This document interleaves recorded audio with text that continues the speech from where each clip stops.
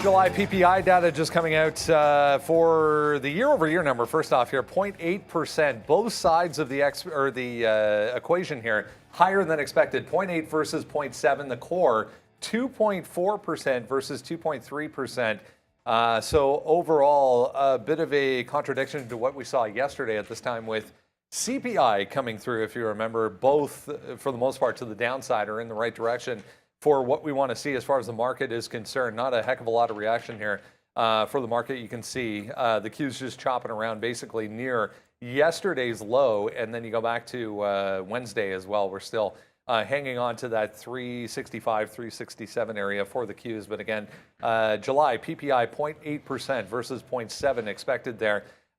Core PPI on the month over month up 0.3 versus 0.2, 2.4 year over year versus 2.3. So not a great start. Keep in mind, University of Michigan sentiment coming up at 10 o'clock this morning also has an inflation portion in it. Remember, that's that number that has that 1 year expectation and then the 5 year expectation number also. So we'll have a look at that as we get towards 10 o'clock. Overall, the market trying to tick to the downside now as a whole for both the S&P and the Qs. We'll keep an eye on how things are playing out. A ton of things moving around once again this morning, including some of the EV names. Positive note on Tesla, positive note on Rivian as well, calling, it was Wedbush, calling Rivian a Tesla rival over the next decade. Let's see how that ends up this morning. All the Chinese ADRs downside in a big way. Less stimulus in less time expected now for the Chinese economy. So we'll talk about that coming up. It's Friday, August 11th, 2023. TraderTv.live starts now.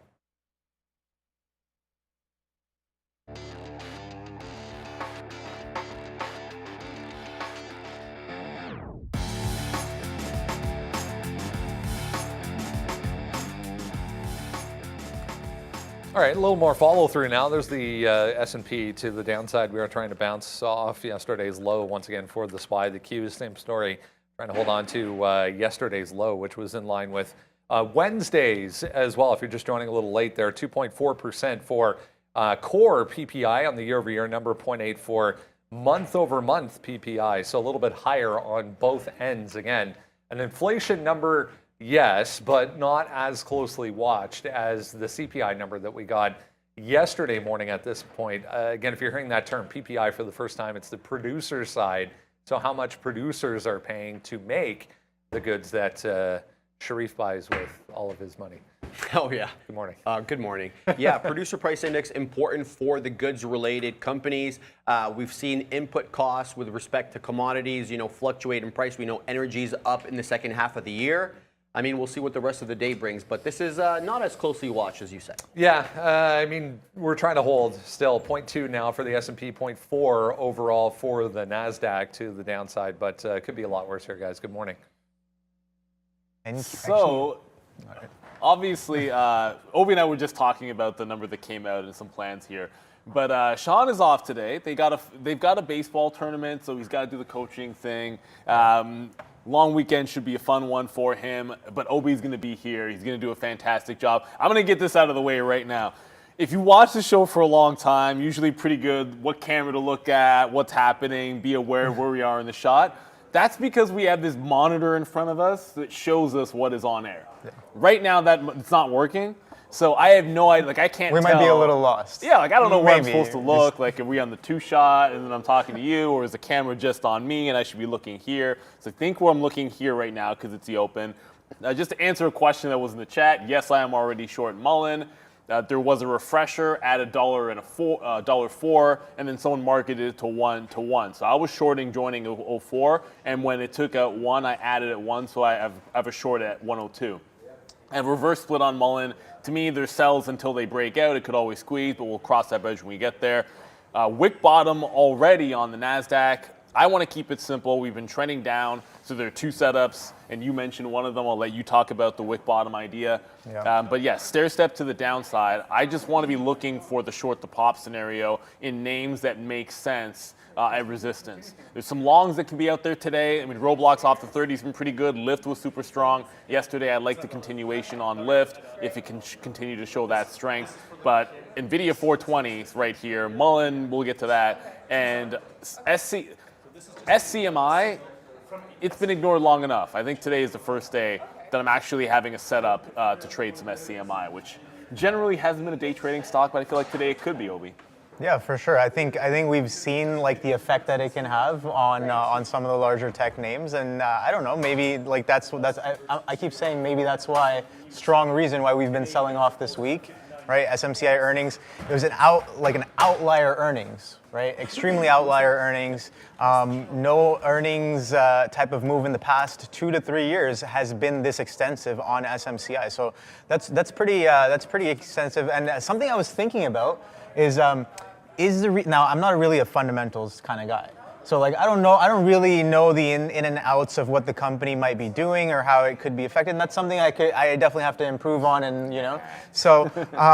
But what I've been wondering is a lot of these larger companies like Google and Nvidia, they're bringing a lot of their chip manufacturing in-house. Is that a reflection on some of these manufacturers that like TSM, like SMCI, where it's like maybe are they losing business because a lot of these larger tech names are bringing those main chip manufacturing, or trying to at least in-house? So, I mean, the big thing with the chips is to remember that it's two-phase, right? So you have the fabs and then you have like the design, right? So like, well, Google can design the chips all they want, but they're not fabricating their own chips. Mm-hmm. That's the same thing, like that's why Intel's play is so big, because TSMC does all of the fabrication. Like essentially, not all, but like it's them and Samsung. They're the ones physically building everybody's chips. So you can design it yourself. You're still sending it out somewhere to have fabricated. Like for Intel, just as an example here, like I am long Intel on the play that if they can bring some of that fabrication in house, the chips bill and yada yada yada, build in America, it makes a lot of sense to me. And if they can grab some of that market share, it's a tremendous opportunity for them. But for them, the win is getting, say, an Nvidia on board. The second you start hearing that Nvidia is having their chips fabricated by Intel, that's where the win can come in. That'll be huge. So you always want to think about that in two steps. I think it does hurt. Like you can hurt Samsung a little bit when you talk about Google and when you talk about them and Apple designing their own chips. Fair enough. But that doesn't hurt TSM, because someone has to fabricate the chip anyways. And right now, there's only one game in town. Political issues are also another reason why that dominance, I think, is not going to last. And I believe in the next 5 to 10 years, you're going to be able to see some American names bust out a little bit there. But yeah, it's TSMC, man. Like, you know what? Let's just get into the chart, because we'll get back up to the desk, or SMCI, I should say. This is a name that, for a lot of people that have not been following, you've been seeing what was going on with Nvidia, and maybe the most impressive rally for a lot of people this year has been, if it's not a squeeze name, it's been Nvidia. But SMCI has been doing the same thing. Same darn thing. If anything, I'm pretty sure it's a better percentage gainer. I guess it depends on where you pick the starting point. But if you see where this just pulled back, you already have a big dump, consolidation. And I was telling you, Obi, it feels as if you can get down to 220 to 240 before you get back to the highs. And so when I see that, I'm just thinking of a short every single time. And today, it's just setting up. If it doesn't bust out 280, you could roll right back into these bottoms. If it does bust out 280, then I'm shorting the 300 area. Just looking for that next really big move to be the downside. Now, I would never want to get caught off guard in a name like this, because you should always have an out. I think a failed break of 280 would give me an entry where I'm suddenly able to risk less than $1, and that's going to be the key, because otherwise it's like a sit in the short, give it $5 against me, and then what happens if nothing happens? That's not my style of trade. I'd rather be in and out for a small loss and miss a trade than sort of be in one of those where, okay, well, now one trade has ruined my entire day, which I think SMCI has the potential to do there. So you know what? These chip names have to be watched. Big tech is going to be in play. I'm glad we have you on the desk, because Amazon is also going to be in play today, so I know that's one of your bad boys. Yeah. But let's get back to the big desk with Sharif and Brendan, you guys were just talking about something pretty emphatic there. Like Brendan's making like hand gestures, he's doing all this and that. What was going on over there just now? We are discussing some studio changes that are happening currently. So there's going to be an addition right there, just off screen. Well, we'll leave it at that for now. Once it's ready, we'll talk a little bit more about Very it. exciting. But here's a few things that are moving around so far this morning. All of the Chinese ADRs, doesn't matter what you look at, they're all downside in a big way. That comes back to a note overnight suggesting that some of the stimulus that has been talked about over the past weeks and months, a little bit slower than expected to come from the government in China. And one note I even read, they were questioning whether or not it will even come. So if you're looking at any of the Chinese ADRs, they're all downside again. There's the PPI numbers that came out this morning, again, all higher than expected. So not good as far as the inflation concerns go. But overall, the market, yeah, I mean, we're kind of flat here heading into the weekend on a Friday. If you scroll down on this note, we'll have a look at this coming up at 10 o'clock, as I mentioned. The University of Michigan sentiment number. This is a preliminary reading, so the first of two. Remember, there is a 1-year and 5-year inflation expectation tie in that reading that comes out at 10 o'clock this morning. So, I mean, it can be a market-moving event, but also can be just a ho-hum. Yeah, it was very important, say last year when we were really looking for consumer sentiment as a gauge of the economy. But with respect to Chinese ADRs, very interesting look here. We know a couple of weeks back, the Chinese Politburo met to discuss stimulus. And at that time, you know, that they had already given stimulus to the EV industry. We were looking for more sectors to be covered by this. Overnight, Brendo mentioning that, you know, it may not come at all if it comes maybe in dribbles. We also know that the Biden administration has levied, let's say, restrictions with respect to U.S. investment in multiple sectors there. That can't help. So we'll see what the rest of the day brings for these names. Yeah, EV stocks even included in this here is XPeng, pushing 3% now.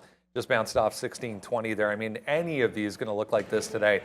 Some of the tech-related names a little bit worse off than EV names so far, guys. But China under pressure so far.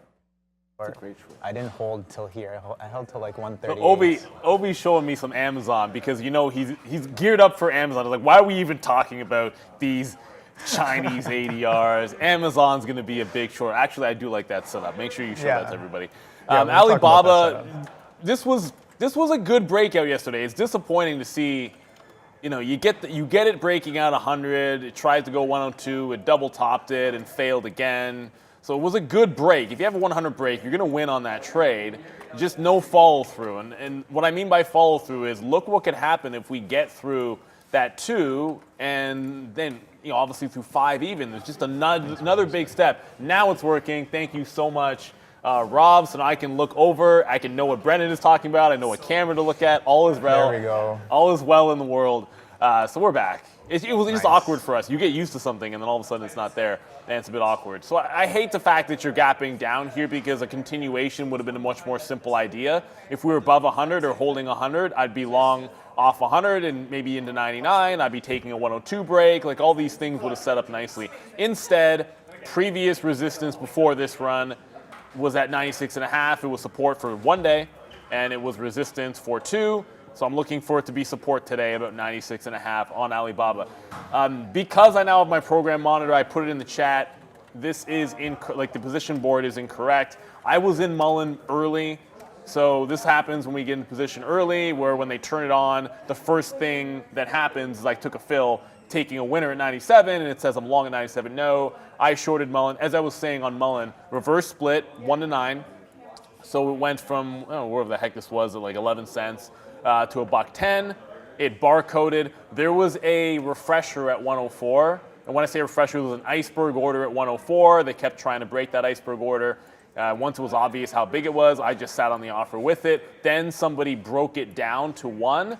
I shorted the 1 level as well. So that's how I got 102 as an average price. I took a fill at 97 to get out, bring the register on that, and that's why you see it showing 97 as a long position, but I am not in that whatsoever. It's going to be BOVESPA that I'm watching today in terms of the Chinese ADRs. I don't think I'm really looking too much at that XPeng. I mean, there's always a chance, and I'll go to the daily chart for a second. There's always a chance XPeng pulls right down into, like, they report next week. Maybe they pull down into 14 to 15 today. If that happens, that's the last consolidation level. I do like a shot for a long down there, but you're over $1 away from that level. So I don't really have anything unless we flush on XPeng that I like for the long side. Whereas BOVESPA could get into a level I like pretty much right away. Yeah, definitely. I think we can talk about what I'm looking at for today. It's what do you think that might be? So I'm thinking just one of the names. Obviously, I've been trying to play a lot more in-play names as well. But like when this guy comes into play, I mean, I can't hold back. Oh yeah, I mean, obviously, everybody knows that you're going to be trading a lot of WeWork today, and maybe throw in a little bit of Zila. That's probably your style as well. What else? What else should OB trade today? Yeah, I don't know. Oh, that's right. Eliza Raider, you got it. Of course, it's Amazon. There we go. All right, so let's. You know what? Since we're here at like 8:45, we can walk through some of the prep that I guess I kind of do. Around this time, actually, before coming in. Sure, I have my overnight prep as well, but like coming in the morning, like a lot of the futures will move around in the morning session, the Globex session. Prices will probably gap above or below, and the VIX is probably going to be moving around as well. So taking a quick look in the morning, This is what I kind of go through, right? I have my list of like the large caps. I have like my NQ and my ES. So the first thing I'll do is I'll go to the ES and I'll take a look at a couple key levels. We know that 45 is going to be was a decent area to kind of play around, and we're trending below that. So I'm keeping that in mind, right? Again, it is Friday today, so I will take a look at the week, how the week is doing. So right there, look at this. So something of note I want to keep in mind is that 45 is the opening of the week. So if for some reason, Neil, if we like go red to green, then I'm keeping that 45 in mind. Right? That's what I like, and a man who knows exactly what he wants to trade and what his plan of action is going to be. I was joking in the chat that we should all take a shot every single time you say Amazon, but I feel like you guys know drinking and trading is not the best idea in the world, and then we'd all be sauced by then. But one person who always knows a few interesting names to look at and exactly the kind of setups that they're looking for, that's our good friend Michael Noss. He's ready with Brendo. Yeah, we'll recap some of the things that we were discussing if you joined us back on Monday. Good to see you as always, Mr. Noss. Welcome to let's be honest, kind of a quiet Friday morning here for the overall market. It has been an eventful week with this inflation data yesterday. Market seemed a little bit confused by it overall. Give me your thoughts here as far as where we're at, what we need to know heading into the weekend. But yeah, it's funny you use the word confused because as we were chatting about on Monday, I basically came in with a thesis about why I think we could be confused for a number of days or a number of weeks or even a few months. Talked about seasonality when it came into the presidential election cycle, and that we have some periods of time between now and when the next kind of president gets elected that seasonally, so you look back a couple of years or 50 years, there's a choppy time. And then with the first chart that I showed, this was the chart of the SPY on Monday. And this is, you could see we're hitting a major area of resistance. This is important because this is the exact area that we broke down from. So, you know, all the way back, the left hand of the chart with the first up arrow, that was the high. That was when the Russia-Ukraine war started and everything kind of started falling apart. So now that we're back there, there's probably a lot of people who've been sitting underwater on positions for almost 2 years that are liquidating these things as they get back to even, which we all know as traders is not the move, but we all know a lot of people do it anyway. So the next chart is basically just where we are right now on the SPY. And we hit that level and we kind of pulled off it again. It's a little tiny. It's hard to even see the weekly candle on this chart because, as you were saying, not a whole lot happened. But what I am interested in is our next chart here, which is the relative strength in oil. So I've been talking about this for a few weeks now. I got to think that we're getting a little bit long in the tooth here. You know, we're up, I think, 6 weeks in a row now in oil, right off this major support level. We were talking about it as it was breaking out because it was showing some good relative strength. So that kind of goes into this kind of next chart I have here, and I know this will be hard to see on screen. Don't worry, in the very near future, we're going to have some really cool graphics to show this kind of information off better. But basically what this is showing is all of the sectors that I watch, and the more green, the more up they were on the week, and the more red, the down they were on the week. So I think this was important. The reason I included it is at the top, we have XLE, we have XLV, which is healthcare, we have uranium, we have commodities, basically all energy and defensive type names. On the very bottom there, we have ARC. So ARC is the one that's really red. Then we have IWM, which is your small caps. And then we have SMH, which is semiconductors. So at the top, we have what I would consider a lot of defensive names. At the bottom, we have what I would consider a lot of speculative names. This, to me, shows that people are positioning into companies that probably pay dividends. They're looking to weather not necessarily a storm, but maybe a period of indecision for a long period of time. And again, our job is to kind of look and try to see if we can see this institutional flow and go with it. So that's what I'm seeing, is a kind of a positioning into defensive type names. So we're going to go over the trades that I took, but actually a lot of them that I didn't on Monday. So this is the chart I gave of SYM on Monday. I liked the pullback. I liked the 40% short float. But if we go down to the next chart, you can see it just didn't give an entry and just kind of fell apart. This is why I always say I want to see, anytime I'm looking at a level, I want to see a move off of that level first before I participate, because this just kind of fell apart. Now, still 40% short, still really strong. If we go to the next chart here on Coinbase, hi Brenda. If we go to the next chart here on Coinbase, you can see this one still, this is what I showed on Monday, but if you go to the next one, which is the chart today, it's still holding. So this one is still on watch. So even though you would assume that this was getting thrown out with a lot of those speculative names, but Coinbase, being a cryptocurrency exchange, isn't getting thrown out with those names yet. So there may be some relative strength in Coinbase. Maybe that means some relative strength in Bitcoin as a whole. So I'm watching this one very closely.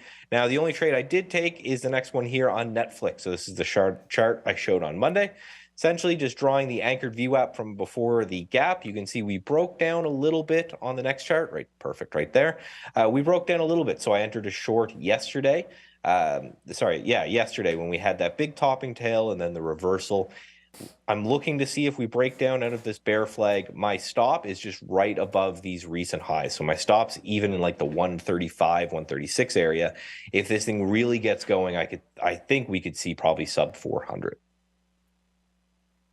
I mean, not only Netflix, but we've been talking the past couple of days about weakness in tech in general. It's been very obvious across the board. We did get a little bit of a bounce late in the day yesterday, but we'll see how things play out heading into the weekend. The seasonality aspect, very important in the sense that, you know, it's the time of year when a lot of people are on vacation, let's be honest, and it's a time of year as a trader you have to kind of pick and choose your spots carefully, and more so than any other time. Well, and the fact that the market's going to be choppy going forward, and the fact that when people get back to work in September, I don't think should scare us. I actually think it's probably going to be a good thing for us as traders, me as a swing trader, you guys as day traders, because it means there's going to be winners and there's going to be losers. The markets that are a little bit hard are when, it's either just ripping straight up in a row and it's going straight down in a row, and there's no back and forth action. So there's no ability to play off a support or a resistance type of zone. So, be very careful with, the last August kind of trading. But into September, even if we're getting this choppy market, I just think it means you just have to pick your stocks. You got to make sure you're in the right names. And I think, again, for me, I love when there's winners and I love when there's losers, so I can play both sides. Great advice, as always. Michael Na, CMT over at Trade Ideas. Well, join us again later on today in the after show at 4 p.m. We'll see you then. See you then. Thanks again, Michael. We will see you in the after show. I'll be filling in on the after show and looking forward to talking to Michael. And I just anointed, speaking of that key level on SPY, that was just shown by Michael. Somebody over here that may or may not be sitting in a seat next to me. I was just talking about that AMRS trade with Obi, and maybe at some point we'll get into it and why it was such an easy opportunity or such a unique opportunity yesterday. But this level right here, it is 15, and I want to make sure you said 15.63. 15.63.25. 15.63.25. Very specific. Very specific. So every now and then back in the day, if I hear like, oh, there's a big level in the futures, I'll draw my own. But if someone tells me a big one, I'll throw it out there. Dan Emmons It's has not said that some. big, but I'm building you up here. okay. All right. Sorry. You gotta, yeah. All right. Oh, it's all good. I'm just saying, now you have this line in the chart, and I'm gonna leave it in here. If I put this in for support, I'm gonna leave it, and it can be there for weeks. It happened with Arun. Like, he would tell me a level, I'd leave it in, and then a month later, it'd be pretty key. So what do we do there? Well, if you're short, take profits. If you're looking for longs, find things that are strong, good support levels, or strong stock for a long entry, lower high, that kind of a thing. But that is the line right in there. I like it. So it's in. We're already trying to test it pretty early here. And I kind of did this with my trade ideas it'll be different because it's a SPY, but that's kind of what I had up. So if you look at where that would be, the equivalent, again, the SPY is basically the same chart with different numbers as the ES is going to be, or the NQ. It's kind of the same thing. You are breakout to low to breaking low on the SPY, and then if you look at the Qs, just very quickly, there you go. It's kind of the same thing. You are breakout, and you're beneath this support going into the next level of support to the downside that you have going back to June, I believe it is. So these are key levels on the futures. It doesn't mean they have to break today, but if they do break, quite the downtrend that we could be continuing, I suppose. It's been a weirdly gentle downtrend with violent moves, but if you look at the stair step to the downside, it's been very orderly this week. You get underneath those levels, and you have the potential to not be so orderly to the downside. Yeah, definitely. I was looking at that level for the only reason why I find it interesting is that level is last month's low. So I think we're testing that as well. So last month's low on the NQ is about that 15.63, and yeah, a lot of the large caps as well have been looking kind of weak, right? We have Apple at that 177, which it's been trying to break below as well, and then we got Amazon at that 137 as well. I think Google in and around that 129. But yeah, no. Let's take a look at the monthly here on the NQ right here. So look at that. So we've had consecutive green candles on the monthly, right? Pretty strong year. Wouldn't you say so, Neil? Pretty strong year. A little bit. So since January, we've been only bidding up, and this is one of the first distinct red months. Now, there's still 20 days left, right? We could still wick bottom this month. There's a significant portion of the month, 2/3 specifically, that are left of this month to go. But I'm just interested in this wick low from the previous month. Happens to be right there. If you can see it, I almost pointed on my screen there for a second. But 1563. So a little interesting. We're testing that as we come in here on the futures, breaking that 15.1 and that 137. So maybe the selling brought in by that PPI number today, a little bit of a continuation from yesterday. But yeah, like Neil said, like if we kind of break this, I think the orderly fashion that we've been kind of stepping down in, as you can see here, like a little bit of every 100 points, roughly like that. That might start to accelerate, or we might even get a lick grab. We were talking about how the initial reaction, people in the chat always talking about if the stock is going down, like, is it a bear trap? If it's going up, is it a long trap? So yeah, I'll be watching out for that. I think that price will be pretty interesting to find out what we do in and around those levels. I'll definitely be looking at if Apple, Microsoft, Amazon are at key levels in and around that time as well, which I suspect they have a high likelihood of being. I'll definitely be watching those levels for potential opportunities, either a bounce or a fade off those levels. Again, trying to be fluid, right? Trying to be like water both ways, not too biased in one direction. But I do have certain Amazon interest I guess, an interesting setup on Amazon today that might come into play either this week or the next week or whatever. Now, you know, since earnings, I've had that 137 level kind of in mind, right? And we are slowly selling off into it, like Sharif likes to say, a flat bottom break potentially, right? You have price Who compression. likes to say? Was it Sharif? I'm sorry. who's saying I'm sorry. It's Neil saying. Yeah, it's my right? saying. Okay, I'm so used to. Whoa. No, that's my saying. Sharif usually sits beside me, and you know, he's always saying it all the time. So you know, I might have allocated that to him. But you know what? It's Neil saying, guys. The flat bottom break that Neil usually likes to say. The folding chair is gonna have to come out today. Oh boy. Okay, I see what's up. All right. Okay. Look, if I'll give that to you. It's Neil saying. When I steal a saying from somebody, it stays stolen. That's All just right. how I roll. Okay. All right. So the flat bottom break, infamously coined by Neil, may or may not come in here at that 137, right? And again, as the NQ getting to that month low as well, and I'll also be looking for confluence with Apple, right? Apple at 177.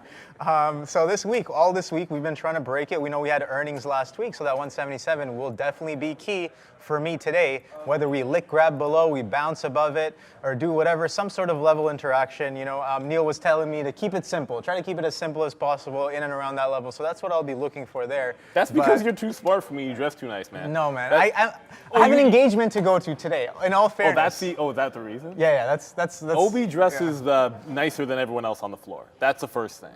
He's 7 p.m. always looking sharp. But you said something a couple of times that I know, like I'm looking at the chart, I know what you mean when you say lit grab, right? So when you're saying like liquidity grab, just means you break a level, support or resistance, and sometimes it's done by whale traders so that they can get prices underneath. People run their stops underneath that, and then you can buy underneath a significant price level, runs a bunch of stops, get liquidity at a good price only to run the stock in the other direction. So that's what a liquidity grab is. It almost always happens at a significant support or resistance that everyone's fearful is going to break. So Apple 177 would be an example. Your level in the futures would be an example. Y'all know we're just having fun. I mean, obviously it is my saying, but come on, I wouldn't actually take a folding chair to Obi. You know, I'm just saying, not for that, anyways. I mean, with that death stare that I got, I might need to watch my back around here. I don't know. Might see a flying chair just come out. I'm gonna be sitting right there and just. I was born in Canada, but because my parents were born in the West Indies, so you grow up with West Indian parents. It's genetic, like that. Oh, trust me, I'm Indian. I know. You know the look, right? Yeah, like that. Like there's that look that you get or that you can give. That like I can't. I'm not that good at giving it to my daughter. Yeah, sometimes every now and then, but you know that one look that I felt the power, Neil. I felt the power. It's like the slipper comes after that. Yeah. I was almost waiting for the chancla, la chancla. The slipper, you know? Let's get back to the desk before we start getting into too much reprimanding, which you probably shouldn't be doing with your kids these days. All right, quick look here at some analyst moves for you this morning, upgrades and downgrades, and then we'll get into everything else you need to know. Nothing significant. I mean, Rivian, Lucid, notable. Opposite directions here for some of the EV names. In pre-market trading as well, a few of these we talked about yesterday. But let's kick things off with a look at how the futures are setting up this morning. Yeah, 2 days in a row we closed below 4,500, Brendo, and we've really decidedly broken that level now. 44.66, the low of day. Yesterday we closed out at 44.86. We tried to reclaim 4,500. No go. If we come back into 4,500, I'm going to be looking personally for a short off that level. We'll see how it goes. But I just want to mention one quick thing. This is the SPX, and this is what Michael Noss was talking about here. This is the SPX daily index. So we're currently at 40, just a smidge below 4,500 on the SPX. When you look at the August highs here, it comes right into 4,300. If you're looking for swing, this might be an interesting area to pick up something. All right, let's get into everything else you need to know as we head towards the open on a Friday morning here. If you haven't done so, super easy. Go to watchlist.tradertv.live, enter your email address, and then you get that in your inbox every single morning for free. Top of the list today, Chinese ADRs downside across the board, as we mentioned. The tech names specifically a little bit worse off here. 2.3 now for Alibaba. I don't chart the entire pre-market, but It was a little bit lower than that at one point. We're back down to 96.5.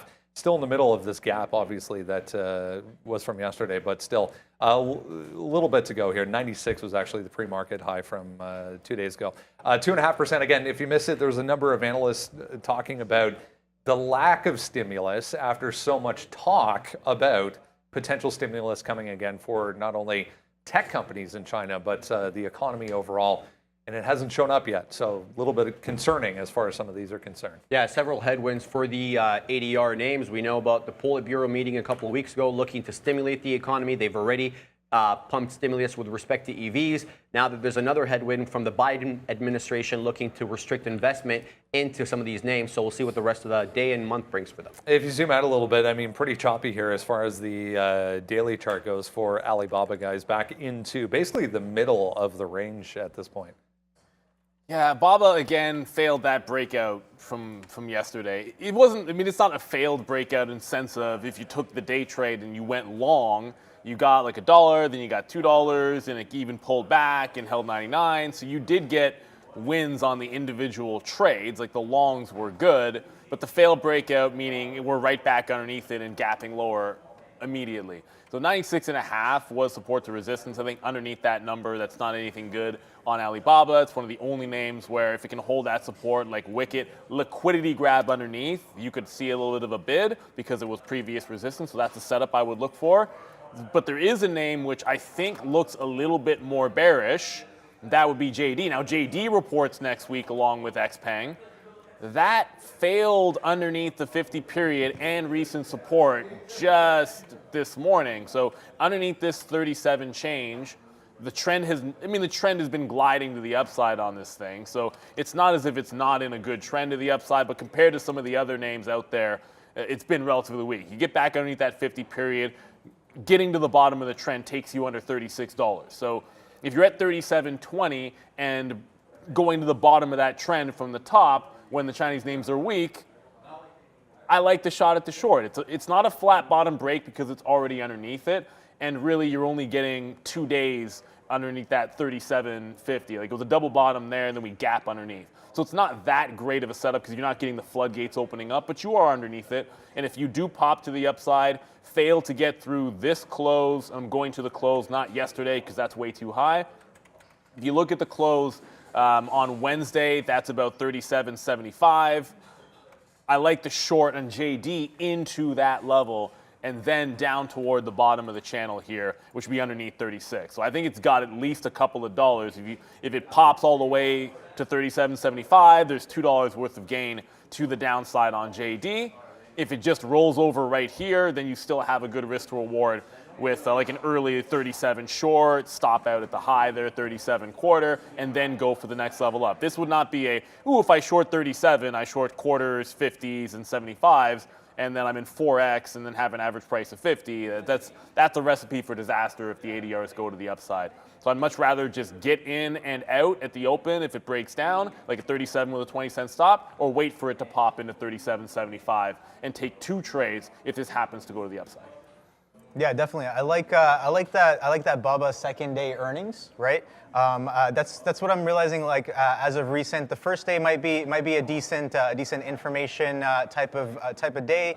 Maybe provide some decent trades, but second day really is where it's at. We saw that the first day couldn't really get past the 100, and then like we said, it might have some trouble back up here. But yeah, second day we have a high RVOL day with some defined levels that we can play off of, and yeah, Baba being the leader of the Chinese ADRs, we might see a similar move in some of these other names like Baidu, JD as well. They all kind of looking very similar here. So I'll definitely be looking at Baba for that direction since it just had earnings and it's probably going to have some sort of sympathy move as well. Now we know NIO and LI both maybe a little bit more related towards Tesla being EVs, but yeah, definitely going to have a bit of pull from Baba sympathy move there. I think so. All right, let's go on to Tesla. We'll talk about a number of EV names this morning. Here is a couple of minor notes, really, as far as Tesla is concerned. Yeah, according to reports, they're nearing groundbreaking for the Mexico Gigafactory. This is kind of interesting as well. This is more on Rivian, which we'll get to in a couple of minutes. But Wedbush's Dan Ives talking very, very positively this morning on Rivian. Even, dare I say, calling it a Tesla rival. Is there such a thing? I was hoping he'd call it the Messi of EVs, but he stopped short. But yeah, seriously here, with respect to the Gigafactory coming up, it's going to be outside Monterey, just a little bit outside there. Elon Musk has said this Gigafactory is integral in his goal to produce about 20 million vehicles by the end of the decade. It's also where he wants to build the cheaper hatchback and the robo-taxi that we've been all talking about forever now. Which I'm sure is not far off, hopefully, anyways, for Tesla. Downside now, 1% with the overall market coming off here following that PPI print, but we were trying pre-market to get back to positive, guys. You got to go back a couple days here, but big-time levels coming into play once again for Tesla.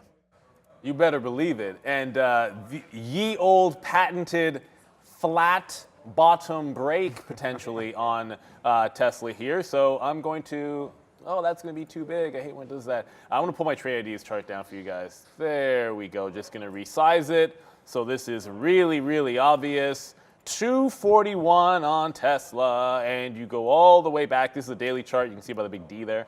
241, nice little bottom, all the way back into June. You are testing it here today. It was even gap up support. You get underneath here. You've got a little bit, just a teensy bit of room to go to the downside. I'm being sarcastic there. So I think there's two levels to play off of. 41, then 40 being a psychological, it's Friday, right? So the 40 level is going to matter in this case. But that 41 is the first line in the sand here, and then that 240.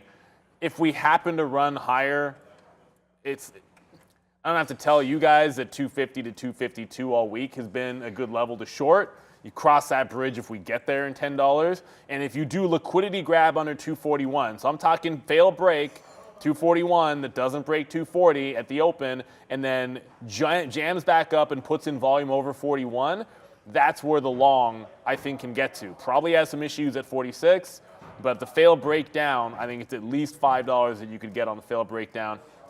On a Friday, if we trend down, I do not want to be, I'm going to say it with me, Neil, if we're underneath 240, do not fight longs. Do not fight to be long on Tesla. Underneath that price, you should be giving up and looking at short. Wick bottom at that 41 level, fair enough.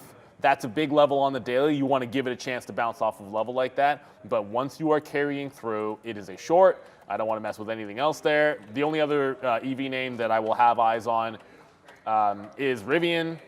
Well, Lucid 730 from yesterday, I would probably still take that breakout. I just don't know if it's going to happen today. Rivian, very similar stair step, but that 23 even or into 23 even, that is a short the pop situation for me on Rivian. That daily chart's not really loading, but who cares? You guys get the idea. If we get into this range, I want to look to be shorting up at the top on Rivian, anywhere into that 23 level. Yeah, I like that look as well. Again, looking left here, just as Neil said, yeah, key level, that 141, but I also see that in the after hours and pre-market, we kind of went a little bit lower into this 238.55. So that lick grab that Neil's talking about, we might see that 241 break and kind of retest some of these after hour bottoms here looking left. But yeah, trend is my friend, trend is my friend, trend is my friend. Look at that. Since we've kind of rejected that 300, Tesla's been downtrending pretty hard.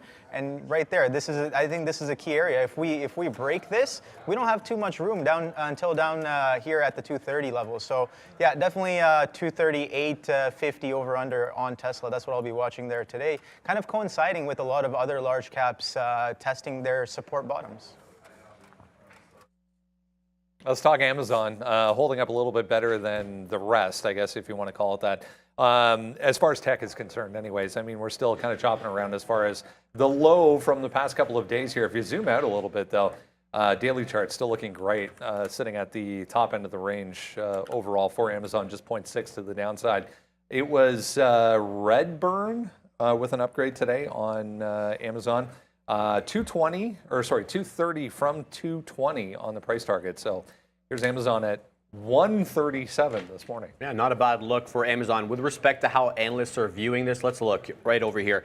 3 months ago, there were 2 analysts who were bullish and 3 that were somewhat bullish. Now, We have 16 that are bullish and 21 that are somewhat bullish. The street really liking what they have to offer now, Brent. Just seeing another note on back to work there for Amazon. Not really affecting it anyways. 0.6 here, guys. What do we do today with this one? What do we do, Obi? I think we You don't expect me to talk about it. No, I'll say one thing and then Sure, I'll for it, hang go up for and it. listen. That's what they say on the radio. Amazon's in a good upward trend. So the only thing different about this level, 137, is a flat bottom break. Like it looks on the 15-minute a lot like Apple would look like right now on a 15-minute, or Tesla would look like on a 15-minute chart. So you can look at 137 that way.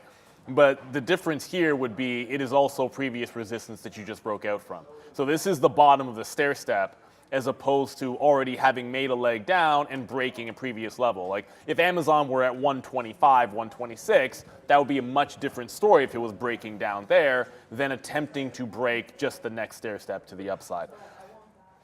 It makes it, you're fighting the trend when you pop a short there, because it's still in an upward trend as long as it's above 130. Yeah.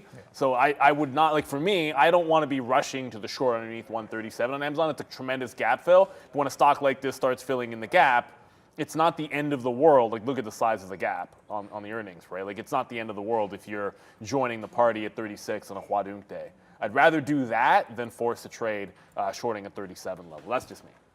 Yeah, definitely. I think that's well within range, just like Neil said. Amazon's ATR, I think as of right now, is about like 3.88. So yeah, about a 4-point move. That's well within range. Like you can do that move in a day or two. But yeah, looking left right here, where can we see some trouble if that level does break? Yeah, maybe 136, 136.50, just like these recent local tops here, 136, 137. It's about a point away. So yeah, you have a little bit of a stacked resistance turn, potentially support here, right underneath the 137 level, which might be the case why it's having some trouble breaking down. But yeah, definitely some key levels to be watching out for. If we do break, we have a lot of room to the downside. But if we kind of hold and support these, we can very well do that lick grab we were talking about and kind of maybe print a little green back towards that 140 as well. So we'll keep an open mind on that. But yeah, that 137 definitely key. Let's go on to Rivian here. A couple of positive notes here. I was just going back to these two here. Goldman Sachs and D.A. Davidson maintaining their ratings at neutral, but going higher with price targets for Rivian. And then there was that Wedbush Dan Ives note that we were talking about earlier. Rivian actually, oh, that's Amazon still. My apologies. Rivian actually a Tesla rival in the next decade. Mm-hmm. Okay, that's nice. He also said one of the core EV players over the next decade. Yeah, definitely there. Let's look at why he said that. Q2 deliveries, 12,640 vehicles, a 50% jump year over year on the quarter. That surpassed analyst estimates of 11,000 vehicles. They're also guiding 52,000 by the end of the year. Company stock is still down 16% though.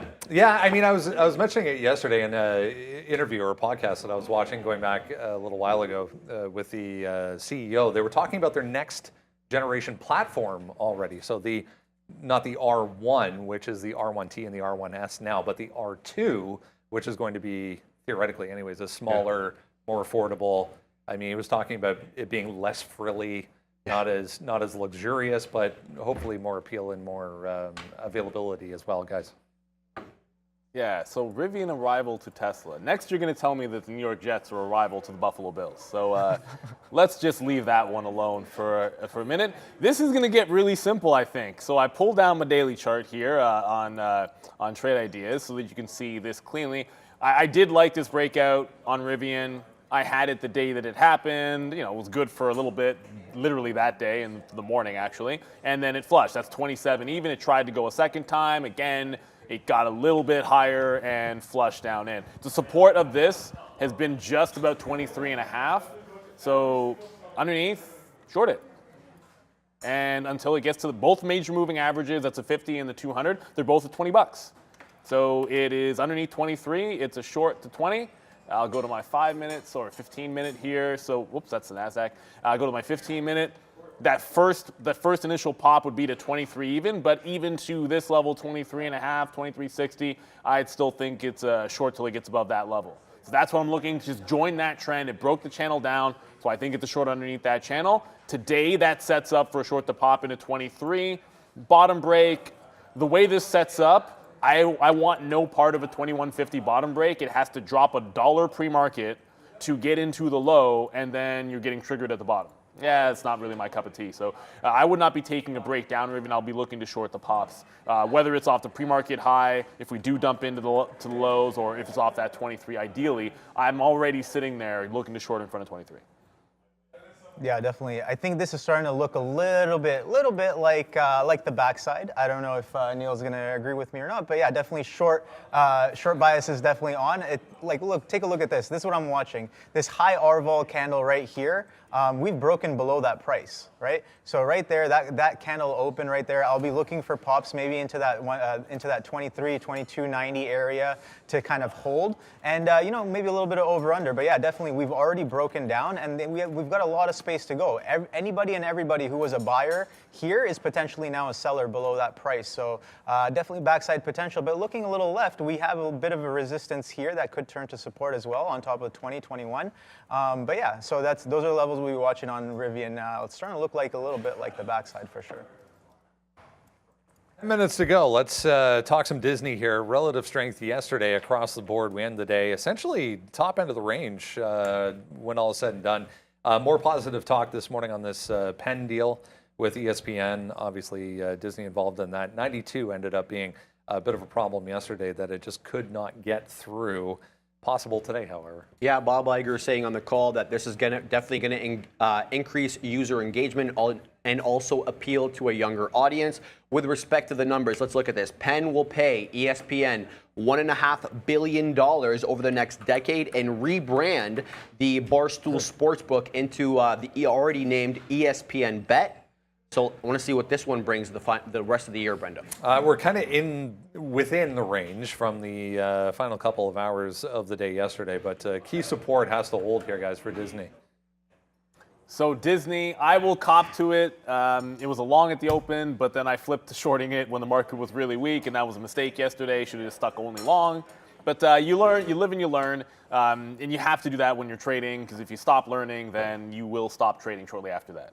That's just my experience. So you had a 90 breakout on the daily. That's this kind of shallow double top. And then it got all the way to 92.5, so good move.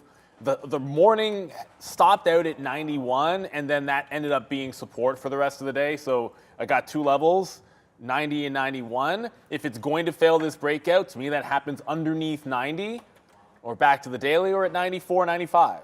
So above 91, I'm looking for the long. A 90, I'm looking for the long there. If it's underneath 90, I think that's where you can start thinking reversal of these levels. And if it gets to 95, I mean, this is the 200-period moving average sitting 95.5 or so. If it gets up there, I think there's a short to be had in Disney. That's a little different. Day two, I'm looking long initially, but I want to go to one thing. I'm going to let you talk Disney, but I do not want to be ignoring Palantir here. Been a lot of questions about Palantir because it's already doing volume.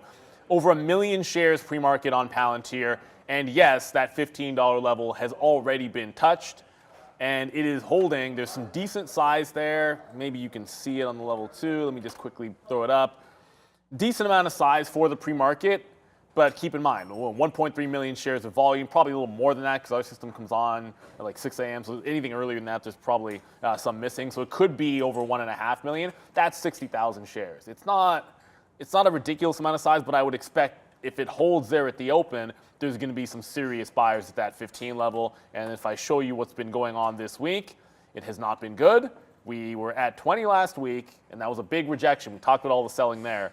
And now you have a flat bottom here at 15 even. When the imbalances come out, I'll let you know what they look like. For now, not a lot. Like Palantir is a small sell. WeWork's a pretty big buy. I'll check that out in a bit. But it's early to look at those imbalances, but that 15 on Palantir, wow, if it breaks that down today, you could easily see a big move downside. But remember, that initial break liquidity grab is a bit of a trap. To me, if I'm ever breaking out or shorting something at 9:30, you want it to work right away, because if it doesn't, you could be trapped shorting the absolute low. And the last time Palantir bounced, when it bounced off 16, it went to like 1680. You don't want to get trapped in one of those. I mean, I always have tight stops if I take a breakdown trade early. Thank you, Neil. Yeah, back to Disney. I agree with Neil on the 91 area. I also have it on my chart as like a key multi-time frame level as well. So yeah, 91 definitely over under. Something to note, something I want to note as well is like look at the day before earnings. We kind of sell off before into the earnings announcement, and before that we kind of have like a little bit of price action here. Coming in the next day, you sell off and you hold above this and bid back up and break out of that 91 area. So second day earnings, we have, again, we've said this before, we have a high RVOL day with some levels. We have a high, we have a low, we have some pre-market action as well. So we have kind of these levels to guide us to where Disney might go next. So 91 definitely key. So we are done the rundown, but there's a couple of things I wanted to get to because I did mention that there was a 3.3 million buy-in balance on WeWork. If you are remembering, these guys dumped just a little bit at the close yesterday. I took out my short. I was short here and got it all out here. Yeah, what are you going to do? Sometimes that's what happens to you. But if it does make a break, 24.25 was a key level. I didn't think it had a chance to break out this double top and squeeze some more today.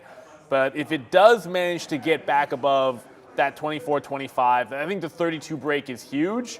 I want to put it in the back pocket. It has a long way to go before it gets back there. I think breaking out that 25 would be the first step. It wouldn't surprise me if it failed that, had to hold for a couple of days, and then it puts you to sleep, and then you take out that 32 level and you're gonzo. But it's on my radar. If it pops, it would have to go so far that I don't think a 32 break is in the cards for the first few minutes, but you absolutely never know with a squeeze type play. So we'll keep that one under kind of our eyes on it. Want to make sure that we're not ignoring some of these small cap runners out there. You guys let us know all the time what's good, what we have, and where the trades are happening, maybe in names that we're not covering, because we'll cover everything we can.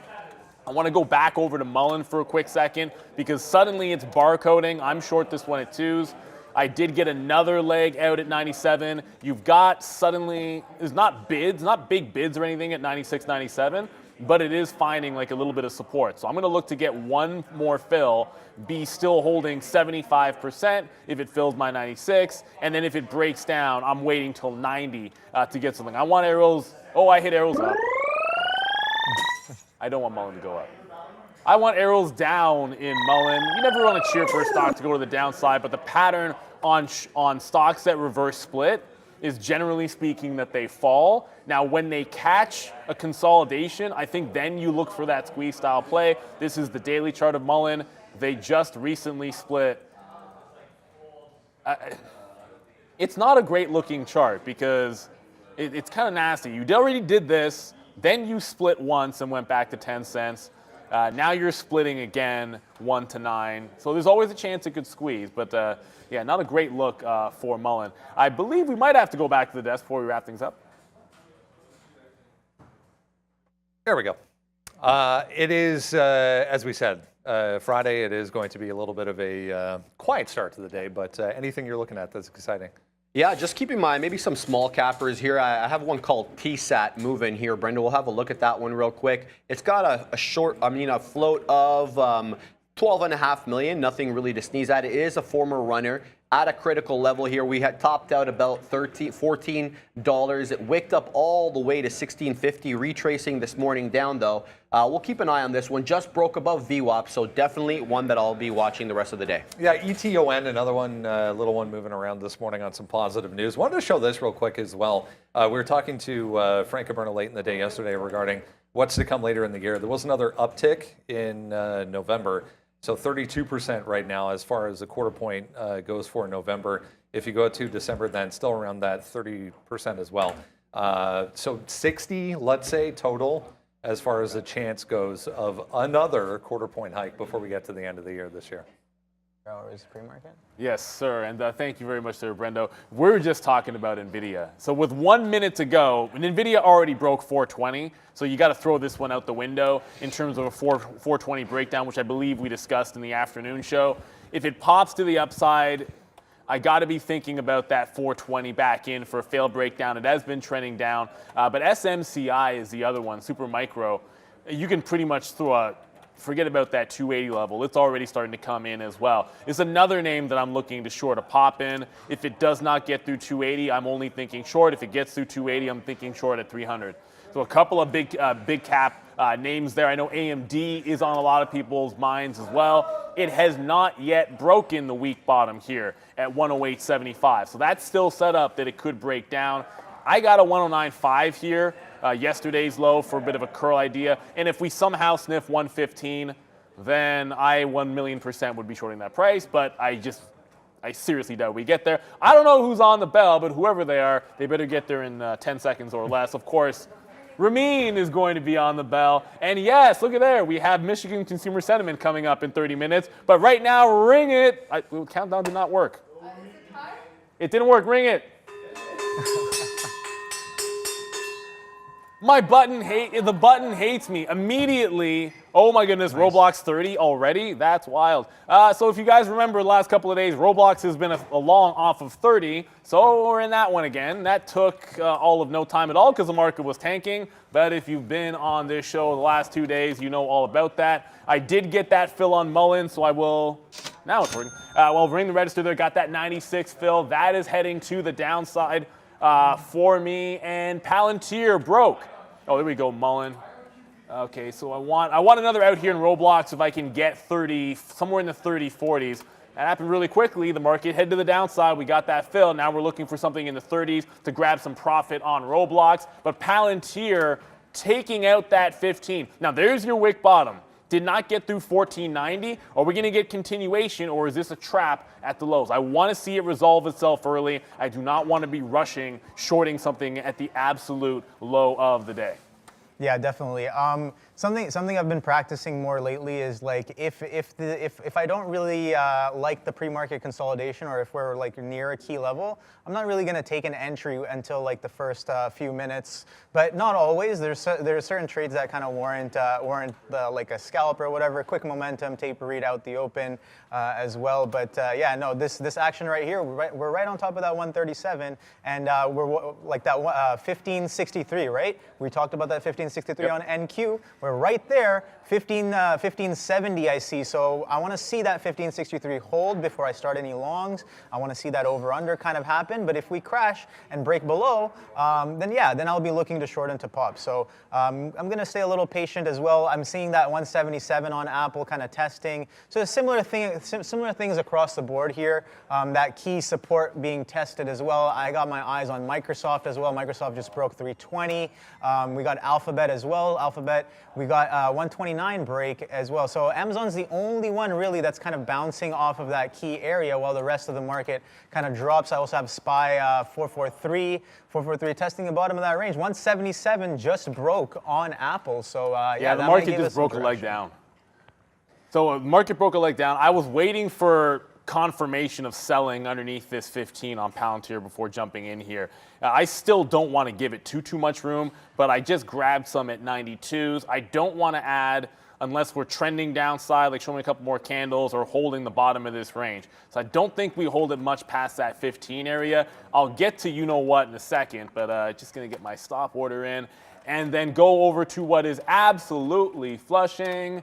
There's that 90 level on Mullen. It is already powering to the downside. Usually this is what happens when you have a reverse split. The stock goes down. You're reverse splitting for a reason. This one just flushed. It's already gone like 12% here. But if the market's going down, that cannot be good for longs, and that means Roblox. I had that bounce. It got to like 20s, didn't get the fill at that 30 level, and then stopped out underneath the bottom there, underneath 29.9. So we always take our stop out in a situation like that. And then Palantir did not want to get trapped at the bottom. So once it got back above 15, I will get out. That's the thing. Like now it looks a little bit bullish off of these levels. And my goodness, Nvidia is at 420. So that is going to be, ooh, I like the Palantir long if it's going to hold that wick. But Nvidia is at 420. So I got to go over there. Nvidia 420 is a little bit more important to me. And then I want to look at that SMCI as well. I'm curious what the rest of big tech is doing, but I'm guessing nothing crazy on Amazon, or I've heard about it. I would have heard about it by now. I mean, no, it's up about 50 cents out the open, but like, yeah, I'm keeping a watch on that. We got that lick grab we were talking about, that liquidity grab off that 177 on Apple, so that you break that 177, you only go about 20 cents, and then you rip right back up above the level. So keeping that in mind, this Amazon's already a dollar out off the open, so keeping that in mind as well. That 1563 holding on the NQ. So I also had that 40, what was it, on the ES 45, right? 45 and a couple others as well. Where do I have some of my levels here? 44.75. Okay, 44.75 was a level on the ES, and we're kind of consolidating underneath that. Yeah, that's a pretty strong drive there on Amazon. So I'm keeping myself interested in that. I want to see a little bit of confluence kind of coming in as well. If this market stays strong off of this bottom, you know. Okay, so here's the thing. I was looking at some of my stats, like trading stats, and I'm just like, okay, a lot of the opening scalps that I've been taking as of recent. Sure, sometimes maybe you win, sometimes maybe you lose. There's something I'm trying to get better at. But like when I'm not fully, I guess, liking the pre-market action, or I might not be focused, or I'm on a lack of sleep or whatever, I'm not really gonna focus too much right on the open. I might look to get involved a little bit maybe after the first 15-minute candle formation. But there is no doubt about it. The first 15 minutes to 30 minutes of the opening drives, a lot of money can be made. A lot of action is happening. Like right here, you could have taken that lick grab of the pre-market consolidation Tesla. right there on Amazon. 137 holds and then rips back up. From the corner of my ear, I'm hearing Neil say Tesla. I went on over to Nvidia, and I'll be like, I should have reversed that pounce here for that liquidity grab underneath 15, but Tesla did it underneath 241. So Tesla wicked underneath 241, held 240, and then right back above it. So I have the long kind of a little bit far away from that 41 because I got 37s. I don't really love that price. If it gets to 42, I should take some. I want to have a better price if this is going to hold. You could still be trend down, but this is one I wanted to give that chance. We talked about this on the daily chart. That 241 was a good support level, and if it can hold on to it, you have a lot of room to go to the upside. So I just got out some in front of 242. So we'll do maybe a little bit of a king cake spike because, hey, football started yesterday. Not that anybody cares about the preseason, but I'll use that graphic a few times. We just had that nice little bounce on Tesla. This is what happened in Palantir. I made the judgment call to flip a level 2 instead of looking for the reversal on Palantir. Probably should have just jumped off that one as well. So liquidity gap under 15, I know because I was under there. And then it broke back above. Good bounce on Palantir. But I like this Tesla move here. If we're going to continue, if we just wick the bottom, like you were saying, the ES, wick the bottom, now heading higher. It's got some work to do. The NASDAQ, almost more importantly, because that's what we care about, the NASDAQ touched support and then came right back up. And you know what? Sometimes the lines do matter on these charts. I had an old one in there at 1506, and we bounced right off that. If we break out this local range, this could get pretty interesting on a Friday morning. Shout out to everyone in the chat for pointing out some nice other names. So we got that quick little dollar move on Tesla. It's trying to hold up. And then AMD off 107 doing the same thing. So AMD, Nvidia, the chip names, weaker than the rest, but a little bit of a bounce in the market here. At least early on, a little bit of a bounce. Yeah, a bit of a bounce here. I might be counter trending this momentum here. I got a little initial short here on Amazon, just underneath that 139. That 139 has been a little key as well. Kind of the area where sellers have been showing up as well. So I like the piece of tape that kind of happened there, right underneath that 139. So I got a little bit. I got started on a short. Now we'll give it to the 139 if that comes in, because I want to. Again, this is the area I kind of want to get short as well.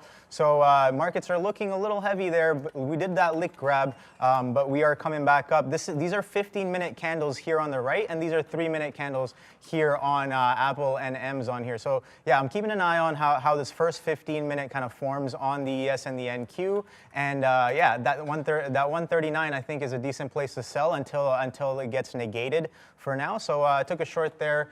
About a few pennies in the money, but not the full extent of the move we're trying to take. We got to let it kind of pan out a bit and see if we can really have if there's reasons to kind of get more into this trade, into this short for the continuation move going forward. That's the thing. Like you're still inside of the range, so I think you got to play your levels. I just tried to grab SMCI, so SMCI has a bit of a spread. It's still, even though we're open, it's still about like 30, 40 pennies early. So when it came back and failed this opening range high at 272, I did try to grab the short because I couldn't get Nvidia. And if it gets back in there, maybe I try to passively sit looking for the fill on this one. That's probably the way to go. I think you just need to be out there on this stock and then be willing to have the fill come to you. As opposed to trying to catch something. While that was going on, I was just mentioning Nvidia, that 420, it popped, rejected 420, got underneath. I did try to grab the short, did not get it.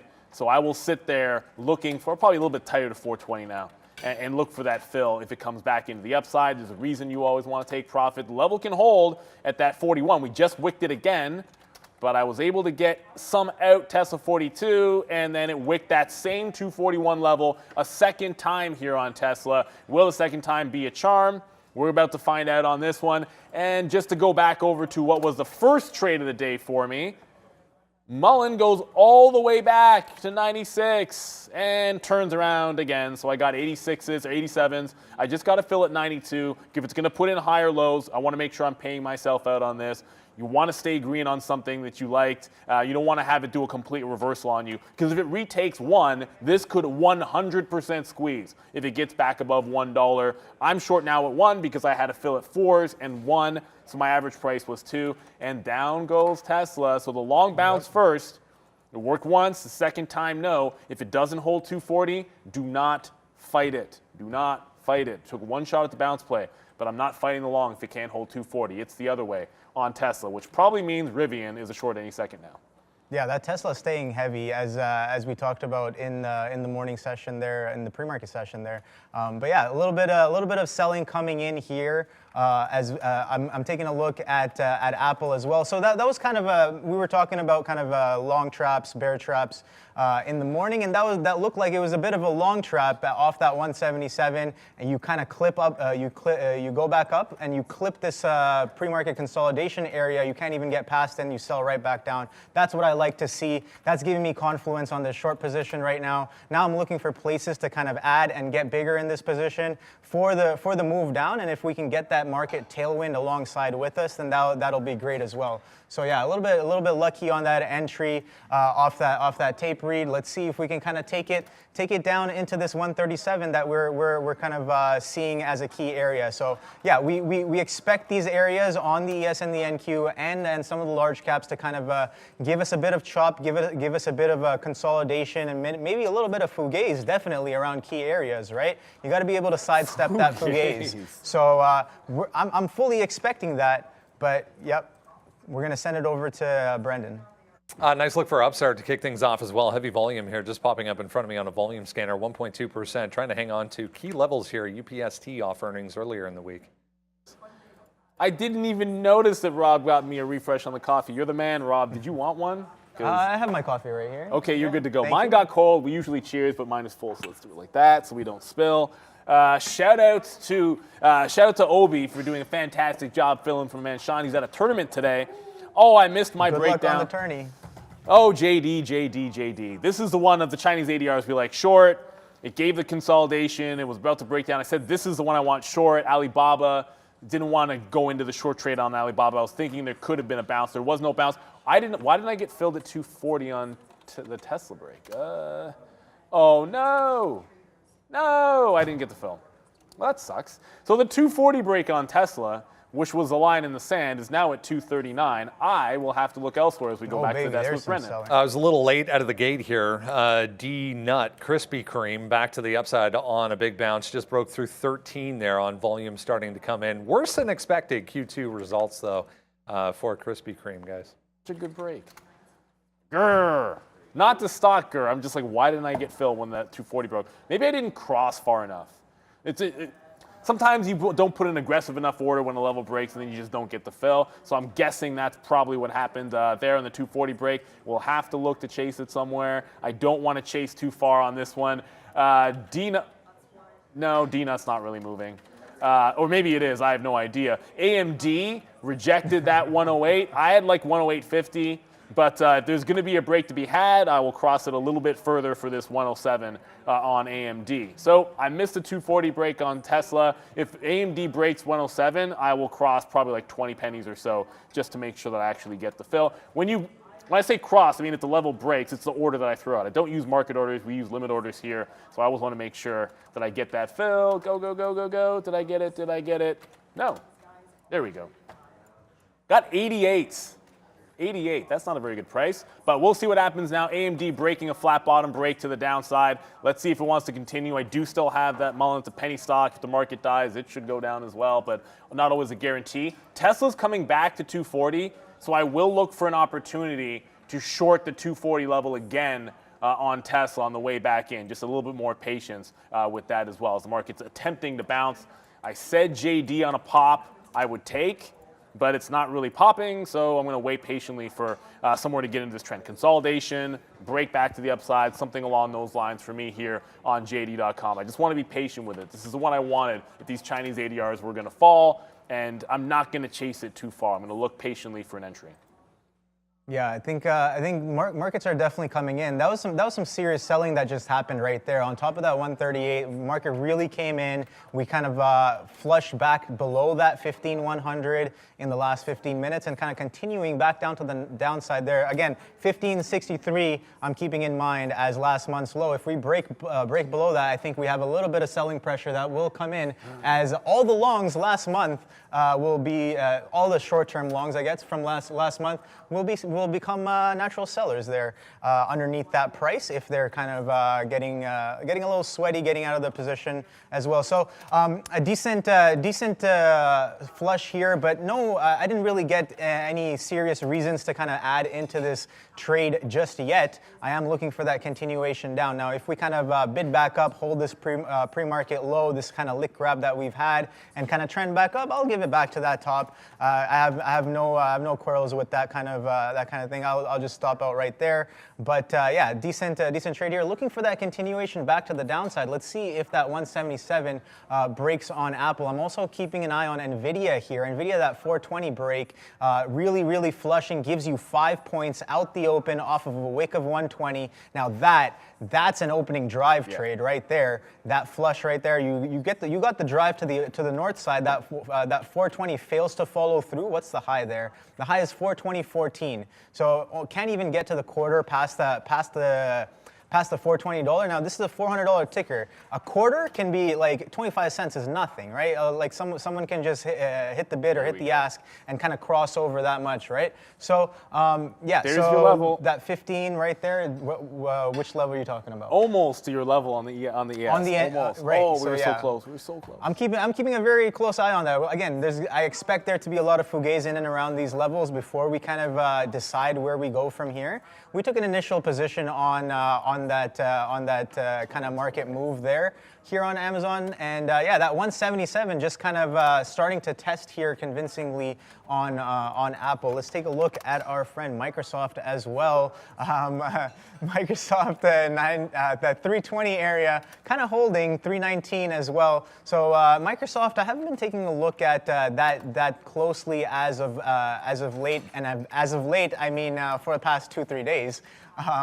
But yeah, we can take a quick look left here on Microsoft just to see if it's kind of continuing that downtrend, right? We talked about that 400 attempt, that 375 attempt or whatever. We kind of been fading off of that, and since earnings as well, right? You have that earnings fade, and you can't really get past that earnings kind of top, that first day reaction high on Microsoft, and you kind of bleed slowly down into the lows here. Testing kind of support. We see that there's some volume as well. We kind of picked up off of here. So this is definitely a key area of interest here between that 320 and that 310-ish area just above.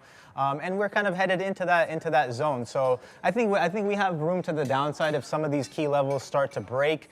Again, I'm looking for a place to add. I'm not too good at this right now. I want to get bigger in this position, and I'm trying to find places of where I can potentially get bigger here. But there's no sign as of right now. No real relief. Maybe a push back to 138. That looks a little heavy, but nothing here. I could take the breakdown, but that's not really the kind of entries I really like. I don't like to punch the breaks. I like to get into the move that's building up for the break. I think the EV is much better there. I think the probability of the move is much better there, and plus you can keep a tighter risk going into the move there, and it's not you're gonna sidestep a lot of volatility that comes along with breakouts and breakdowns. And sure, that's a trade within itself, and it's warranted with outlier size and whatever when it does come through. But if you're taking a breakout or a breakdown and it doesn't necessarily have relative volume in terms of on the break itself, then yeah, I don't want to play that break. But let's look for a little bit of relief here, maybe a consolidation. I want to look for that 15,100 to kind of stay heavy for a potential add onto this position here on Amazon. So that's what I'm looking at here. Now again, shout out to Sean. He's always calling it out. Sticky note nation, right? So I got the sticky note right here. Look, I don't have too many things. Oh, you can't really see it. Okay, I got Amazon and I got Apple and I got the futures. Oh, maybe this camera. You gotta hold it further back. Too close. I don't know. Okay. I'll read Anyways, you got ESNQ SPY, Amazon, and Apple. So a little bit focused on what we're doing today here. With that 177, do I want to take it? Do I not? I don't know yet. I'll wait for that level. I'm a little bit more familiar with taking Amazon, so I took the piece that I wanted on Amazon. I want to wait for ads. I want to wait to get bigger on this trade. No real reasons yet. If I punch in down here, I'm definitely going to be messing up my average. I'm definitely going to be, market doesn't care what your price is. Yeah, market doesn't care what your price is, but if you were flat, if you were flat, what would you do? Is the answer to that question. I want to get to a couple of things here very quickly. I didn't want to interrupt you, but I said Disney at 90 was going to be a level. So when Disney gets to 90 and wicks the bottom, I go in. I got twos. 2.5 is my average price, so I got some at 2 and some at 3, obviously. It already filled at 90.20, so I'm going to take that profit when it gets better than 1-to-1, and I'm going to stop out through that low of the day. Again, when I'm trading something like this, I'm always looking for that grab, the push back into the top end of the early range, and if it holds, great, I get that nice winner, but I am not averaging or holding down or all that nonsense. I can hold it past my stop. Will not be doing any of that when it comes to that Disney trade. We never got into SMCI, and SMCI is just, it was tanking. Now it's catching a bit. It couldn't get to 65. Let me just cancel that for you. This is the one that feels like it has to be shorted. And it's giving you a nice little consolidation to short off of here into 265. I'll get to Mullen in a second, but I have to talk some Tilray because the fly, what the heck? I'm going to kill that fly. Tilray's popping the upside. There's no news or anything. That was weird. It was literally, I think it was landing on my head. So Tilray breaking out from yesterday's doldrums. If this can hold above 270, there's a lot of room back into $3. So Brennan says he saw nothing. It could just be a squeeze after dipping for a couple of days, but it's now all of a sudden on my radar where it wasn't before. So Tilray, we'll add this one to the list, but I want to see it hold here and then take out the top, and then you can run to that $3 level. Yeah, ACB reported yesterday. It feels like it's just continuation from that, but there's no specific news on Tilray right now, guys. I like the fact that it's moving pretty nicely here. I'll wait for a consolidation. Wasn't on the early plan to be trading Tilray, so I don't want to force the action on that trade. SMCI, definitely a little bit more interesting in terms of something that I wanted trending to the downside. You're seeing not even a green candle because it's only been half an hour here. It could be taking out these lows. You have to short almost every single pop if you're able to even get on the stock. There's not a lot of liquidity when it comes to SMCI. Where is Disney? Why am I not getting my second fill? Okay, so it's going right back into that 20 level and not quite filling it. I'm going to get another offer out there. If it breaks, I want to make sure I'm getting something in those 30s and 40s on the way up to VWAP. And then just to track back over to Mullen, one of the easier ones of the day. It's sitting about 10% of the money, but it gave 15 already. It's stair-stepping to the downside. This could be, as long as we're underneath $1, I intend to be probably in this one almost the entire day. But if it gets above $1, I'm out of this thing. I do not need this squeezing on me. And speaking of squeeze, it tried. WeWork tried once. 32 is the monster level here. If this breaks 32, I think it's a breakout long. The short float on WeWork is checks notes, checks trade ideas. I actually didn't write it down on my notes. I just wrote 32. 18% short float on WeWork. So if it gets back into 32 and takes out that high from yesterday, I was short it yesterday. Through that level, I would go long today. But it has to get there first. A little bit of ways to go, but it's looking pretty strong. And yes, Mr. Ducats, RGTI, Rigetti is going to the upside. We talked about this one last week.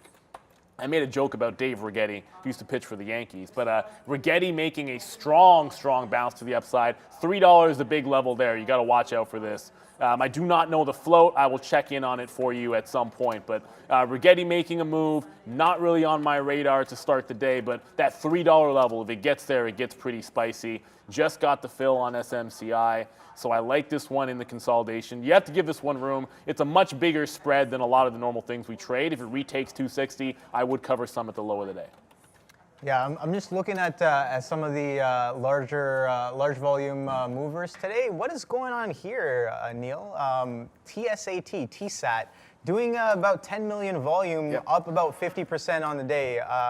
Yeah, interesting here. Now, I don't really partake in these, but let's take a look at what they kind of do. It's like a satellite communications company. Why are they up? It's probably catalyst driven. Let's see what this says right here. 9 minutes ago, maybe a little bit. This action happened at 7:30, so maybe not 9 minutes ago, but satellite contract. That's what they're up on. 48% at, okay, what am I looking for here? Struck a deal to build nearly 200 satellites for Telesat at $2.1 billion. But yeah, Neil saying Apple broke? Yeah.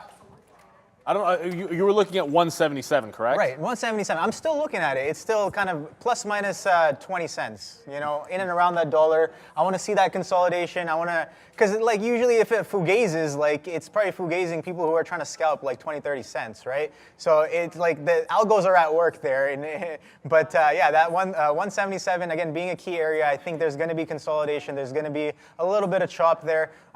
Like we have a bit of a market perspective here. I have all my charts up.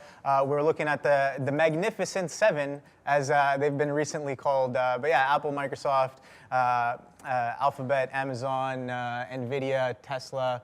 Some of those names looking a little heavy here, but ES and NQ still holding that last month's low. So that's something I'm also keeping in mind. If we catch a bit of a bid, like I said, we catch a bit of a bid back into 15.1, that might give me the opportunity to kind of really rail into this position here a little harder. So yeah, we'll be waiting for that to happen.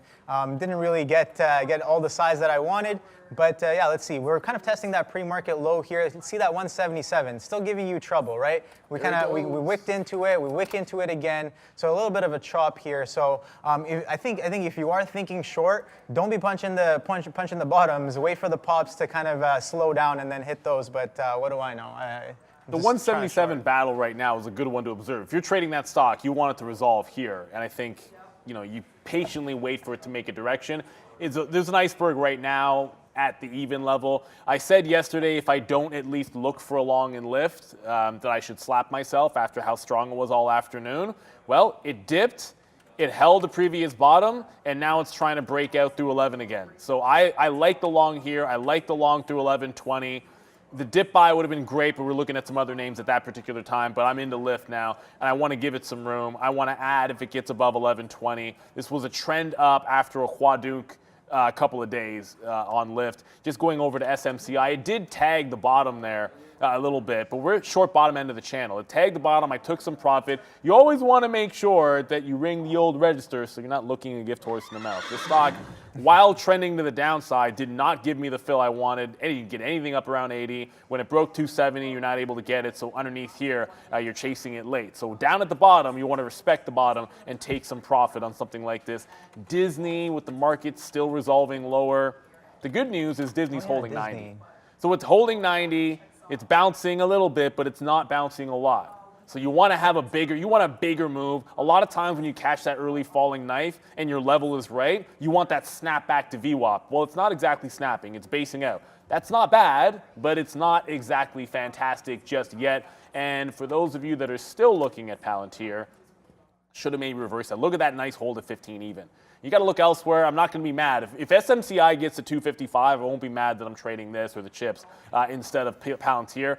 But you didn't want to be trapped at the bottom. I did not go back and look for the liquidity grab long, and it gave you it again. So if you're waiting around saying, I missed the reversal here, it wicked under 15, goes to 97, and then gave you the 15 to 1501 long with a 4-cent stop, maybe 5 with slippage, and it's already tapped 1525. So Palantir, liquidity grab underneath. You slap the fail, but that's why you have a stop order. Don't average in, all that nonsense. If it's a breakout or breakdown, I want that sucker working pretty much right away. Pagaya is making moves. So that's a lot to get to here. I'm more concerned with what's going on with this overall market because I like the fact that the market's trying to bounce and SMCI is continuing lower. Like we're bouncing off support in the NASDAQ, and this is going to the low of the day.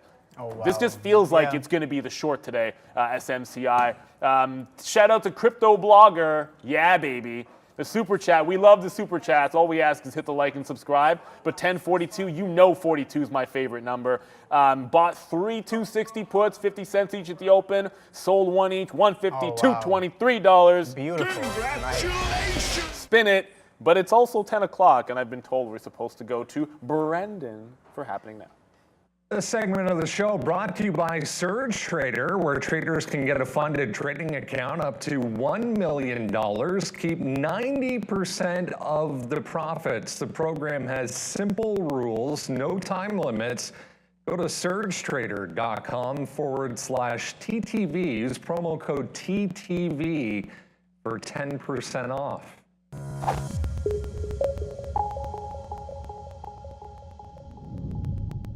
Here for University of Michigan sentiment. Again, this is not the final number, but 77.4 versus 76.9.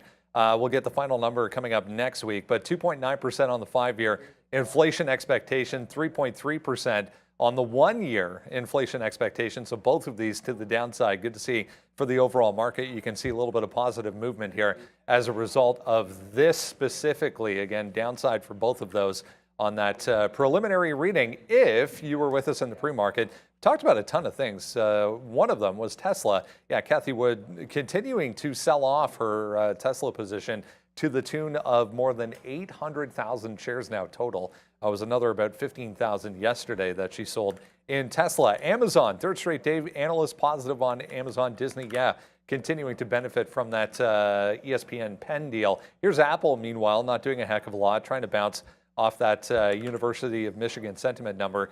Tesla as well, back to the upside now. Anyway, 239 was trying to hold there for support. Guys. So, I mean, it's one of those, I tell traders this all the time. In regards to Tesla, like if you miss a fill or something happens, worry about it later and check it out. So like when there's downtime, I'm pretty sure I just missed the break by not being aggressive enough, but I haven't had a chance to check my order log.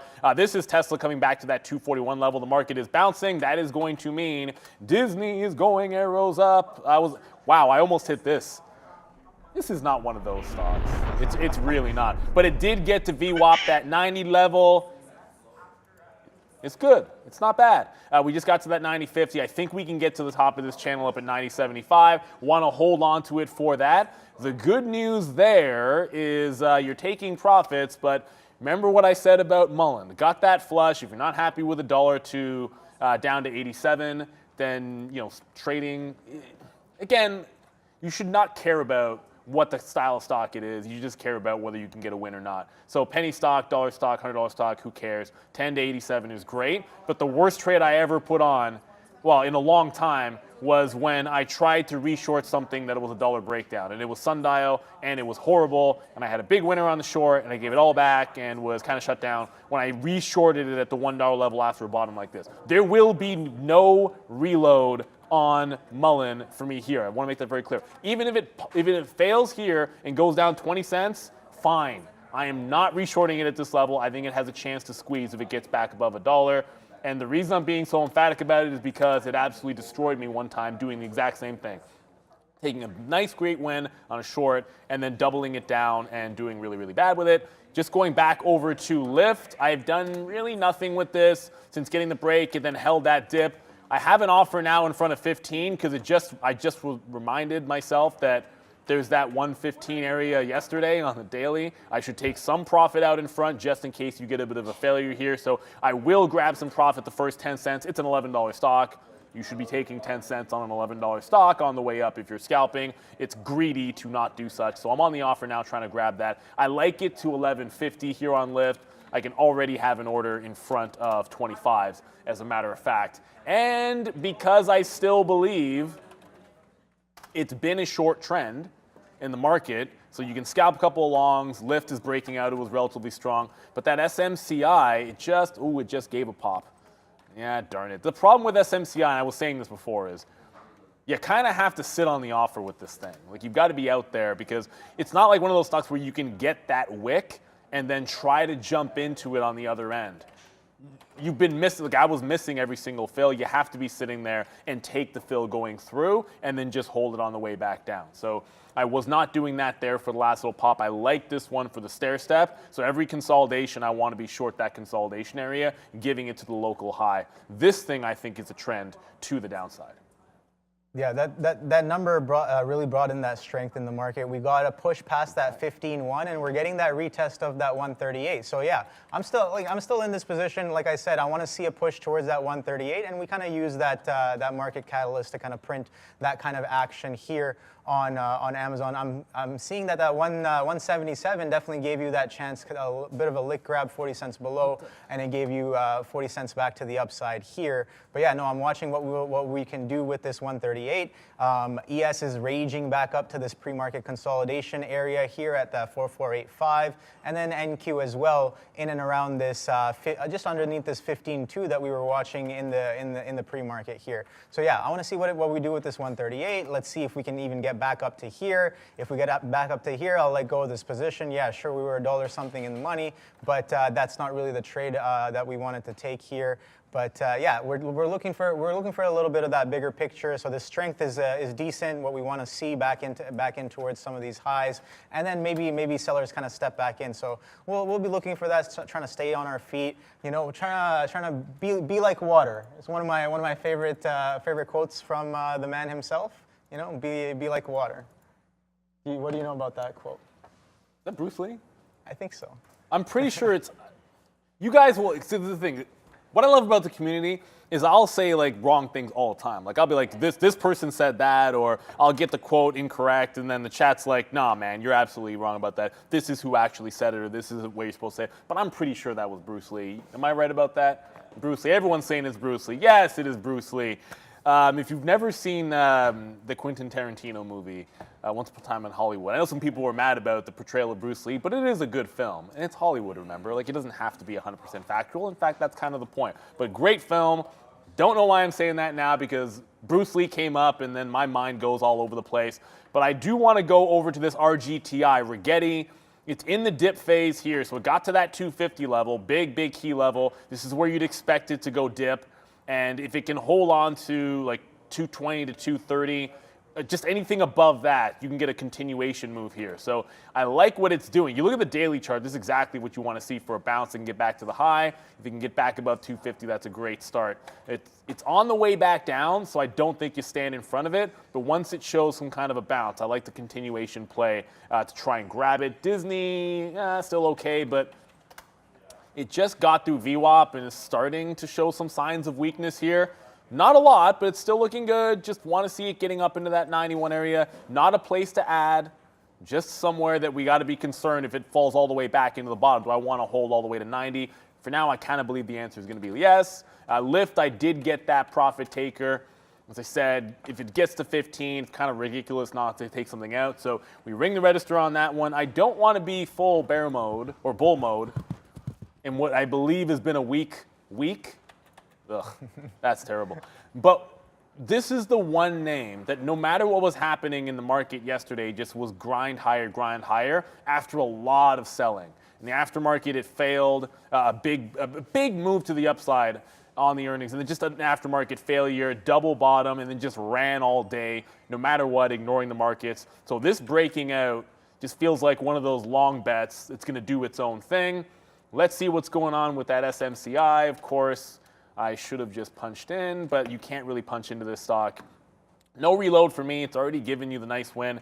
If it takes out the bottom, I don't think this is something where you take a breakout or breakdown. It's got a 50-cent spread, so if it breaks 58 or 58.5, you might get slipped over get full dollar on this. So there will be no add. I'll have to try to add on consolidations. It feels like this is arrow down, and if we're watching that, we have to watch Nvidia. Nvidia just curled. What I like about SMCI, stair-stepping downside, Nvidia's been trying to now hold higher lows. If this breaks down, SMCI is toast. That's the way I look at it. If we break the bottom here, SMCI is going $5 easy. Red 1010. You should be red 1. But what's happening with Intel? I'll check. It's not at 35. It is at, it's going to the upside. So why is Intel strong? Well, it's in a general upward trend. That's the first part. And the second part is because it's a lot of inside days on Intel. You can scalp, you could probably just scalp this. 34.20 to 35 looks like a good scalp zone for Intel. Everything else the last few days, I haven't traded Intel. I trade Intel when it moves, and it's not really doing any outside ranges or getting to the big levels like 34 even, 37 I want to say. Yeah, 37's the other one up there. I guess you could scalp it, maybe a short 35s and long 34.20. That's about the only thing I see there for an Intel. But yeah, nothing to see for me. Disney now breaking out higher, now 70 pennies in the money. Lyft looking okay, and oh my goodness, Mullen is about to go. So Mullen breaking $1 after the failure. I'm not reversing, but I am actually thinking about it. Like, do I just reverse? I am out of the majority of this position. I covered 80%, but I'm thinking, do I want the reversal on Mullen through $1? I'm not there just yet, but I could be convinced. It's starting to pick up. Yeah, I'm seeing that. I think you called it out. That curl on SMCI kind of bringing in a potential bid back up on some of these tech names. I am keeping an eye on Nvidia as well.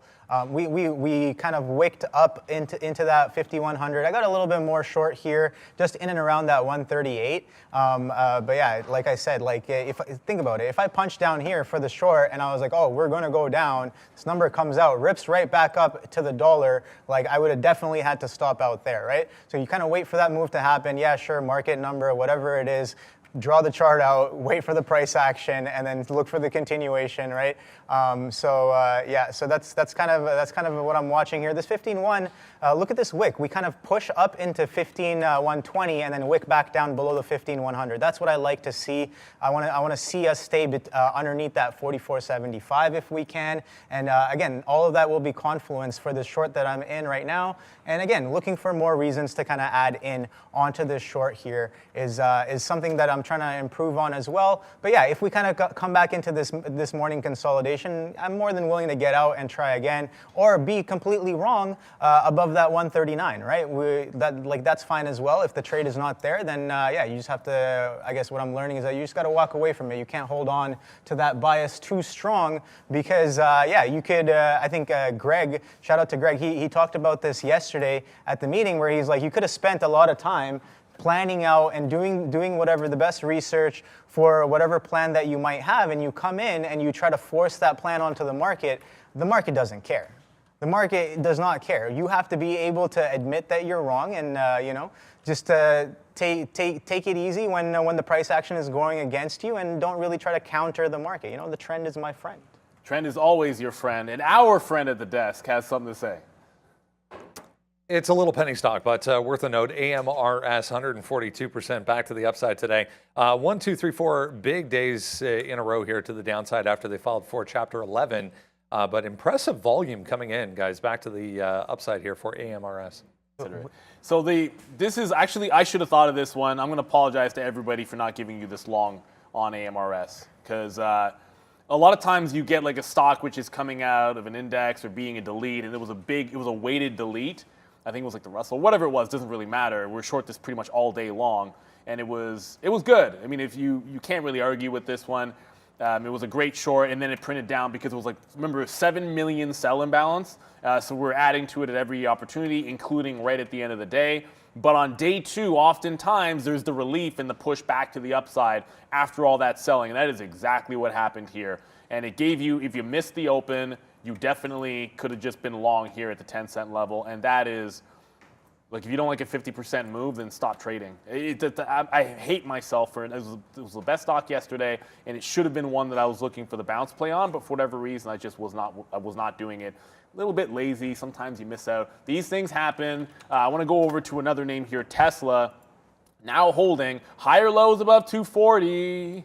So it's right back above the 240 level. There's the reclaim of 241. This is why you don't always want to get trapped at the bottom and have an out for yourself, because if a support level holds like this, we're now past 10 o'clock, you can start trending into the upside. Suddenly 241 and 240 look like longs again. My longs, Disney, that's now holding at 291. Didn't really find an entry for an ad on this just yet, but it could end up being at 90.50.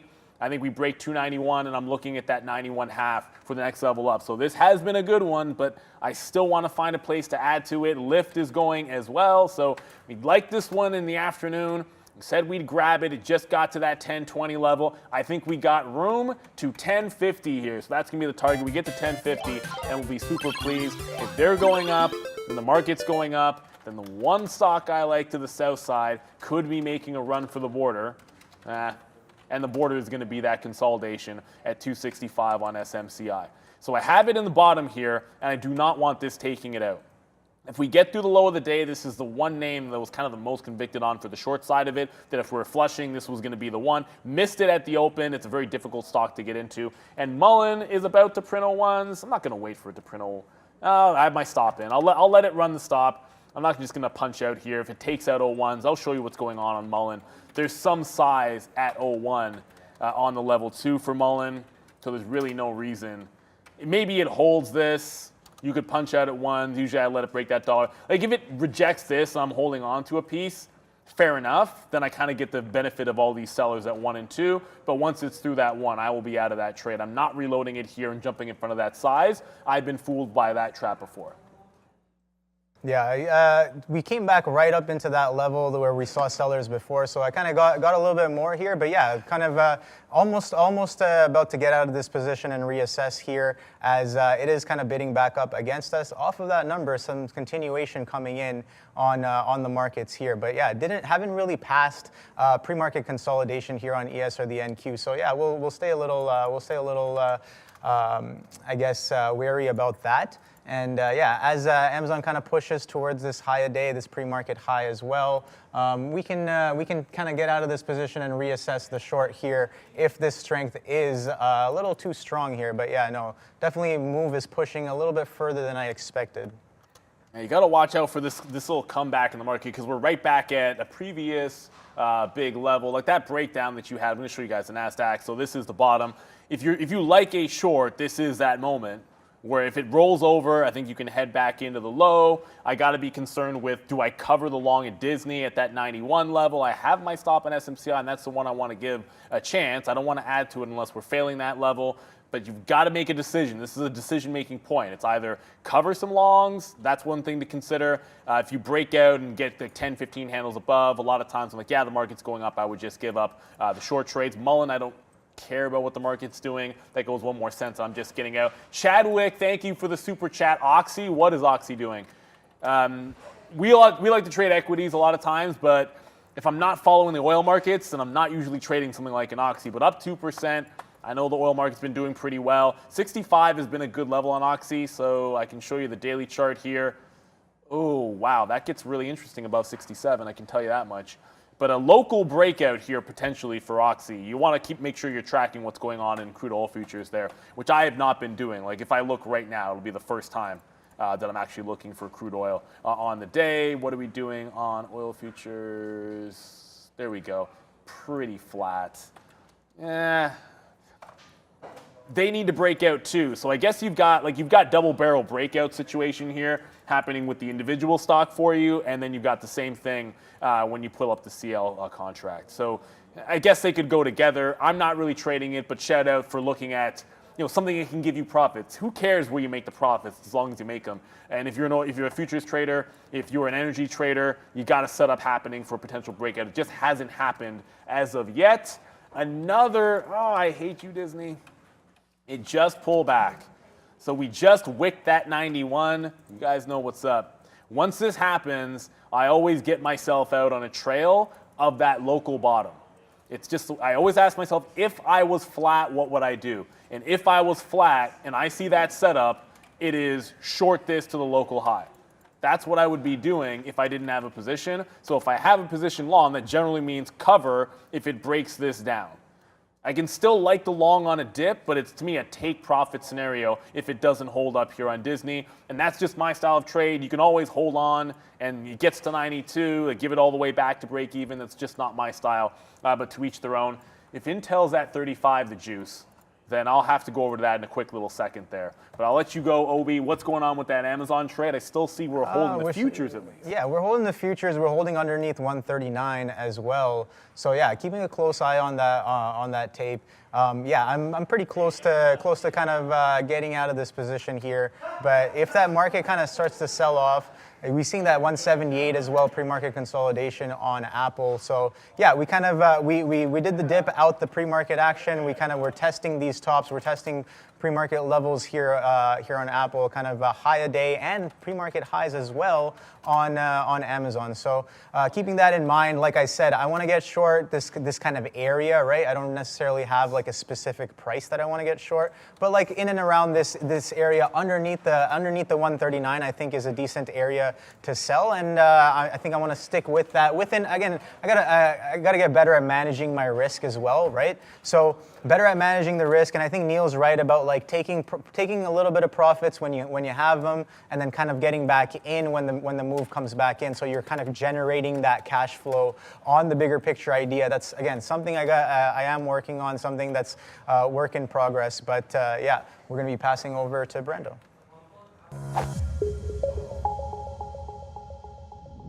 Here is a flash from the past, a little bit anyways. GRPN, Groupon, reported a couple of days ago, but it's been pretty wild so far this morning. I was just double checking. Depending on where you look, 20 up to about 35% on the short side for Groupon here, making a move through to 950 right now. Goldman Sachs actually with a negative note this morning and a price target cut for GRPN, but worth a note moving around this AMRS, another one up on that note this morning, coming off, filing for bankruptcy. They're doing hundreds and hundreds of millions of shares back to the upside so far today for a little penny stock. And then this RGTI was the other one. Continues to pop up on volume here, back to 250 after better than expected Q2 results for Rigetti. Guys. I am going to pay, it's AMRS, I'm going to pay for locates on this thing, because if you continue to go up like that, eventually you're going bankrupt. At some point, these moves come to an end. But for now, congratulations! The longs are starting to work. Well, okay, they've been working for the last, like, I don't know, 10 minutes or so. Yeah, but they're starting to continue. They're continuing to work is the way I want to think about it. So Lyft, that's the one we sniffed out yesterday in the afternoon, being a relatively strong name. It broke out the top here. I did like a dip buy, but I wasn't on that stock at the time, so it is what it is. We just got the 35 level. I think we're on our way to that 1050. So one more offer in front of 1050, and then we let it go. That fly is going to get it, I'm telling you. It's sniffing around my coffee, and it's bugging me all day. I'm gonna get you. Is that door left open again? I think it was left open for a little bit yesterday. Sprinkles. So we leaving the door open. Is that what we got, flies? It might be that. The door was left open for a little bit yesterday, so we might have some critters kind of flying in and around here. One of my favorite lines from Archer. That's how we get ants. That's how you get ants. Do you want ants? Because that's how you get ants. If you've never seen Archer, I think I suggest that everybody watch that show because it's freaking fantastic. We like to live in the danger zone when we're trading. Fabian knows exactly what's up. Fabian, what I love about Fabian, he's on the ones and twos on the production crew, is that for a young man, he has a wide range of things he's aware of. Like, I'm an old head, so I'll talk about crap from like 20 years ago, and he's like, yeah, I know all about that. And then I'll talk about something new, and he's into that as well. So at some point, we've talked about this, we need to get a microphone on these guys, because they'll be telling us stuff in the ear and cracking jokes, and you hear absolutely none of it, so I have to try to relay it there. Best cartoon show I've ever seen, Isildur says, ridiculously good. It's up there, man. I haven't seen it, to be honest. I have not watched Archer. Okay, but so No, that's it's on a list. You know, it's on a list. I know you watch Rick and Morty. Rick and Morty's great. I like Rick and Morty a little bit more than Archer. Yeah, Rick and Morty's the best. Move it up your list, and then we're good. Okay. That's it. We're moving up the list, and we're absolutely fine. Obi, you're doing a great job. I want to see what happens here with the market still testing this level, but I just got my 40 fill on Lyft, so we'll give it past that. I don't know, we'll see what happens when it gets to 1050, 1150, let's just say, but 11 break to 1150, you should be happy with that. Don't get greedy. Not everything has to go to the upside forever. Disney, we put a trailing stop on it, and I didn't get trailed out. Now, I would say like 9 times out of 10, when a move like this happens, and I grab that first $half for the scalp play, then you let it go the next $half, I'm getting trailed out of that 9 times out of 10. You guys watch show all the time. This time it didn't trail out. So we'll see what happens here on Disney. I like it back up to the opening range high. If it breaks 91.30, which was the previous pre-market low, then I let it fly to that level and move my trail down into those quarters. While all this is happening, so the market, this is going to be fun. Let me just go to SMCI for you guys. Super micro computer. While the market has done this, that's not a bad move in the 15 minutes. So bottom to top of our range, super micro computer is holding. So you want to be in the right names in the right direction. Now the market continues to go up. I'm going to lose on this SMCI position. However, if the market reverses, I think I've got the right stock to be short. And if I lose on this and decide to take another short, I think I go right back over to this name as long as we're underneath VWAP here. So this looks like it's the right name to the south side, despite the fact the market wants to go 2 set upside. Lyft is good. What is going on with Carvana? I haven't really looked at Carvana. We're going to go to Brendo, and I'll come back and give some thoughts as we're back through 40 on Carvana. What's up, Brendo? On this, yeah, but eBay, guys, worth a note, 2.6% heavy volume coming in at day highs here as we try to break out of a bottom end of the range for eBay. eBay, huh? I used eBay, I don't know, sometime in the last 3 years. Okay, it was literally 3 years ago. I used eBay in 2020 once, and that was like the first time I had used it in like 4 or 5 years. So yeah, people are still on that. Good for them. Yeah, definitely. I think it's like a lot of maybe like wholesalers and maybe a lot of items that you may not be able to find anymore. Because I have a couple of friends who are mechanics, and sometimes they can't find a part for like a vehicle. Maybe it's a little bit older. So where's the first place they kind of check just to scour the market in North America? eBay. My barber's back trunk is what you got to check. He's got all he's got stuff. He's got the car parts stacked in the back? No, I'm half joking, but he's a resourceful guy. Carvana. I was going to give some thoughts on Carvana here. I really thought, okay, I kind of thought this was breaking out a bit more. Then I kind of zoomed out, which you should always do initially. I thought it was really exciting to just automatically buy a 40 dip. But I look at the chop, where this was, this is probably a little bit more exciting if it holds above like 41.5. So I'm going to temper my expectations here with Carvana. I got a little excited to see it over $40, but thank you guys for pointing it out. That looks pretty interesting. I see put SoFi and Palantir. Is SoFi at $10? No. I always want to trade SoFi at $10. I know it's nowhere near it. Oh boy. I see exactly what you're getting at. SoFi, the stair step to the downside, it is well underneath 9 now. I haven't looked at it in a day or two. It's well underneath 9. While the market is rallying, it can't even get back to the pre-market top. So you're thinking just roll into the short up here. I don't disagree with that at all. Palantir was a miss for me. It's been a good morning, but it would have been a heck of a lot better if I'd reversed the Palantir position.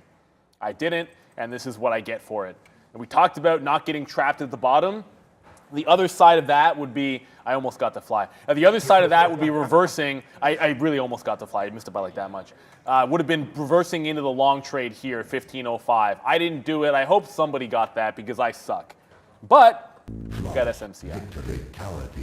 And if this one breaks the low of the day, we're trading inside of a range, and it's like a $3, $4 range in there. So we're scalping inside of the range. But if the market goes back down, this one is going to 255, and I'm going to put a bid down at 256 just so I'm locked and loaded and ready to do it because the stock is not very liquid, and I want to get picked up if that flushes. We already missed one big short here through the bottom, the pre-market lows. If it makes another push down, I want out in front of yesterday's bottoms on SMCI. It has been the short du jour, while COHR Abs Morris, love the name, by the way.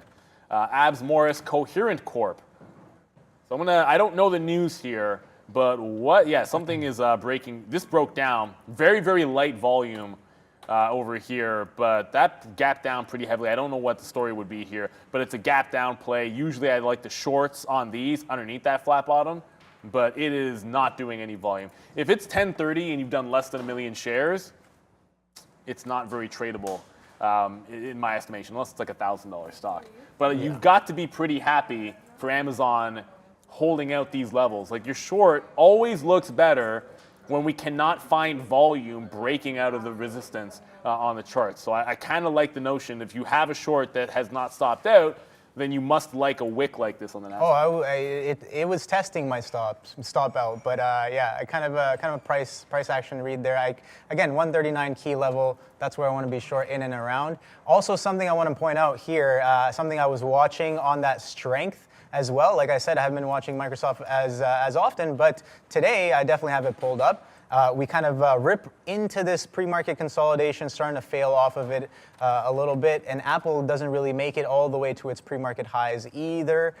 Kind of there, pulling back now. So let's see if this kind of brings us back in to here, still in and around these key levels that I want to stay short. Sure, my average is not the best, but yeah, like Neil pointed out, the market does not care about my average, right? The move is the move, the trade is the trade. Yes. So I'm trying to take the trade here. My average is a little botched up, but yeah, we sold that, we sold some more at the 139. So I want to stay selling in and around this 139, 138.56. Not the best average to have if you want the 139 short. Now again, this is something I'm trying to improve on in my trading. Like I'm not a seasoned squeaky clean trader as of yet, but yeah, that's kind of the goal here. And this is again learning as we go along here. But yeah, if this 139 kind of holds and kind of consolidates, that's kind of what I want to see a little bit. But if we fail off right away as well, that's not bad either. We've been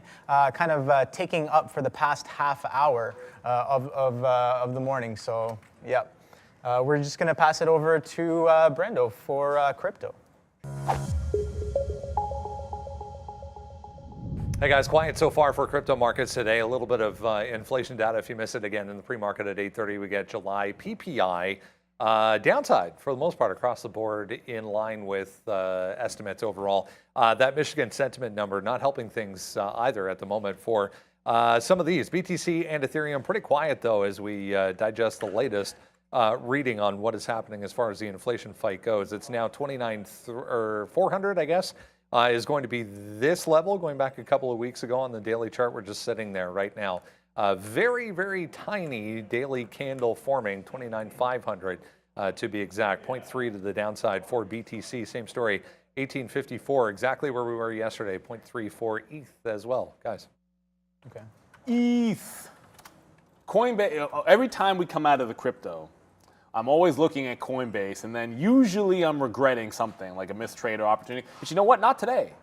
I feel as if I would not have touched Coinbase. I would not have been bamboozled on that short because I don't think it's an obvious short down here until it breaks underneath $80 and maybe even beneath 75. Your 50 periods there. You've already fallen back 25%. Is my math good on that? Yeah, that's right. Oh, a little bit more than that from the highs. So it's in a zone where it can be bouncing, and that's kind of what you're seeing here. So I'm not going to force it, but if next week we're underneath the 50 period and I don't short Coinbase at least once, then I've been abducted by aliens and they're real. Just so you guys know.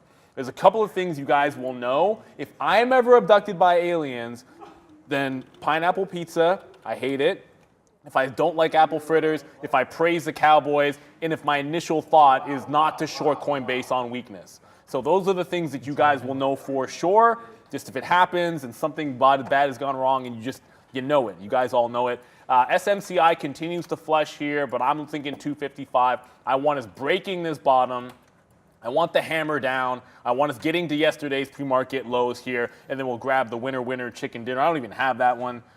There's a bunch of these that I just wish I had here. What can I hit for that? I can hit the bear, the new bear, for a stock going down. That looks ridiculous. I don't know why I'd be wearing that hat and why you'd even ride a bear with that on it. We've got, what's this? What was that? That's the Pete Weber. You guys know Pete Weber. Who do you think you are? I am. Wow. That guy's a legend. Nicely actually got that. He's legitimately one of the greatest bowlers of all time. And then he's got this rant where he wins and he was trash talking some dude in the stands and then he just goes off after winning it. And he looks like he does like the DX and everything. It's freaking amazing. That guy's a bit of a living legend there. So who do you think you are? I am. Yeah, shout out to the production team with all these new animations, keeping it lively, man. I like it. Catching a bit of a sell here as that strength was pretty strong. 215 consecutive green candles with a top wick, and then we kind of starting to get a little bit of a pullback underneath that wick as well. So I don't have all my proper, I guess, setup here, but I like what I'm seeing. I'm not taking a look at everything I normally do, but something I've been keeping track of, Neil. I don't know if you kind of use this for your trading, or even if it's that useful. I can maybe ask you for it. But the tick, the NASDAQ and the NYSE tick, for it's more for like, I guess I'm using a little bit more for like scalping. And maybe like kind of initiating a position based off of when the tick does like an outlier move relative to what it's been doing recently. So there was a time when I did use it, and I've had like there was actually like I'm going to age myself here, but there was a time when one of the traders, he kind of was an algo, he kind of was building some algos to track things and some automated stuff. I shouldn't say algo, but like some automated stuff for us, which was fantastic. And he built something for us to look at. And this is like a decade ago, and I was using it. I don't anymore. I know what it is. I have used it in the past. I try not to have. I don't have a lot of indicators at all. I just like to play out support and resistance. Very simple theories. Like to tell a story as to why I think a stock is going in a direction and where I want to execute, how I want to get in. Use like failed breaks, wick highs, like those kinds of things to initiate a short position and then hold to a target range. So I think to me, I find that simplistic. So I think I like it because it works. I try not to cloud that with indicators, but the tick, a lot of people do use it, so I'm not going to say anything bad about it. But I will say that if the market comes down, watch out for your longs. There's a curl on Disney. We're going to be out of that one, so it's this is going to suck probably. The mic, no, whatever. We need a new mic drop, Fabian. The new crew did not make these. Anyone watching the show, that's like, these are old ones that just, they stink, but I'm hitting a bunch of them. So we just got out of the Disney long. It's back underneath 91. So the 90 long, cover on the way to 90.50, come to my chart. We got to VWAP. We pressed up. I put my trailing stop in. Did not get trailed out. It tried to make a break to get into 92 and trail me out back through 91 even. So you ring the register, take the money and run. It's been a good morning. And you know what, Euthanasia, you're not wrong about that. The chat is freaking hilarious. And by the way, if you do want to be in the chat, you actually have to be a sub to be in the chat. So I just want to remind everybody right now, because we haven't. Hola, like and subscribe today.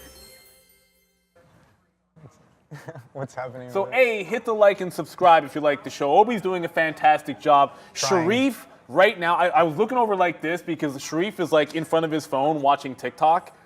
So you know what's up? You're watching Okay, no, you can. Okay, like Sharif's watching. Okay, he's not watching TikTok. He's watching himself on TikTok. There's a difference. Apparently, there's a difference. That's better. That I don't know. I had no comment on that, but Caught you, bro. Look. First of all, you know what? Like, there's cameras everywhere. It's a studio. There's a camera here. There's a camera there. There's a camera there, like all over the place. You are not gonna get away with watching TikTok and then not get called out for it, Sharif.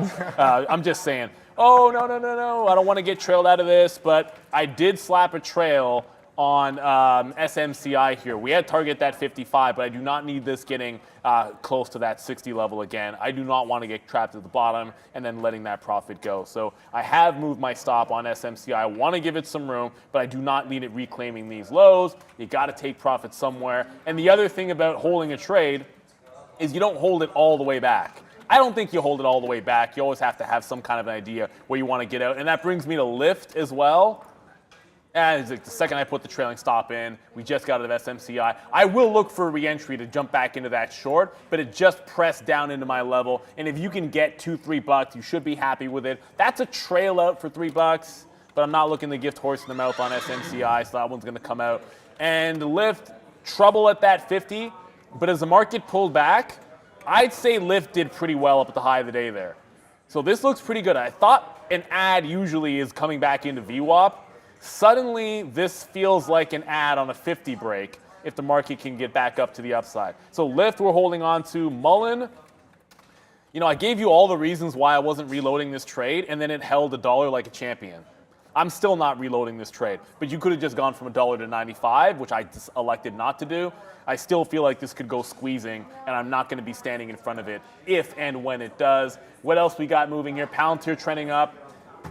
Didn't get the reversal there. Thankfully, I got like that lift at least. Tilray, we forgot all about Tilray, Neil. Pulls back, holds the breakout price, but it's beneath VWAP. This needs to get back above VWAP and take out the top here on Tilray. This stock has a habit of reversing whenever it wants to go upside, so you do not want to be buying it on weakness. And I feel as if you're not above that 70, 75 and breaking out highs, then you're trying to buy it on weakness. I'd rather buy this stock on strength, and we're not there yet for Tilray, even though it's up 1.7%.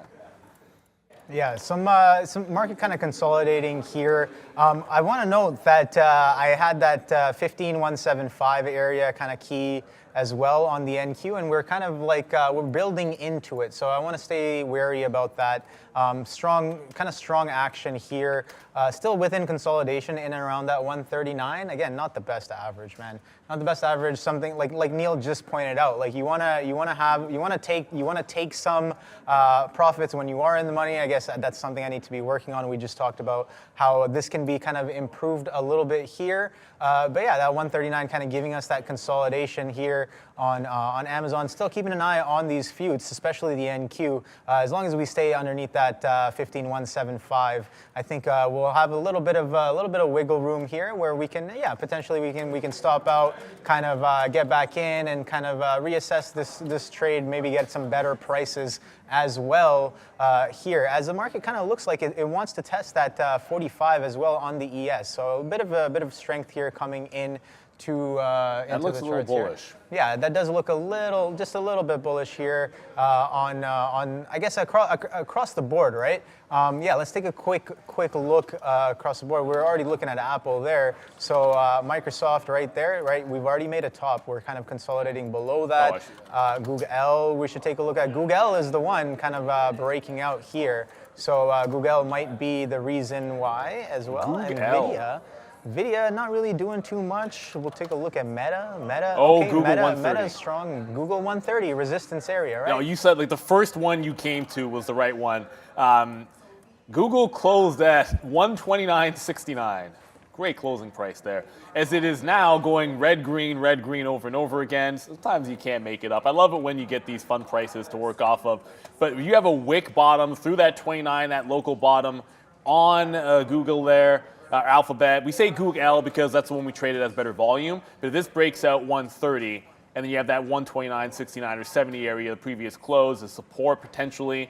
I like the break on Google. You're still resolving this level here on the NASDAQ, so I don't know that you have to make hasty decisions. But if we resolve higher and take out the top, then Alphabet 130 looks like the easy sort of setup trade there. And shout out to everyone.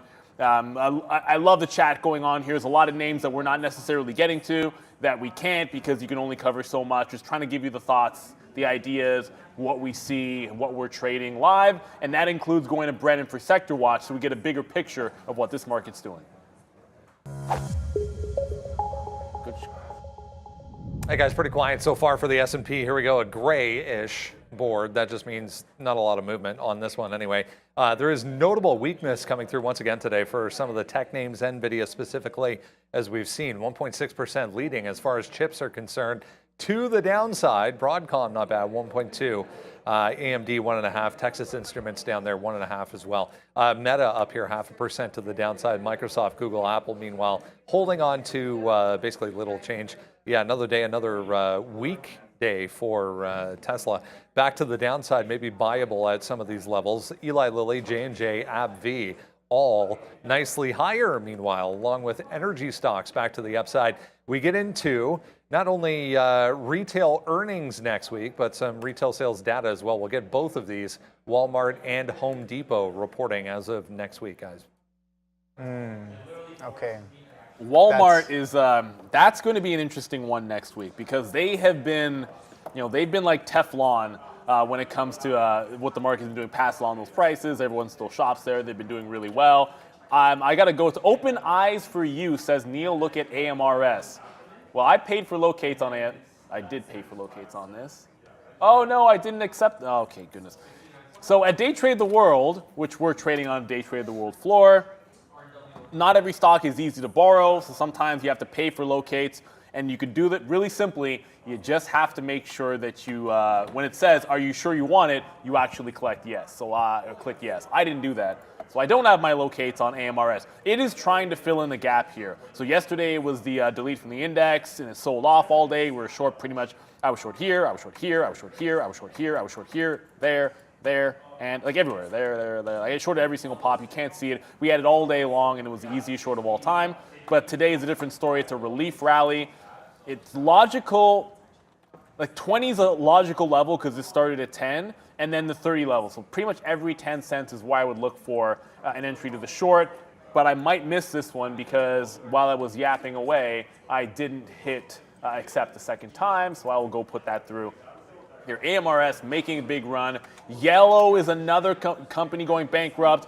Were it to pop, I would be thinking the same thing, but it's not doing anything. It's only sliding to the downside. It's SSR. It's down 10%. But for this stock, 10% isn't even that much. A lot of times it's been doing more than that. I see you, Colin, in the chat there mentioning LTRY. So first caveat, I have not looked at lottery.com. I don't think I've ever called this up. This looks like a reverse split breakout style trade. Is that what happened here? I don't know. I'm assuming, was it a reverse split yesterday, hold the low and then break out the top? There is no liquidity on this. This has halted multiple times and done 300,000 shares. The spread is, I don't know, like a good 10 cents on a $6 stock. Untradeable as far as I'm concerned. I could never trade this. Just not enough liquidity. But the setup usually works if that's exactly what it is. Like if this is a reverse split, hold the bottom, breakout trade, that is a setup that's worked lately. But I just don't see how you could execute this. That would be a 6 break, but there's no liquidity here. Maybe it already got you 7, but would you have gotten a fill up there at 7? I'm not sure. So good luck to you. It's not a stock that I would be trading. It's a setup that has worked previously, is as much as I can say for you. What is happening with Plug? Don't really care. Mullen squeeze is about to begin. I've been thinking that for like half an hour now. I had the short on Mullen. It was the first thing I did when I sat down was go short Mullen. It was pretty freaking obvious. And now it looks like it's a wick bottom breakout. So I've been doing nothing but waiting for it to go. I'm still in some short at 1. It can't break 101, so I'm going to lose 1 or 1.5 cents on the last of this trade. If it flushes, I should just have bids next time if it gets to 96. I'm not sure it gets any more than that. So if we flush again, I'm going to have bids out on Mullen, which I was kind of waiting for it to turn, and then I would make a decision. I'm just going to sit on the bid. If we break back out, why do I have an 04 offer? I'll cancel that. Don't want that. But if it breaks out from here, you could go squeezing on Mullen, and that's what I'm waiting for here on MULN. And you're still up at that top. Yeah, market flushes, consolidating, and like that. This is what I like to see here on ES. Again, we're struggling. We're kind of wicking in and around, and yeah, I think this is going to be a decisive move one way or another. But yeah, like again, I could have maybe added in here. I hesitated a little bit on top of the 139 there. Again, that could have been again fixed the average a little bit more. But yeah, would have gotten us in at the price that we actually wanted, which is that 139, right? This was fine. This was a little premature, this is fine as well. But yeah, in and around this $0.50 underneath the 139 is, I think a decent place to sell. And we're seeing a bit of trouble on the ES and NQ in this area as well. So that's what I like to see. Now, I could be wrong either way, right? So I want to stay quick on my feet to kind of assess that risk management as best as I can. Now, I have, I guess, one of the top risk managers beside me, Neil.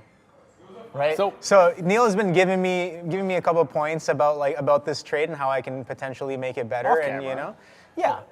So I really do respect that. And it's like it's a work in progress, right? Like I have to clean up my trading so much. Like there's a lot of problems. There's a lot of things that I have to tweak. Things I have to cut out totally as well. But hold on, let's start with the good for a second. I'm gonna stop. Put the chart back up. Put the chart back up.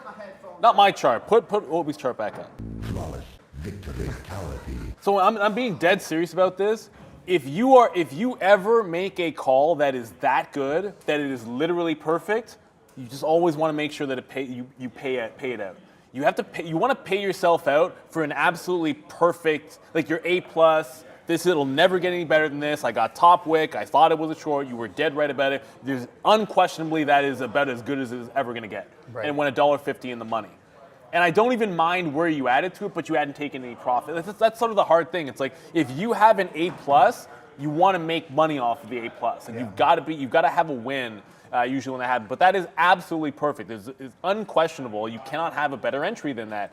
It's just a matter of making sure that you pay yourself out. Like step one, like a trade is a bunch of things, right? Like it is why do I want to trade it? Where am I getting in? Where am I wrong? How am I taking profit? It's an entire story. It's not, I think stock is going up, I think stock is going down. Anybody can say that. Like I can sit there and tell you that Mullen is going down. From where? Right? Like no, but seriously, like I'd be like, Mullen's a short. Okay, well, that's fine. It obviously works at almost every single level, but what's the actual trade? Someone said, why would I trade Mullen? And my answer to why would I trade Mullen, there was a reverse splits. I generally favor the short until it makes a base. There was an iceberg seller at 104, which allowed me to short it to a defined stop, and it plunged at the open, giving over 10%. So that's a trade. I don't think Mullen fundamentally, I don't think anything fundamentally about Mullen, to be honest. I know they started production in Mississippi because I read that article this morning, so that's about all I know about it, but it doesn't really matter. A trade is a trade, and that's all you want to do. What else is even happening? And the fat figure, it's the whole process. A trade is an entire process, and that's all anybody is doing, and all we're ever doing is giving you an inside look at what our process is. And I truly believe in that. I believe in the process more than anything else. That's why I get mad at myself when I miss something, because if I go over, and I'm going to go over to Palantir, and my process on Palantir this morning was it's breaking 15, I want a shot at the bottom, but you don't want to get trapped at the bottom. That is a very bullish reversal. Well, where's my reversal? It doesn't exist. And I don't mind that. It's fine to miss that trade. Absolutely fine not to reverse there. It is an abject fail not to get that long, though. Because that is that's everything. That is a long either to the local bottom at 97 for 4 or 5 cents worth of risk, or you can give it to the actual bottom here, the low of the day, and that's 10 cents worth of risk. And now it's 15 to 15.5. That works on every single level that long. I don't care what kind of a risk tolerance you have, that works every single time, but I don't have it. It's one step to limit on the losses. It's another step to make that reversal. So anyways, I'm kind of mad at myself over that. But lift, here we go. There's VWAP. We're right back into VWAP. Decision-making time. The market's coming back in here. Oh, yeah. And yeah, I don't know. It's all red. It's not really bouncing. I don't know if I like it at this level. I'm probably staying away from that one. Forget that. You want to look at something else, which is at a key level. I'm not reloading that long. I'm looking over at Apple because as you're pressing down, Apple holds a 77 level. That's making higher lows. This could be something. If the market resolves, holds a higher low, Apple looks like a strong name. I've already mentioned Google. If the market decides to hold support, then Google can be one of those names to be dip bought. These aren't showing because I think we're not showing it, but I am trading that Capri on the side, but we'll talk about that another time. Nvidia is another one that I think you want to be wary of. If it cannot hold on to this bottom, I should be going back over to SMCI because if you look at that, I'm just going to pull my black chart up so you don't have to go away from Nvidia. Like look at the relative weakness in SMCI versus Nvidia. I should be getting back into this one. We did have the good win on SMCI with the short up at that 62, but it's about a re-entry. It has room to 55. The short off 60 makes sense. The second place prize would be shorting Nvidia off VWAP maybe, but the next pop in SMCI, I should be right back into this thing. Yeah, that selling really coming in here. I am watching Alphabet as well. That 130 couldn't even get there. Kind of wicks up into that 129.73. I like that. I like to see that. So yeah, a bit of a sell-off here today. Right now, bringing this position back into the money. Let's see if there's going to be continuation as we pass it over to Brendo for Money Talks. A little bit of dollar strength coming into play as we head towards the midday session here for equities. But dollar back upside on that PPI print this morning, and then University of Michigan sentiment coming in the right direction as far as the inflation expectation goes for both the 1 year and the 5 year print on that number. Again, that's a preliminary number. We'll get the final coming up here shortly in August. But that would be a 1 month high, 102.83 for the DXY. If I zoom in a little bit, you can see this march higher after that big flush out continues back towards that 103 area, which would be the exact middle of this range for the dollar as we continue this inflation battle, guys, for our friends south of the border. Yes, sir. I just saw in the chat, Jay Lee just said, get in IronNet now, it's squeezing. I don't even know where, I'm not just going to get into something because it happens squeezing or not. I didn't see anything. We don't actually have it listed anymore. So did that go to the OTC? Because I know IronNet, I can't call it up. So my guess is it went to the over-the-counter. And if I'm wrong about that, then please correct me. I want to get a re-entry into SMCI, as I was mentioning. So it's bouncing a little bit here as the market's rolling over, which would set me up for a 260. Thank you, Sharif. So it is on the OTC markets, which sometimes we have it, sometimes we don't. I don't see it in our system on the OTC. So unfortunately, I can't even call it up. I can call up historically when it was trading on the New York, unfortunately. So is what it is. Not something I can trade anyways. But the market's coming down, so I know it's going to be good for you, Obi. We'll go with a little flush action. Yeah.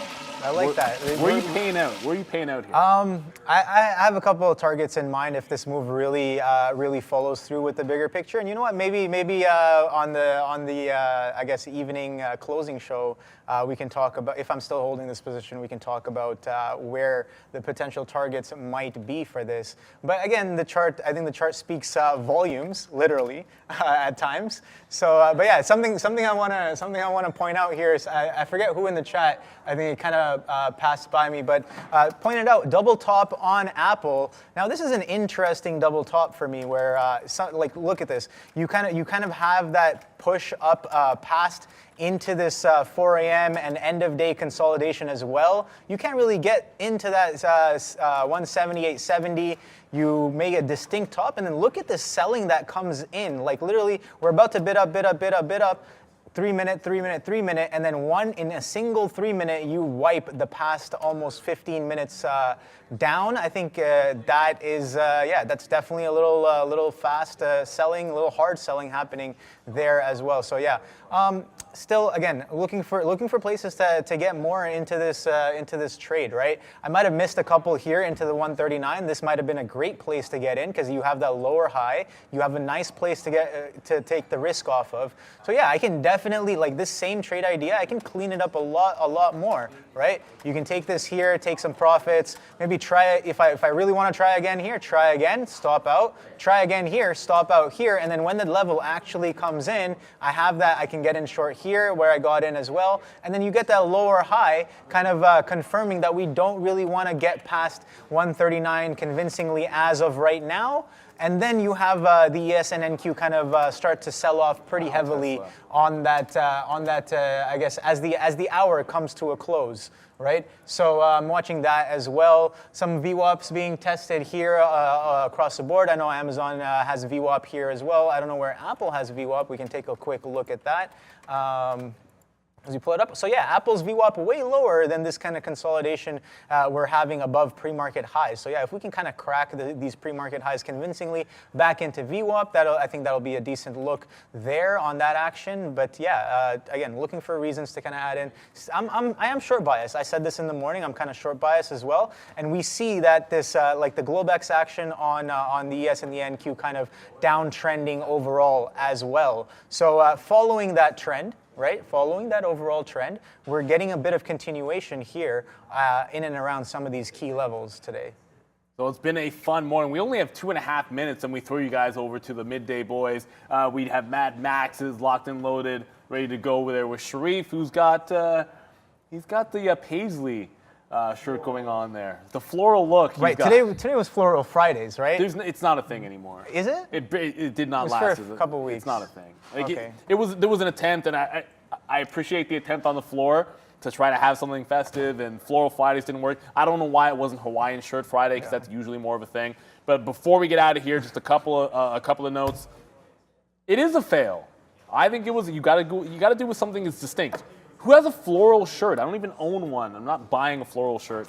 Anyways, a couple of things here. One, Mullen finally broke $1.01, so I'm out of that one. I'm not reversing yet on it. And then Lyft after the breakout, I'm out. I have the trail, got out just a little bit better than break even. I like that one to the long side, but I need to see it bounce somewhere. Show me some signs of strength, and we can roll over everybody. But it's been a wild one. It's a lot of fun to have you on, Obi. We'll be back at 2 o'clock as always. And the midday guys are going to crush it. But in the last couple of minutes, let's see. I waited all this time for this reverse thing to possibly squeeze here. Now, the reason I didn't go long at 1 or reverse into the long on Mullen at 1 is because there was a big seller at 104. That was part of the reason I liked that entry at that price. So I want to see what happens. Does it dump off that same price here? It's at 104, 105. I can always take a breakout of 110. That's another option here, which is be a breakout at that 110 level at the actual pre-market resistance. So I don't want to jump in it way too early there. I just feel as if it's going to squeeze, there should be opportunities to get back into it. And because we have not, we looked at Carvana, but I did not mention Upstart. Apologies there. Another squeeze name, which is showing relative strength. Look at that, holding higher lows, holding on to VWAP, trending to the upside. That's a good one. And Tesla, don't sleep on this. Back above that 241. This is where I tried the long, fail break at the bottom. First time good, second time bad. Get in, get out.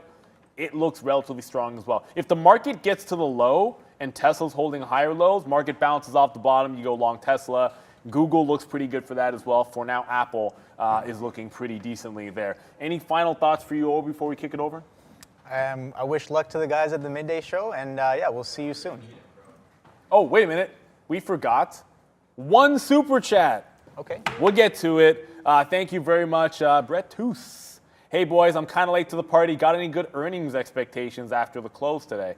Well, the thing about, you don't really get a lot of earnings. This is like the day that you don't have anything that's exciting. I don't think there's anything on the board, but next week you've got some decent ones. I know Walmart's going to be next week. You got JD.com, that was a missed opportunity. I said I like JD.com for the short, and then I didn't take it. XPeng also reporting next week. So I think XPeng has a bounce zone off the 13 to 15 area. All it has to do is hold on to that, then you get a little bit of a relief rally. But I said short JD.com today, and look at all the executions I got. I mean, it's amazing here how well I did on JD.com, quite frankly. Come to my chart, and we can end off with an absolute banger. I said short JD, I shorted the pop, I shorted the breakdown, I shorted the consolidation, I shorted the move into VWAP, and now it's at the low of the day. I'm joking, obviously. I didn't short any of those on JD.com. So I can be up today, but I missed that one for sure. Love this setup, but it's not always that you can trade everything. But I know two guys that will trade everything that works for their setups every single time, because that's what's trading about. And it is Sharif and Mad Max. Go get them. What is up, beautiful people? Happy Friday, and welcome to the Midday Show. That's Max. I'm Sharif. Yes, it's Friday. It is. Finally. Yeah, what an interesting morning, guys. Interesting levels that we have right now, whether it's on the future or on some of these big tech names. 15-1, namely, is what I'm thinking about when I say that. Look, we're getting a little bit of dip buying here, but I'm weary of any longs, especially lately.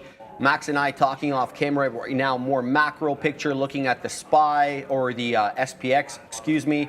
thinking maybe, you know, where are we going to find these levels of support, because we're obviously in a healthy retracement area, and that's fine. That's how markets work.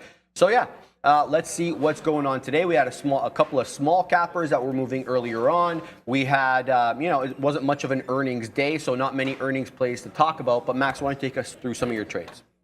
Yeah, I mean, I really only had one trade today, and then a lot of interesting little positions that maybe not classified all that much as trades, but that's all right.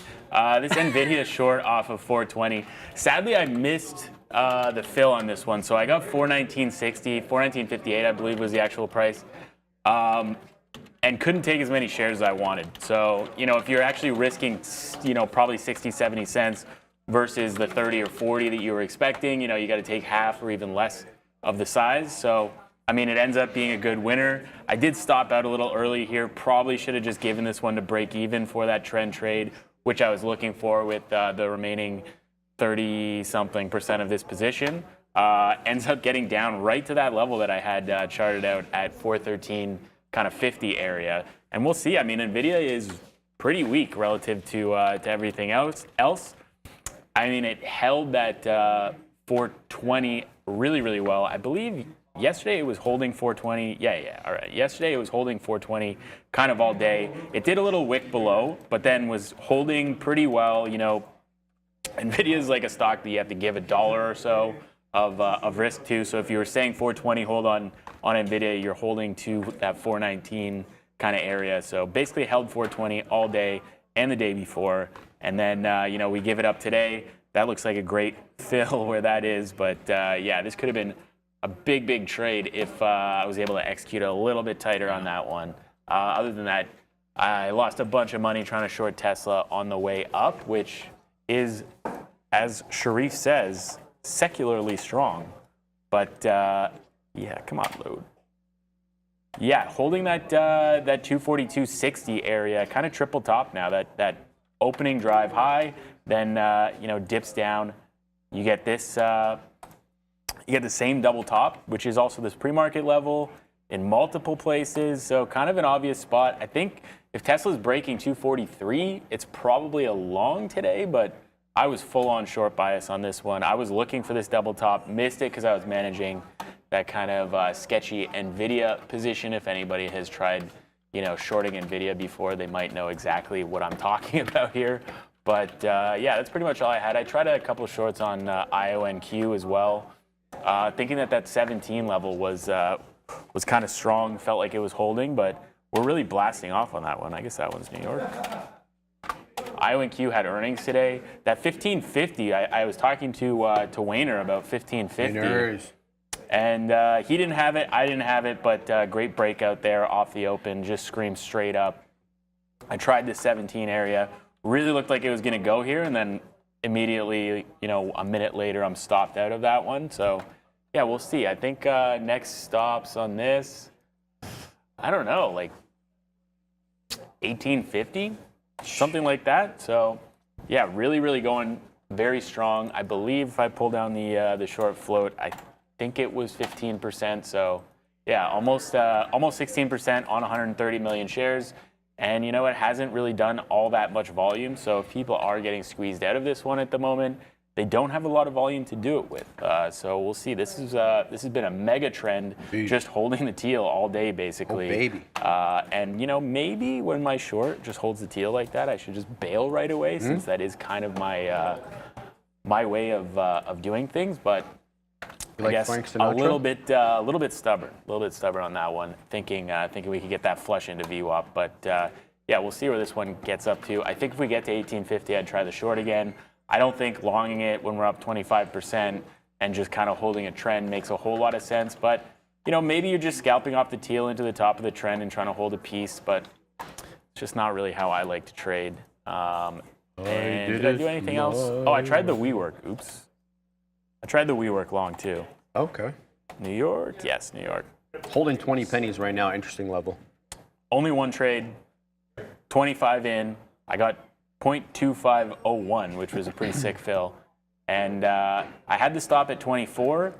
Then I kind of moved it up to 25 when we did this move up, and ended up getting stopped out. Didn't take any profit. I was looking for that 32 break. But, you know, I guess 2 cents on a 25-cent name is like almost 10%. Well, Maybe should consider taking profit on a 10% move. I don't know. Well, yeah, that's fantastic. I mean, look, bro, hindsight's 2020. Let's forget about all that. I mean, we saw what happened off 25 cents yesterday, and I was exactly. thinking, daily continuation setup. We get through that 32, maybe we're at 40 cents, and I'm getting a double up versus a 10% move. So it really was never in the plan to take that 2 cents. So I'm not really upset about this trade at all. It's stuck to the plan, and I lost nothing. What did I get out at? Yeah, I lost 0.2 pennies. Okay.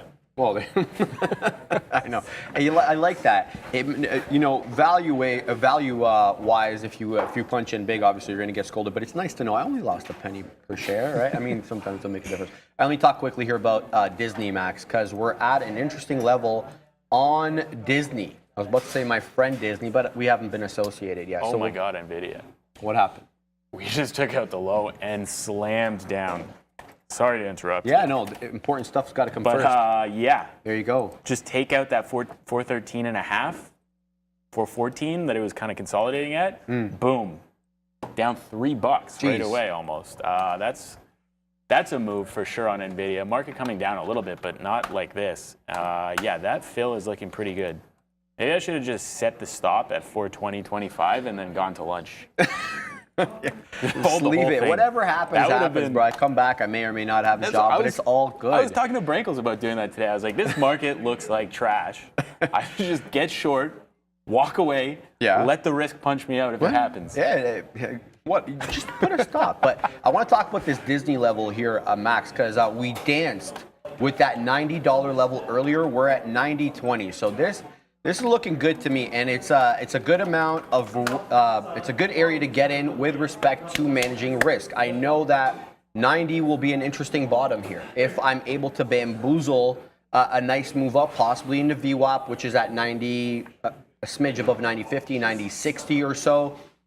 Let's see. We definitely held our own earlier on at that $90 level. Sure, we got some wicks into 89.90. That's to be expected. It's a big boy name, and a lot of people are trading it. We're right back at those levels, not quite making it down to 90 per se, but definitely hanging out near that level. I'm long this stock. I think this is a good entry on Disney. Let's see what we get. I don't want to say it was an earnings winner yesterday because definitely was a mixed bag, no question about it. They missed on many things, but I think Bob Iger has the right idea here. He's looking to cut costs, and I think you might find some new positioning coming into this name. You know what's funny? When I was at my sister's in SoCal, you know what they're doing down there, bro? So obviously there's what is it, Disney World or Disneyland in Anaheim? Disneyland. Is it land? Yeah. Okay. So Anaheim doesn't allow any Airbnbs. They just prohibit it. Take it at face value, okay? Yeah. So what people are doing, they're going to the city next to it, Santa Ana, and they're buying houses very close to the border with Anaheim, and they're making Airbnbs. And guess what they're doing? They're doing like a Mickey Mouse room, a Minnie Mouse, whatever, all the different Disney characters soliciting people that way, right? So why am I mentioning this? Because the parks business is what they really want to get into, like their core. They call that their core business. Yeah. So I always like to hear when the a company parks business is their core business. Yeah, one of their core businesses. Yeah. What? Yeah, like Disney parks. Yeah, I know, but like I figured that the production was their core. Well, that's one, and they didn't do that well on it this year. You know that what's it called? That Harrison Ford movie. What was that called? You know what I'm talking about? Indiana that flopped. Jones. Indiana Jones flopped. There was a bunch of movies that flopped this year for them. Anyway, they're trying to get back. Those vintage Indiana Jones movies were really good, obviously, good. But the one that came out didn't do that well. In fact, it barely broke even. It cost like $300 million to make. They make $363 million worldwide, which is a joke. That doesn't even include the advertising. Anyway, Disney dancing with 90 right now. My out will be the low of day. The low of day here is the bottom wick at 89.90. That gives me 40 pennies worth of risk. I like this trade. So we'll see how this one materializes. I don't know why this thing is saying I'm in a futures you're long trade, on Disney? Yeah, I'm long on Disney at the moment. I'm looking at that long. I'm kind of liking the idea. I want to see it break 90 and then hold low of day and get back through 90. Sure. Although, am I going to go and lose on the long today when I lost on the short yesterday? That 91 kind of just even dollar breakdown there, right down to 90 off the open was pretty. That was a pretty nice trade. That I didn't even think about it. I kind of figured we'd be kind of topping out at this 92.50. I was looking for the short up there. I'm looking for the hold here. But I think that 90 can hold. If you look back to yesterday, I believe it was 89.80. Maybe let's go to 15-minute. Gibby Dweebs. So which Mickey Mouse bed did Sharif sleep in? And then he's laughing at his own jokes. I like that. I laugh at my own jokes sometimes. No. These are just business ideas, baby. The way to make money, not to actually do things with, we'll just leave that, you interesting person, you. But yeah, look, right now, Max, definitely looking for that 90 hold. VWAP will be one of my first profit targets. On my chart, that's about 90.57 or so. And then if you really want to get going, I mean, if this market turns around, which I really don't have a lot of hope for, that 91.30 to 91.40-ish level. That's kind of where we crested out on that retracement, but we're really going to have to get going. I mean, Tesla is moving secularly, so there really shouldn't be a reason Disney can't do it either, especially coming off the earnings yesterday, and you're going to have big money repositioning, no question, into this name, whether to the long side or the short side. I'm not basically speaking for all big money. Obviously, it goes without saying, but definitely looking for some movement back to the top on this one. I did buy Nat Gas, Carlo Gio, and I'm break even on it because it retraced today. Retraced yesterday and today. Nat Gas down again 1.8% yesterday. I think it retraced about 5% yesterday. Break even on UNG. I went the ETF way. I didn't actually get the futures contract. I didn't get the Henry, what is it called? NG? It's called, oops, I gotta pull it up over here. Henry something.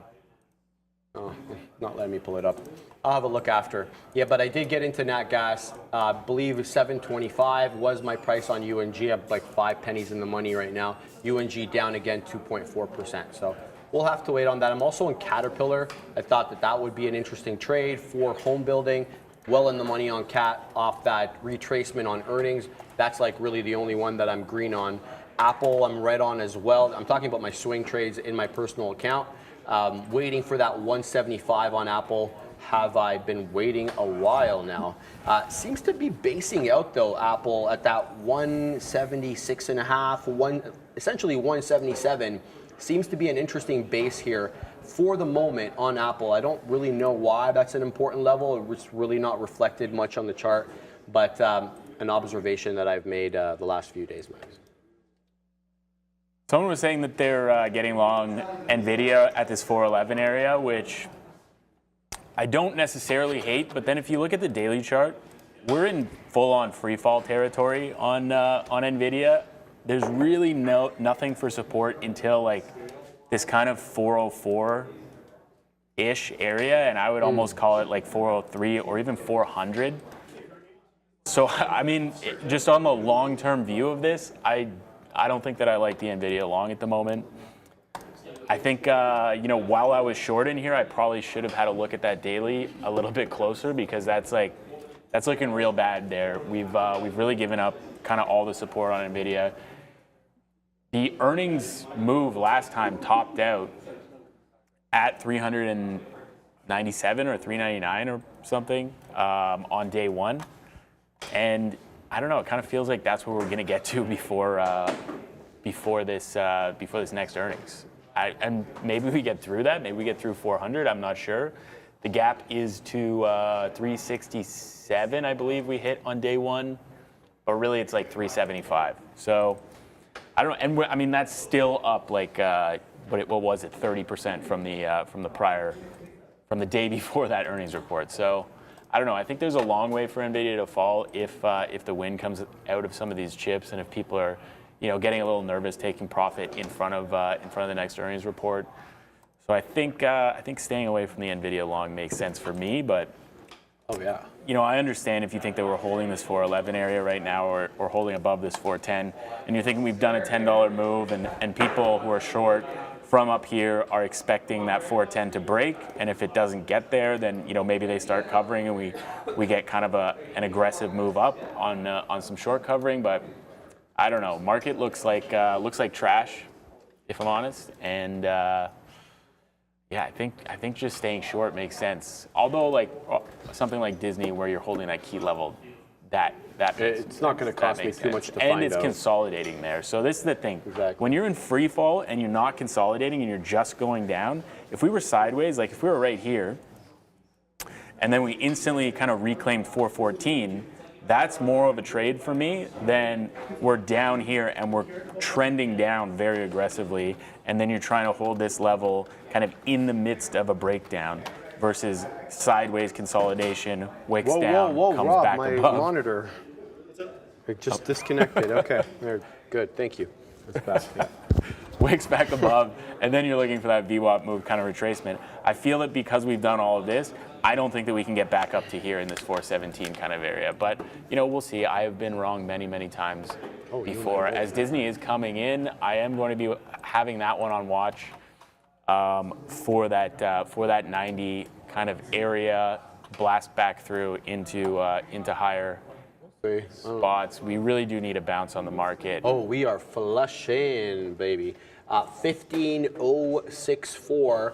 Technically, we have a 15.052 low on day, but I mean that could just come crashing down. Quite frankly, let's look at the NQ here. Pull up the NQ chart. Haven't looked at it on the show quite yet. Let's label it NQ September. Yeah, look, so we closed out just a smidge above 15.2 yesterday. Yeah, so 15.201, I believe. So just barely holding 15.2, much in the same way that we haven't been able to hold 4,500 on the ES.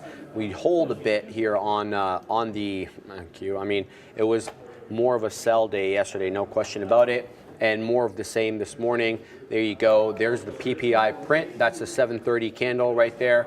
You get a quick wick up into 15.187, and then it just flushes down on 1 5-minute candle here down into 15.116.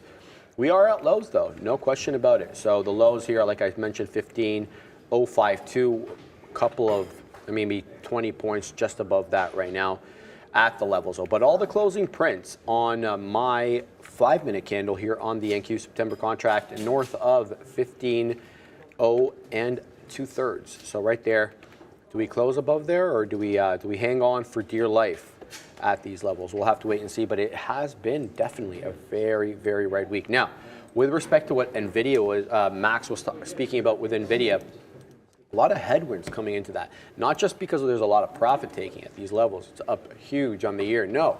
But there is more. All these bans are coming in that are going to restrict their ability to do business in the biggest, like one of the biggest markets in the world, man. Yeah. I mean, I was reading yesterday on Brendo's watch list.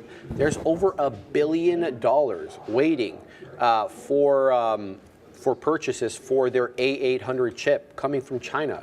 Those may not be able to go. I think $1 billion is a lot, but I guess I can look it up. But Nvidia's revenue is like pretty big. It's huge. 12 billion? No way.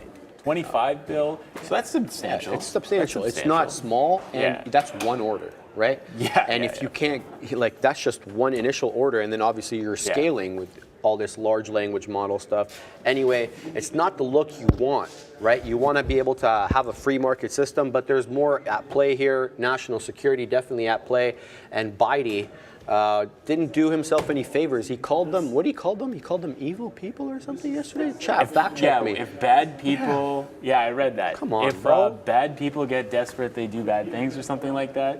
That's aggressive, like, man. We're trying to, it's a delicate balance here. Yeah. Take it easy. Take it easy. No, he goes in head first.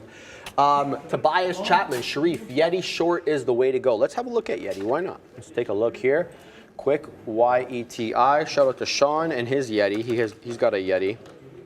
Probably not the same thing, but It is the same thing. It is? Oh, yeah. Good. Okay, I'm not completely out to lunch here.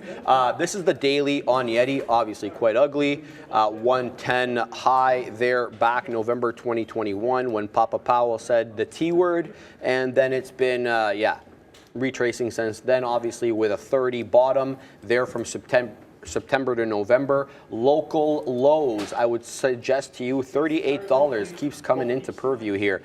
Several bounces off that $38 level, tracing all the way back into February of last year. Let's look at the 15 on my friend Yeti. It obviously reported yesterday, did it not?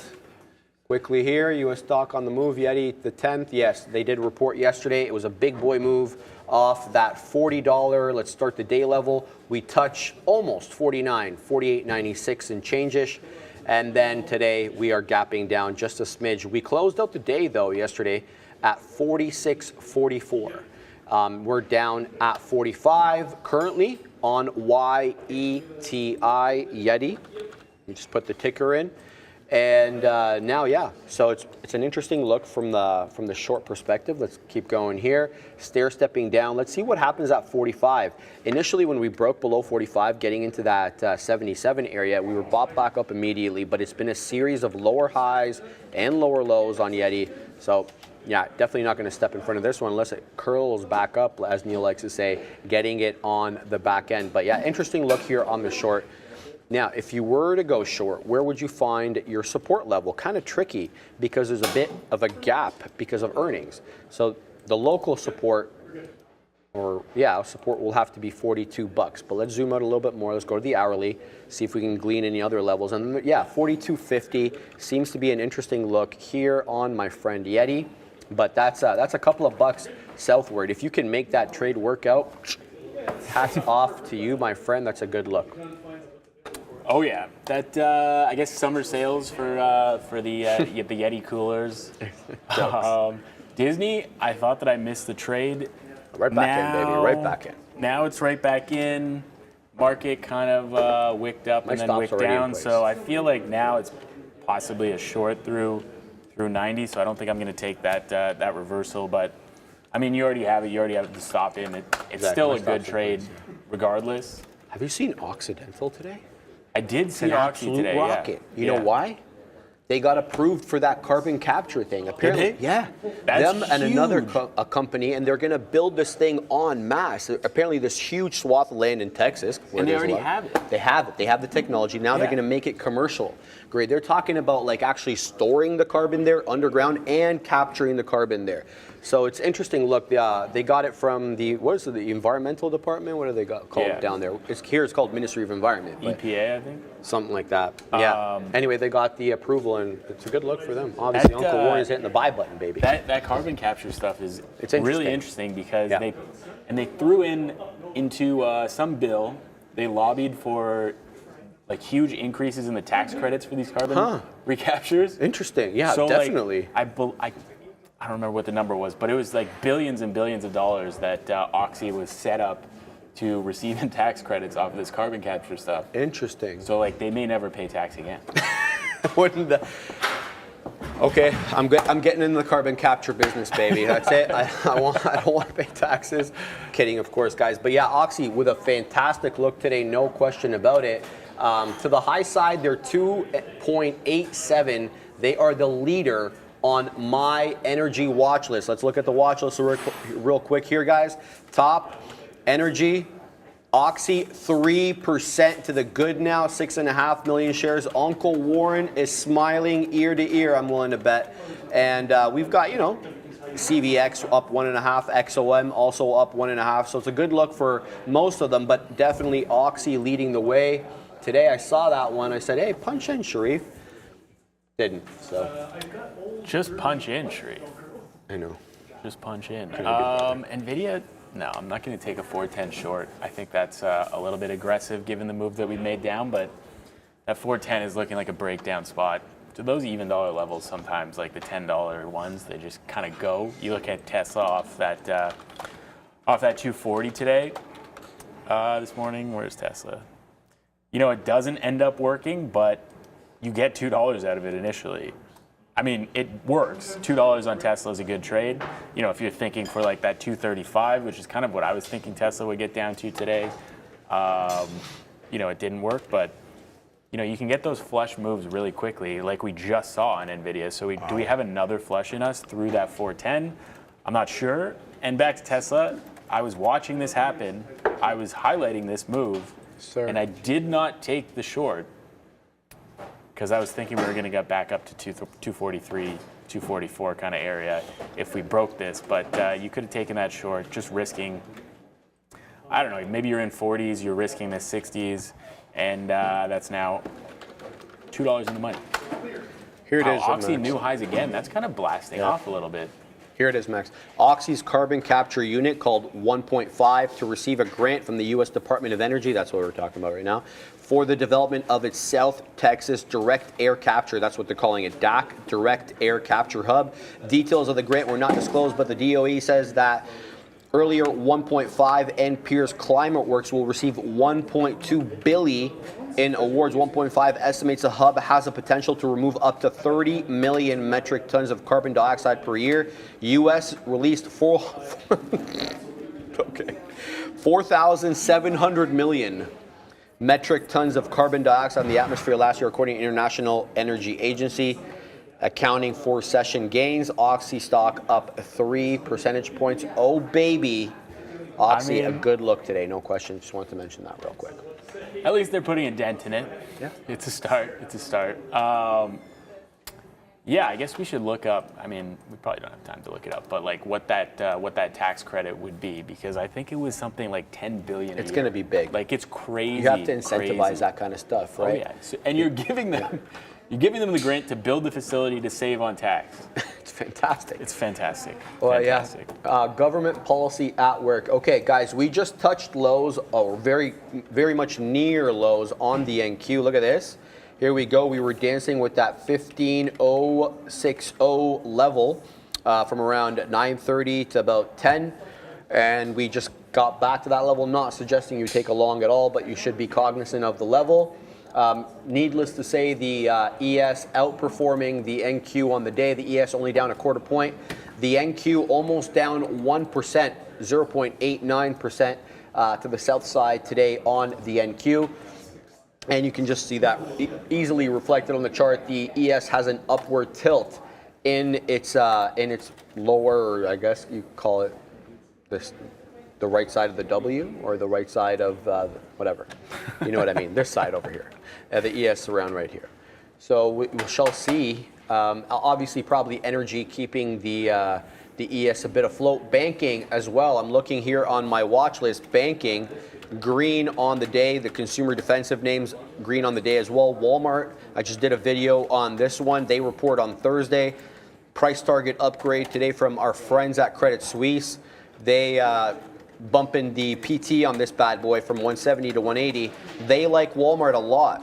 They say it's better positioned than Target because of the grocery sector, which has at the moment better margins. Anybody in Canada knows how much food is. Anytime you go get, like, I went to Loblaws the other day, a big grocer here. Tell me why a bowl this big of salad was $15. For what? A bowl this big of salad. Oh my God. It was $15. Say that again? And, well, thanks. If Fabian is saying it might hear inflation, well, yeah, sure. It hurts. It does. It definitely hurts. And everybody's feeling the pinch right now, no question about it. But I'm short Nvidia right now. Go. I did end up taking that 410 breakdown. It consolidated for long enough to look good for me. So I'm looking for 408, and then we'll see if we can trend some of this down to 405. But, you know, I'm not going to hang on to this, 100% of the position all the way down to 405. I'm going to try to take some out for the, $1.50 kind of winner there, and then we'll see if we can go further. Not going to lose on this position now. So if we get back up into the 80s, I'll just punch out of this one. But I think we can get down there. We'll see if the ES wants to bounce. There's 100 lots on 4880. If that doesn't get filled, I'll flatten this position because you want to see those orders getting smashed when a stock is going down like that. Disney just let's broke. See what happens here. Disney broke? Yeah, I'm about to get out. If we hit into the top of the 80s, I'm giving it to the bottom of this crest right here. If it's out, I'm out. Here we go, right back down. That's the end of the trade for me. Loser on Disney. There, flat bottom break comes in beautifully. Wow. So, hey, you win some, you lose some, but Disney giving up the ghost there at $90. Oh yeah. Here big we go. That order moved down and then got filled. So 408.55, the new low on Nvidia here.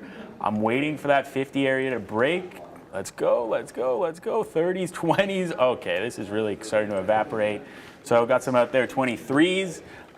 Looking to get that 408 break for the rest. Market not flushing through the low, but a couple of the names that we're watching right now are making some serious moves kind of by themselves here, interestingly. Now back above 409, so again, not going to lose on any portion of this position now that we've gotten in the money on it, but yeah, trying to wait for lower on this name. Thinking that we can get through 408 into potentially 405, 404, like we were discussing before. Now down 3.5%. It's kind of a lot, actually. Oof. Maybe I should get out here.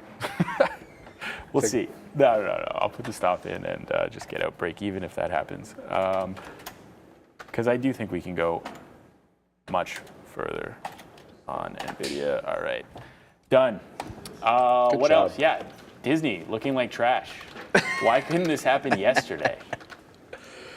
Good question, right? Well, we had we played that kind of the same thing on BABA yesterday. Did work out for us, and then Disney not so much. I guess the market's just weaker today. I want to mention this one, Rigetti. I think Neil brought this one up earlier. Rigetti, was this one, what was this, an earnings winner? They announced a $4 a share buyback program. No, let's see here. That one was going pretty good. I'm just trying to find out what the catalyst is. Is it earnings or is it a price target upgrade? There's a whole bunch here. Needham with price target upgrades. Any event, it's up 56%. Look at this break here through $2 now. It just made a new high, 263. This is the hourly on Rigetti. Let's go to 5 minutes. Yeah, stair stepping up. You're able to buy, like, Max is the teal, mine is green, right? So his is, or sorry, yours is the 21, right? I use the 20, so not much of a difference. Holding it real well, holding the $0.50 at the moment. But yeah, you're gonna want to get in maybe on a pullback, not gonna punch in at these highs. Quite extended, 57% to the good. What's the float on this? Look quickly here. Yeah, it's larger, 114 million shares on RGTI. Just put that in.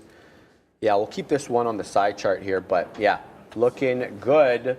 No trades for me on right now. I mean, I don't really see anything that I can get Sharif, into. Nvidia is dying. Market took out the low, but Nvidia is making a move all by itself here. That SMCI really broke the chip sector, eh? Oh, it did. A lot of things happened in the 3 days that I was off. Really, the market broke, it seems. The market broke. I was shorting everything today, and I'm down on the day still somehow. Actually, probably going to be fine after this Nvidia, but there you go. We'll see what happens. There you go. At least one of us making money. Yeah, I guess just wait for the flushes. That 15,150 area, which I was talking about yesterday, I think we were both talking about this 15,150 area. We have to get down there for the dip. We do get the dip there, and then that is where we kind of double top at. I mean, it gets up to these 75s or whatever, but you know, really can't trade above here for more than, this is a 5-minute chart, more than 10 minutes. So yeah, 15,150 now providing resistance. It feels like we just keep stepping down to the next level, hitting that, bouncing off of it, and then resisting the prior level that we were supporting at. So yeah, market pretty sick at the moment, and we both have some pretty low targets. Yeah, well, to be honest with you, yeah, we were talking about that. I'm seeing 4,200 as a really good area here on the SPX. I'm not talking about the futures 43, contract. I thought. Well, is it 43? I think you're right. 43. Yeah. 42 would be pretty. Let me double check real quick. Pretty bad. Where did we get to on the COVID move? It's 43. You're right. Or not Correction. COVID. Inflation move. Yeah. Where did we get on the inflation move? I think it was what, 3,800? You're talking about the November highs, November 2021 highs. 4,800 was the high on the SPX, not the No, the lows since this. Oh, this contract is not. No, you're going to have to look at the continuous contract. What are you looking for? I can pull up the continuous contract. What did we get down to? Like, were we at 3,500 in October or whatever it was? Let's pull it up. The ES, here we go. Just go like this. And then I go ES, and then we're going to go continuous contract. So the mini, not the E-mini, the micro mini. Futures, and then we go continuous, and we go daily. Should load up in a sec. There it is. So it's this. It's just a smidge above 35, 36 actually, 36.04. That's as low as we got there on that dip, and that happened the October lows. Remember those I remember dreaded the October lows? I remember the October low specifically Yeah. because we were all short on a CPI move. And then it recovered the whole move and then did another 100 handles on top of that. Yeah. Oh, yeah. But we are bouncing off of this market, so a little wick bottom at the moment. So NASDAQ buyers who have been relentless for the past, 6 months, have stepped up again. So let's see if they want to push this market back to 15.1. I think no. I think we get down to that 15,000 today, but let's see what happens here. I mean, this is reversal time, right? It's 11:30. Maybe we get that reversal on the market. We get the move back up to kind of VWAP 15,120 area. Looks like I may get stopped out on the last 40% of this Nvidia trade, but we'll see on that one. I forgot to shout out Nicole Harris. She dropped a super chat, $2. Thanks, Nicole. Shout out to Hot Lena. Listen to this, Max. I bet you didn't know this data point. I bet I didn't. 25% plus of methane comes from cow burps. I asked her of all the data points. I did know that. You did? Okay. I did know that, yeah. I don't know. I thought it was more than that. Oh, well, she said plus. 25% plus. True. So there you go. But they can feed them. There's some pilot project in Australia where they're feeding them seaweed, which somehow does something in their gut and either stops the burps or the burps aren't methane for some reason. Oh, wow. Yeah. Interesting facts, fun science. Coming in hot and happening. heavy, baby. There we go. Save the beef industry. We don't want to eat plants. I don't. I'll eat plants, but not exclusively. I don't want to eat any of that lab-grown crap. That seems pretty gross. Like the BYND stuff? Beyond Meat no, stuff? No. There's the other stuff. What are you talking about? Actual meat cells. That Oh, are I've grown heard in a about lab. that, man. Yeah. I've heard about that. Pretty nasty. That seems like it's going to be more expensive. It's currently sitting at like $200 for like a half-pound Oh, wow. piece of meat, I think. Well, there you go. Or maybe it's like 5,000. I don't remember. Whatever. I currently It's don't have definitely any not trades affordable. on, though. I'll tell you that. I mean, I don't really see anything to trade here. Plug Power just popped up for some weird reason off VWAP. Let's have a look quickly at Plug Power. It was an earnings loser the last couple of days. What's the look here? Yeah, just taking out the tops there. The local high at $8.85 just got into the 90s, I believe. Where are we at? 87s. Yeah, not much to speak of here. Keeping an eye on Disney as well. It kind of retraced into those that 90-ish area. I'm not going to touch this one. Yeah, it's still at 89.80. No, not 90. Yeah, this one is probably a continued short, if anything. This is just probably a momentary retracement and then another opportunity to get short. I don't see anything here. What's the chat up to? RGTI we talked about. Thanks for that, Sweta. But I don't know. I feel like I'm a little late to the party on RGTI. I don't really want to punch in at these levels. Let's pull it up. RGTI. Let's see what the spread is. It's on the NQ. 2 penny spread. Not bad. Not great for a $2 name. We mentioned 62, almost 1/4%. You get that wick right off that 275, and then you retrace. It's been an interesting area. You could have gotten in off the 50 period here. Maybe I'll sit with a dip trade on this name, Max. Let's see what we can get here right in front of 255. We can get something like that, maybe. We're at 260. Let's see here. Oops. Just pardon me. I'm making all sorts of keystroke errors. Let's see what we can get at that 260 level. We'll take a small position on RGTI. And that was a short. That was a mistake. So let's get into that $2.60. There we go. Sit there for a dip trade on RGTI. See if we can get something on this one. But DKNG moving slowly, crawling, says MK Raiden. We know that they sold off on the Penn News. Obviously, its competitor. Let's look at DKNG. I haven't been watching them lately. They did well on earnings, no question about it. They were an earnings winner, and they are having a decent day. Definitely counter trend to the market. Almost 3.5% at highs right now. Where are they at? Yeah, 28.75. Doing well. But a buck off the bottom here. Where do we get?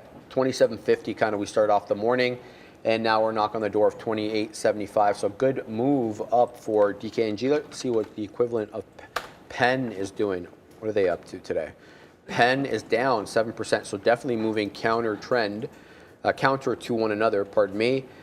Penn finding a bit of a bounce right now, trying to hold that 23.30, but kind of a random level down into the right, man. Penn, weak, 7% max. I'm still watching this Nvidia, trying to figure out if I should just take profits on this one. I mean, we're down quite a bit as it is absolutely flushing. So I got a bid at 26s here. We'll see if we can get 407.26. And then another take of the low on this name, absolutely falling apart. I'm almost wondering if I should cancel that bid, but we'll leave that in there. Try to get that bid at 26. It is at 26, yeah. So front run me if you will. Seems like the bots are doing it for you guys, but we'll see if we can get that one. And I think that we can hit 405 today, but you know, we bounce above this 409.50. That'll be the end of this trade. Good one on Nvidia. Let's get down there. Come on. Yeah, it's a solid trade. Get down. And move it all around. We're about to touch 300 on Meta. Nobody even noticed that. Are we? Yes. This is an interesting level on our friend Meta. That's a straight up breakdown level in my eyes. I think that there's room to 290 off of that breakdown. There was a big gap from, remember the earnings drop and then the recovery. We can look on the daily chart, but yeah, we're like 60 pennies removed off that 300 level. Bit of a base forming here at that 30 and a third. Haven't been able to break through that, but earlier on we definitely danced with 301, which is such a random level. Definitely a 300 level better to my liking. I don't know. Do we get a reversion trade on 300, or are there going to be resting orders sitting there at 300? I don't know. Let's look at the daily. You alluded to that quickly there with respect to the drop between 300 and 290. I mean, you look at that, like, even if you look on like the 30-minute chart there, I'll pull it up on Meta. It's the day that it touched 290, it went to 302. Right. So there's really not a tremendous amount of trading between those two prices. No, you have to look way farther back. And even when it was hitting 290 before, it would bounce all the way up to almost 300. So let me pull back. I mean, this is 303, 302. I wanted this breakdown this morning. Was busy with other things, but thankfully didn't take that one, as I guess like that 304, 305 area was the level. But yeah, we go all the way back here. If it will load, please load. Yeah, all right. Here's 300. That's 302 right there. Gap is down to like 287. But all these days where it was dipping down to 287, you get up to like 297, 298. All the way down, all the way back up. So there's really like, it feels like there's kind of air between 300 and 290 for me. No like question look at this about day where we go 291 all the way to 302. Multiple days though. Like we moved off the 24th off that 290, continued on the 25th, and then the 26th we found resistance and then really broke through it. That's what I'm assuming you're talking about, the 26th? July 26th? I got rid of it, but... No, it's all good, yeah. I mean, here's what I see. Come to my chart if you're able to, guys. Yeah. Come to my chart if you're able to. Yeah, this is what I think he's talking about. This is Meta. Let's just put the ticker real quick here. And on the 24th, we touched 290 after breaking through it on that earnings win. You trace up to 300. You definitely have resistance on the 25th. And 26th at 300. That's earlier on in the day. You dip. It goes all the way back to 293. And then that's really when, boom, went the dynamite. That was the earnings winner day. You got 293, and then, boom, you finish off the day almost at 324. So you move a bunch. We haven't seen that 300 level since that time. But definitely it was a resistance level, no question. But it was also prior to earnings, right? So maybe you didn't have the same type of positioning that you may have had subsequent to earnings if we had made it back into 3. So here we are, really close to 3 again. I mean, I really want to see what we're going to do here. 336 cents is the low on the day, but we are definitely making lower highs and lower lows on our way to 300. Oof, what if there's a day. bounce in this market, though, It's probably Meta fail breaking 300. That'd be nice. So I feel like you got to be a little bit flexible on that one. I feel you. Because that's such a big level, there's going to be buyers there. There's going to be probably some form of bamboozlement, but we've been consolidating above it for quite some time. And I think realistically, if you're long today, kind of on a swing basis, you're probably thinking I'm stopping out at 300 breaks. I don't know. Or you've got dip trades at 300, and that's the thing. Yeah, you got the dip trades 300, and then you're like, all right, last line of defense. I'll throw 5 million shares there, and then if it breaks, then I got 10 cents risk on the last 5 million shares? Yeah, so, that's okay. That makes sense. We all got that kind of BP. Whatever that is. A mere 500K loss. I think Meta might slip you a little more than that, though. So let's call it $1 million loss, but you're trying to make 10, so. What's with doubling 5 million in one day? They say the first 2 million is the hardest million. It used to be the first million, and all of a sudden it's grown. Now people are saying the first 10 million is the hardest million. It's like, yo, bro. Yeah, I think we just get like $500,000 here. We'll how about we just start with $10 maybe, and go from there. Buy some pints. Buy some pints. It is Friday. Buy one pint. Actually, depends what bar you go to these days. Pint's like $12 with tax and tip. Oh, I want to show you a little tidbit here. This is funny because I sent this to Brendo yesterday, and it was basically after the CPI print that we had, showing you where inflation is still sticky. Look what number I think one of the biggest ones is. It's alcohol still, man. Alcohol went up? It's one of the highest ones. So really? You're looking like these are all the deflationary ones, and these are all the inflationary ones. Number one, pets. Rent, I'm not surprised about. Housing, we're all not surprised about. Those are the ones. But look where alcohol is, man. It's still up there. 4.5%. 4.1%. What's all the deflationary stuff? The deflationary stuff, good question. Gasoline, airfare, rental cars, used vehicles. Makes sense. The stuff we don't care about. Toys, furniture. Yeah, stuff that, these are all like the kind things. of like more discretionary stuff. Exactly. Is deflating, and all of the stuff that you're still. I mean, I guess you don't have to drink alcohol. Although some people do, or it'll kill them. Bro, alcohol was one of the only things that was open during the pandemic, and they flat out said it. The dependence issue on alcohol is rampant, and people would lose their what. Well, there's people who legitimately die if they have to come off alcohol. So, don't want to be killing people with that. No. Let's have a look at Rigetti, because we had a dip trade. Okay, so we just got into Rigetti on the dip trade. Now, the idea here is to kind of get it off the 50 period. Let's see what kind of bamboozlement this is going to give me this time. I'm going to give myself about 11 pennies worth of risk, sub 250. Let's go to the 5 minute and see what the price action is speaking to us here. So definitely look at the top end of this break range. It was that 50 level. I'm going to give it a couple of pennies below that. If we can get a nice move up on this name, it would be just aces, but the stop is going to have to go in place because that's how trade management is. I'm going to give it to 45s. Let's go here, and we're going to go like that, and then we're going to go like that. So there we go. We got stop in place. Let's see if we can get a nice bounce trade off this RGTI. Strong on the day. Where did I get in? I got in at 60 exactly. So not a bad look there. See if we can get some continuation on this bad boy, Max. Yeah, I got out of that Nvidia, and it looks like that was a bad idea. I mean, I only had 20% left. It wasn't a big deal. Where's Nvidia? How does that go away already?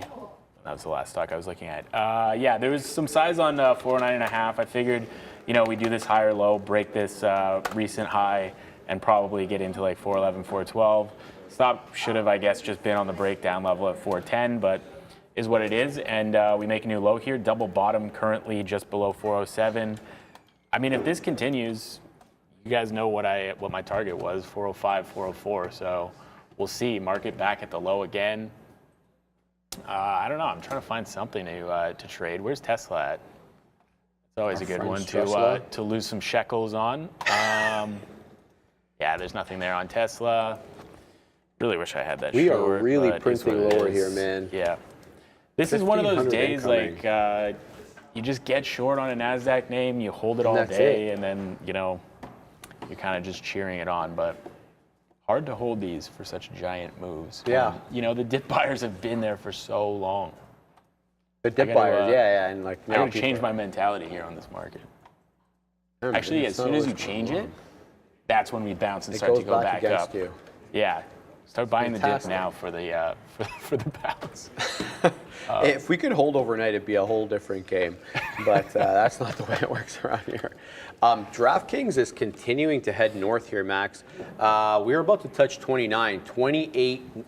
We're about to get to that 28.90. It's been very strong, relatively speaking here. There we go. We're breaking through 90. Good volume coming in on DraftKings as well. Let me just double check the volume here. DKNG. I got to start a gambling part of my watch list. Put Win, Penn, DKNG. I don't actually have one.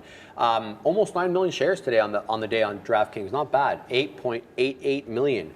There we go. So maybe that 29 incoming real soon as it retraces off that sell that it experienced when we got the Penn news. This is what I'm talking about. This takes us back into, what day was this? August 7th. When we got that news release, we were hanging out about 33 just before the bell. We closed out the day sub 29. So trying to retrace back into those levels. Yesterday's highs were we're really close to is 29 bucks. So coming into resistance, if you believe in yesterday's high as a resistance point. Also, we danced with 29 on the day prior. So DKNG looks real good for now, but coming into an important resistance level. The market continues to head to the downside, whether the ES or the NQ, possibly 15,000 coming into play today. That's going to be really interesting. And Rigetti just absolutely flush. Let's see if we get down below my entry. Wow, this one's, I can't catch a break today, bro. I cannot catch a break today. Yeah. Ouch. It didn't stop me out quite yet, but let's see if we get the bounce here. If not, my stop is in place. Wow, what a move down on not my friend Rigetti. Not my friend at all. I have a stop, City Gardeners. It's at 44s, but it hasn't triggered quite yet. GNS, Genius Group, is this the one that, I feel like you guys were trading this last week. Was it? GNS? Is this the one that has like the Teletoon or something, or Cartoon Network or something like that? Just broke $1 though, which those even dollar breaks, the $1 breaks. It's on the Amex, right? I guess it's AM. Yeah, it's AM. Those $1 breaks can be pretty nice. It's not really going anywhere quite yet, but I don't know, looking pretty strong on this one. Interesting setup. If we go back below $1, probably a good short that I'm sure Neil will have. But yeah, I don't know. I mean, I tend to find that if they break $1 and hold above that for any period of time, that they're going to like $1.18, $1.20 kind of thing. And then, you know, if you get the real move, maybe you get up to like $1.50. If we find the daily chart here, I guess we did that kind of recently in June. So it's got to clear that $1.15. Actually, $1.15 break into $1.30 makes a lot of sense. This could be a good move. I'm going to throw this on a chart. If we break $1.15, I might just go long on GNS. And Nvidia is doing some bottoming kind of action. Maybe the market is wanting to do a bounce here because, you know, you kind of take this out, look like really you're going to flush. I was watching the tape. It was like pushing, but couldn't get through 45s on that breakdown of 407, and now we're all the way back up, almost $2 back up. So yeah, maybe Nvidia wants to bounce. I think over 410 would maybe be a long if the market really wants to bounce, but I don't know that I would want to do that specifically. And that meta, I think I will potentially take that 300 breakdown if the market flushes from here. So we got some long ideas, we got some short ideas, we got no trades on at the moment. No, neither do I. Out of Rigetti, broke below my level, obviously bottom wick. I mean, what's to be expected on the day, but your stop is your stop, right? I gave it, it was supposed to be 50. I gave it to 44s to kind of give it a bit of buffer, but it ran through it. So we're going to have to take another L on that. But DraftKings just broke through 29. I think it got almost to 29.10, 29.08. So this one's continuing to be strong. With respect to Meta, I was looking at this one like, oh, wow, it's holding, popped up above 301. As quickly as it got up above 301, it came right back down.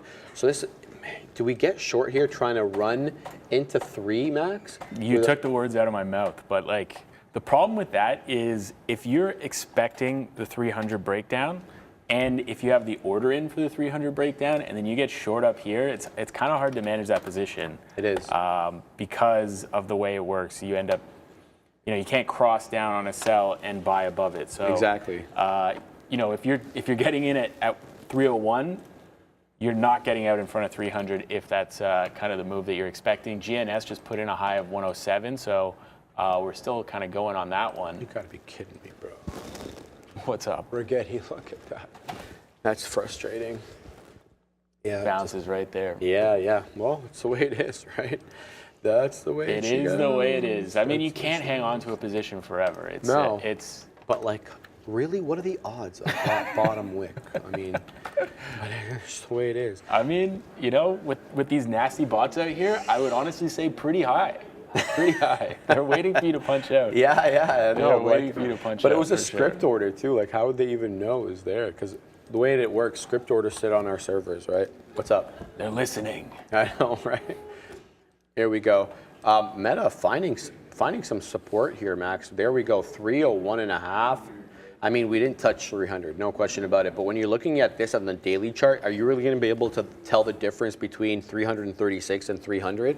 Not really. Not right? really. So there you go, a buck above the lows and continuing meta strong. By the way, on my chart, 302 and a third is where VWAP is. So if you want to use VWAP as some sort of profit taker on a long, maybe that's, or an initiate another short, that's another interesting look here. Microsoft also got real strong all of a sudden. Let's bring in the side charts. Here we go. Microsoft getting off that bottom at 319.21, popping up into 320 as well. Amazon holding 138-ish, now popping, looking to go flat. In fact, it's green right now, 0.04%. Amazon now above that. Yesterday closed 138.54. It's got a 139 and a third high. So Amazon showing some strength. Apple even looking to go flat. And I'm thinking I'm just going to have to punch into Apple at 177 or so because it's really not making its way down into that 175 where I have a resting order. I'm talking about a swing trade, not an intraday trade. So there you go. Some strength. I think it's to be shorted though, quite frankly. So I'm going to wait for something to set up here on the short. I quite frankly don't believe in the longs, but just as I say that, something tells me we retrace back into 15.2. Just the kind of day I'm having, baby. 15.2? I don't know, man. I don't know. That seems ambitious, right? That's ambitious. I think we could hit VWAP for sure, which is just above that 15.1. I don't feel like this is a 15.2 kind of day. Yeah. Given that we made a lower low on that initial move. People in the chat talking about Carvana. I haven't traded Carvana in quite some time. Where's DraftKings at? It's broken through 29. It's really going. This is the one that I really should have just gotten into and stayed into if you're really long-minded. 5% now, Max. We were talking about this one at 3 3/4. This one's going. So DraftKings strong. Now, is there a headline? Probably not going to be, right? We know that this probably is reverting after that big sell-off. Yeah, nothing new on my plotter, guys. Nothing new at all. Just explaining why DraftKings fell in the week. We already know. 29.15, 29.16. This one's making 17, 18. It's making higher highs as we go here. Super strong. It's a fundamentally sound name, and they're expanding their business. I like how they're spending their cash, too. You're not seeing any stock buybacks. You're not seeing, obviously, any dividends. What you're seeing is taking those profits that they're making from the jurisdictions in which they're already licensed and making money, and they're going and getting licensed in other jurisdictions. 6 more jurisdictions accounting for 6% of the U.S. population coming online within the next few months. So that's a bigger total addressable market, a bigger TAM. And yeah, you assume that obviously with the amount of interest we're seeing everywhere else with the sports betting, that will benefit them. So lots of cost of acquisition was high, so a lot of CapEx initially, but it looks like it's paying off here. Definitely way off highs. I mean, we don't have to talk about how high this one was during the pandemic when everybody was locked in their house and wanted to gamble. Like, look at this. So the daily on DKNG, we got up to a little bit above 72.50 here. What was the exact top? 74.25. Touched that 3 times, and then stair stepping down. If you're looking for in like the daily resistance level, it's definitely that you want to say $45, maybe 40 to 45.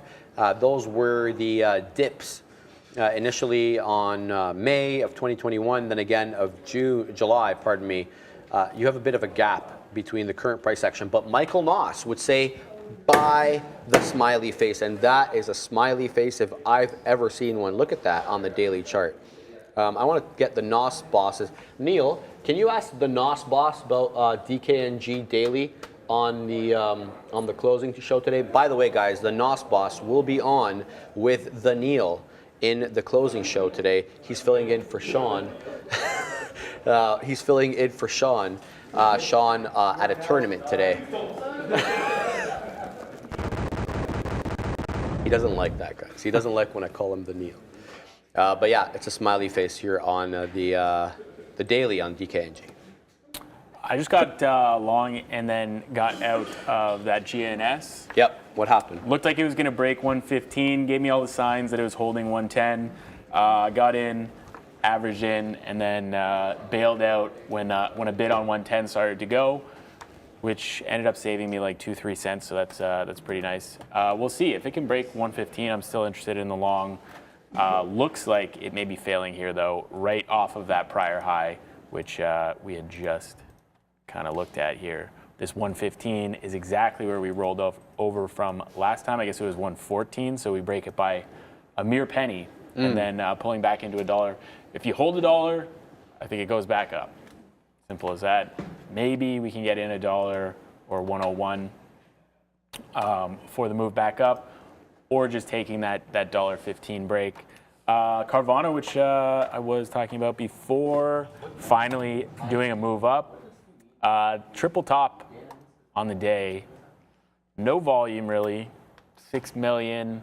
We're not really, in the best spot on Carvana, but kind of putting in a bounce at a familiar place. That 40 level seems to keep kind of coming up on this name. So maybe first kind of green day on Carvana is the setup here, and potentially we break out of that 44 level, which I guess it got to yesterday. Is that true? Oh my goodness. Oh wow, yeah, okay. Carvana's getting a little smoked for good reason. This is not a good company, right? But what's the short float at now? Okay, people have covered on Carvana, 42% now. Used to be at 49, and I think it was at 56 prior to that. So some covering has happened in this move up. So maybe that kind of explosiveness is no longer really there on this name.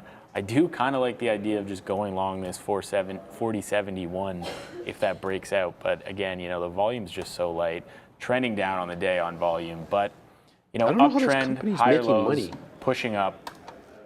Look at this. So on the deflationary side of the chart, used vehicles is literally number 4 from the bottom with a 5.6%. But they went up by 50% or more during COVID. Yeah. Like the used car market went absolutely nuts. But they bought cars during that time, so they should be kind of screwed, right? That's what I'm saying. Unless they offloaded those cars already. I think that they offloaded a lot of them at a loss. I don't know. And they're kind of they fixed up their books. I don't know why people they seem to have kind of fixed up the books a little bit, but I mean, they still have $8.5 billion of debt apparently. It's a lot. $8.5 billion? What's their revenue? Revenue is 11. So that's actually not that bad revenue to, but you really want that gross margin to, of course, you need that gross margin ratio. expansion. So we'll see on that one. I'm not sure. Look at DraftKings, man. Here we go. 6% incoming, 5.84. We were talking about this at 3 and change, man. 29.5 incoming. What's the short float on this bad boy? Obviously, we're not talking about because we were way higher than this just a few days ago. So unless there was a lot of shorting going on, it's negligible, 5.75%. But there you go, 29 the third, 29.40 was the high there. Good move up on DraftKings on a day where you haven't been able to find a lot long.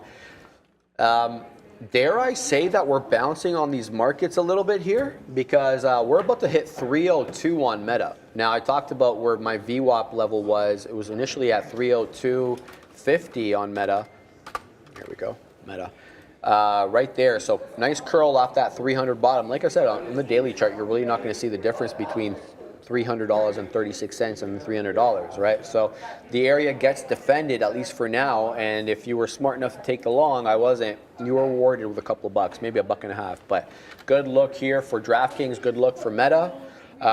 Trying to get into something here, I don't know. Tesla bouncing as well, a bit of a double bottom, you could say a little bit on Tesla, but I'm just a little hesitant to get into anything here long. I think this is kind of the spot that we were thinking the market could get to before it turns back around. So yeah, you're looking for shorts. I'm considering shorts. We obviously know, what the NASDAQ can do, but you want to, what is that? You want to look at the overall trend. I mean, it is down, so we're just bouncing up into the trend. I'm thinking VWAP for the bounce, so 15,120, let's say. Start considering shorts right now for that potential turnaround. It could be happening right now. So Meta 302, maybe that may be the spot that I want to get involved. Let's see if we can get the fill here in front of 302. Try to get that fill. There we go. Now we're short in front of 302, risking basically 302.26 kind of right now. Give it a little bit of space, but not too much. I want to see the turnaround right away. I want to be adding on a 300 break if that shows up. The market is wicking off of 15.1 at the moment, so this could be a great trade. Not going to lose more than 40 cents on this. I am looking for at least 301. So this is more of a kind of intraday swing kind of perspective. What else you guys trading in the chat? Nvidia, yeah, Nvidia's back over 410, so that's another spot where you could look for that turnaround short potentially. Can't even get to that 410.50, 410.60 that we kind of broke down from. So maybe back through 410 makes sense on Nvidia for a short. I got my Meta one, which is the one that I kind of like, so I'm gonna stick with this one. Putting in the stop right now. Gonna stick with this one, try to get down to 301, take a little profit, then add on the 300 break if the market really gives us that opportunity. That GNS is heading back for 115. Do I want to take this? I don't know. I want to take the one. I think I do want to take this 115 break on GNS. So let's see. I think I will just punch it as it's breaking. Save myself the 2 pennies or whatever that is, and we'll see if we can get this one going. Disney reversal. Where's Disney at now? Where's my Disney chart gone? EIS. Why? Yeah, I mean, gets right to the prior low and then reverses back down. This is looking pretty weak here on Disney. This is the move that we were expecting yesterday, but are we gonna get did not come in.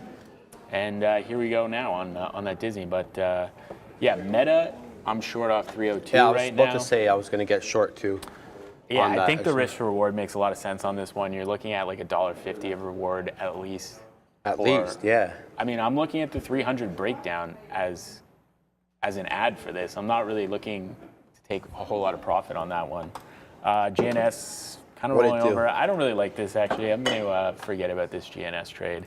And Carvana, still going.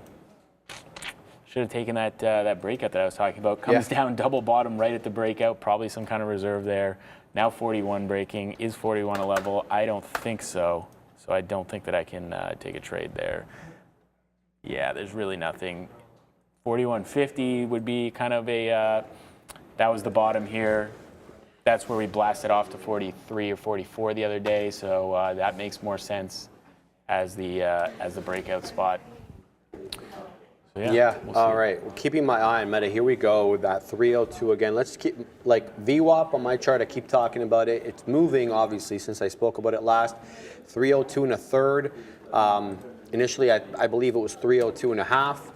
So keeping my eye on that, maybe for a rejection around there. I typically like the whole dollars better, so I got to agree with Max's trade, but price action is a price action. Let's wait for this one to resolve before we jump in. I just can't take my eyes off DraftKings, though, man. This one continues to do well. Yeah, you had a big move down into 29.92, but you were met with immediate buying. Again, so are we going to get a healthy retracement? And what is healthy? Do we hold the whole dollar level at 29 here? Or do we look for more of a level on the price action? I mean, really, you got to come all the way down to 28.55, 28.60 for any sort of former area of resistance. So I'm going to have to say, if you're looking long, you might have to look at the whole dollar level. Otherwise, you're going to have to look for an unhealthy retracement into that 28.50-ish, 28.60-ish level. Keep my eye on DraftKings, up 5 1/3, very strong counter to Penn, which is, I believe, still weak on the day. Let me double check that. Oh, interesting. What do you got, Max? Mullen's kind of holding $1. Mullen. Is it NASDAQ? Yeah. Mullen's holding. Oh, Have you seen a Mullen car on the road? I don't even know that they have cars. Yeah. You didn't? Do they have EV cars? cars. Yeah, they're. Well, I know that they're an manufacturer. EV brand. I didn't know that they actually had cars yet. Yeah, they do. I think Neil was. Yeah, no, I didn't say you said they were on the road. I said Neil. I was about to say Neil pulled up a picture of the car earlier today. We were looking at it, and I think one of the guys in the chat actually showed the car on the road. I'm pretty sure he emailed one of us, but this probably goes back a little bit of ways. Anyway, back to the price action here on Meta. Definitely doing that dance with 302. How does this resolve? Do we get a flush off the whole dollar, or are we going to have to wait for VWAP, or is this the start of something new here where we're moving up on the market, the bamboozlement central, as I like to call it? 15.1 just came and went, Max.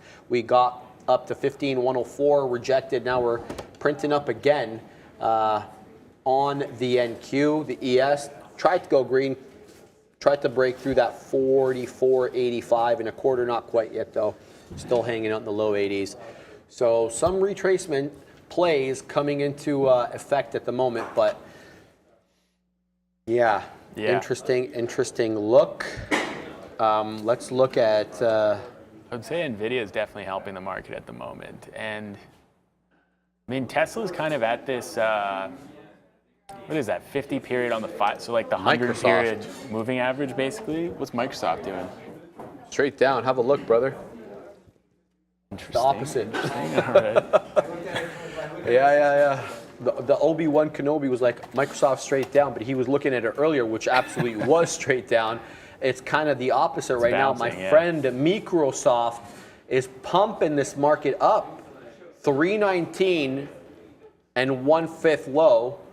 321 and 1/5 high at the moment. We just got, not high, but current price action, 321 and a quarter coming in. Microsoft, a lot of buying. I see a lot of buying on Meta. I'm sure Obi has his eye on Amazon as well, because I just went green, broke through yesterday's close. Likewise with Apple, couldn't be more annoyed about that. But here we go. Some strength coming in. Bamboozlement though, maybe. I mean, I have no trades at this moment. Yeah, I need to guess.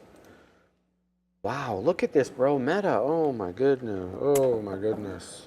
Missed this trade off 300.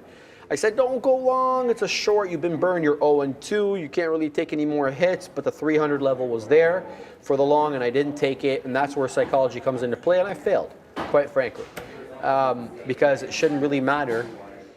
The level was sound. We know that there was probably big money sitting at that 300 level, no question. Annoyed with that, but that's okay. We'll keep looking for other trades, as Obi likes to say. What's the next best trade at the moment? 31.50 incoming on Mr. Softy. Even Google is getting in the party. Google wants to go green at 129 3/4. We're just breaking through 129.5 now on Google. So everything turning back here, but for how long, Max? For how long do we do that? So we'll keep an eye on it. Yeah, I think we're at VWAP on the market. We're at that 303, which is where we consolidated before on Meta. So maybe this Meta trade is actually a 303 failure instead of a 302 failure. I would try that. Pretty much nothing else other than that 300 breakdown if we get that. But we'll see if the market can actually wick off of VWAP right now. Obviously, ES much stronger. Yeah. sitting above VWAP based on this oil move, I guess, and Oxy and that kind of thing. So yeah, I think that's... Oxy's still going, bro. 3.2% to the good now on Oxy. Yeah. That's a good move. That's a good move. Yeah, oh, GNS broke, eh? Where do we go to on GNS? Did that... Come on, load. Why is this not loading? Yeah, GNS wick top. Kind of expected that based on the move that was... or based on the action there. Tesla is going for that triple top again. Like, do we actually make a move up on the market here? And Tesla breaks out of this 240, 270, I guess you could call it. And then we're putting in this move to like 246 today. I could definitely see the case for that, but I mean, this wick off of VWAP on NASDAQ is looking pretty nasty. I don't think taking the longs makes sense unless we take out that kind of wick high there. If Tesla gets back up to 242.5, that's got to be worth a short. Although that's one, two, three, 4 times now that we've touched that. If we touch it a 5th time, like, is that really not going to break and go up? I don't know. We'll see. Yeah, I think this Meta 303 is the way to play I'm looking this. at that. This is interesting here on Meta. Here, oh my goodness! Just when you're thinking short, yeah, it jumps up another 30 pennies here on Meta. Meta super strong. Oh boy! All right, decisions to be made. Jay Lee, Mullen really threw me for a loop in the morning. I didn't know the rev split happened. Yeah, the reverse split happened, and almost FOMOing. I had to buy some orders set up for 10 cents, LOL. Yeah, I know. First thing I sat down on this desk. Neil's like, he looked over and he's like, Mullen split, reverse split again. There must be some sort of rule against how many times you can reverse split and lessen the float. We don't actually know what the rule is, but yeah, Mullen has definitely been trying to hold on to compliance. I mean, they're trying to stay on the big boy exchange and not get relegated to the pinks, and you got to stay above a buck for that. So if the price action isn't going to get there, investors are not going to pump you up. They try to artificially do that through reverse splits, and so that's what the look is there for Mullen. That could come in any time, right?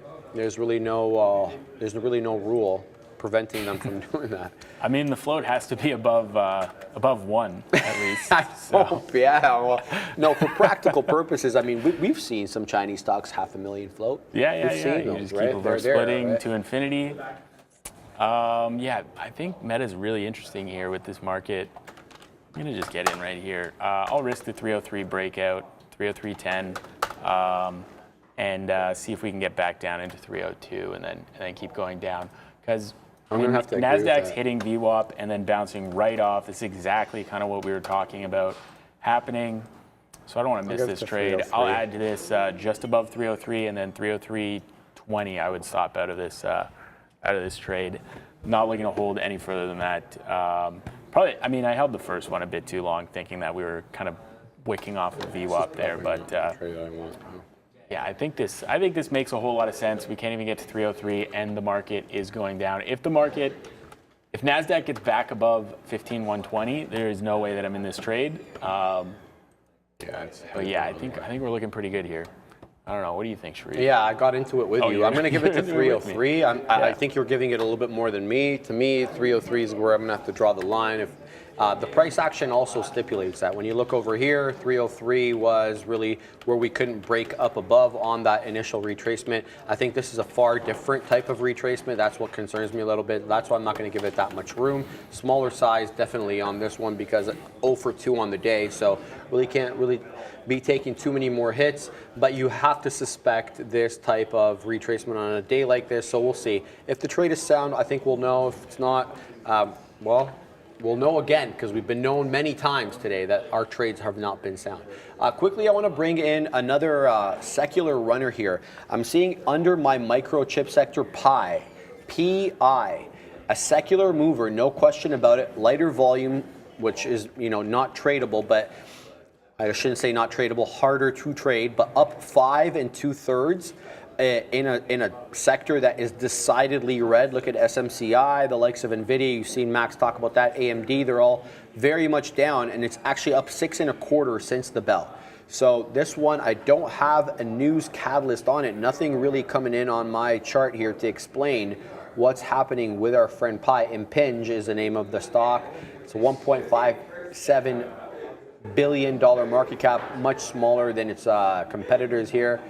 But it looks like, yeah, there's nothing on my chart. So I just want to mention that to people. And if anybody knows why this is moving, I'd really like to know. Maybe for the long term here to get into a sound swing trade. Yeah, participate in that. So if anybody knows what Impinj is doing on the day, I'd really like to know. Otherwise, there are no formal limits for how many times a company can perform reverse stock splits, says Isildur. Thank you for that. But there are limits on how much I can allow Meta to go against me. So if this breaks the 303 level, I'm going to have to get out of it. Why did I go? Oh, for 3. It's Friday, baby. It is definitely Friday. It is my Tuesday, though. I wasn't here all week. Mullen, very interesting. The way that it's consolidating. Where are you? There you are. 3,000 lots on $1.02, and we're just consolidating. The problem is the volume, but I have a level 2 up on the side here that I'm just going to be watching Mullen. If that offer on 302 starts to go, I think I will try to punch that long to see if we can kind of blast off here. I mean, people love trading Mullen, but I don't know. The volume's really showing us kind of nothing today. 35 million shares this thing can do. What did it do? 1.5 billion or something? Mullen? Yeah, I think I that have was no like, idea. I don't follow it that much. Yeah, It was, it's not my type of stock. It did some crazy volume one day 36.5 and got to $1 billion for sure, which was absolutely nuts. Meta, got to keep that on watch. I want to add to this here, but I'll get it on the way down if it comes back down. The wick me out obviously broke 303, which is standard practice around here, but there we go, out of that trade. So we'll have to look for something a little bit better, or we'll wait for this one maybe to curl back down, come back and test that 300 again. I don't have to jump into it right now though. Yeah, tough trading for me today, no question about that. Meta's kind of a secular mover, I gotta say. Maybe Meta and Tesla a little bit.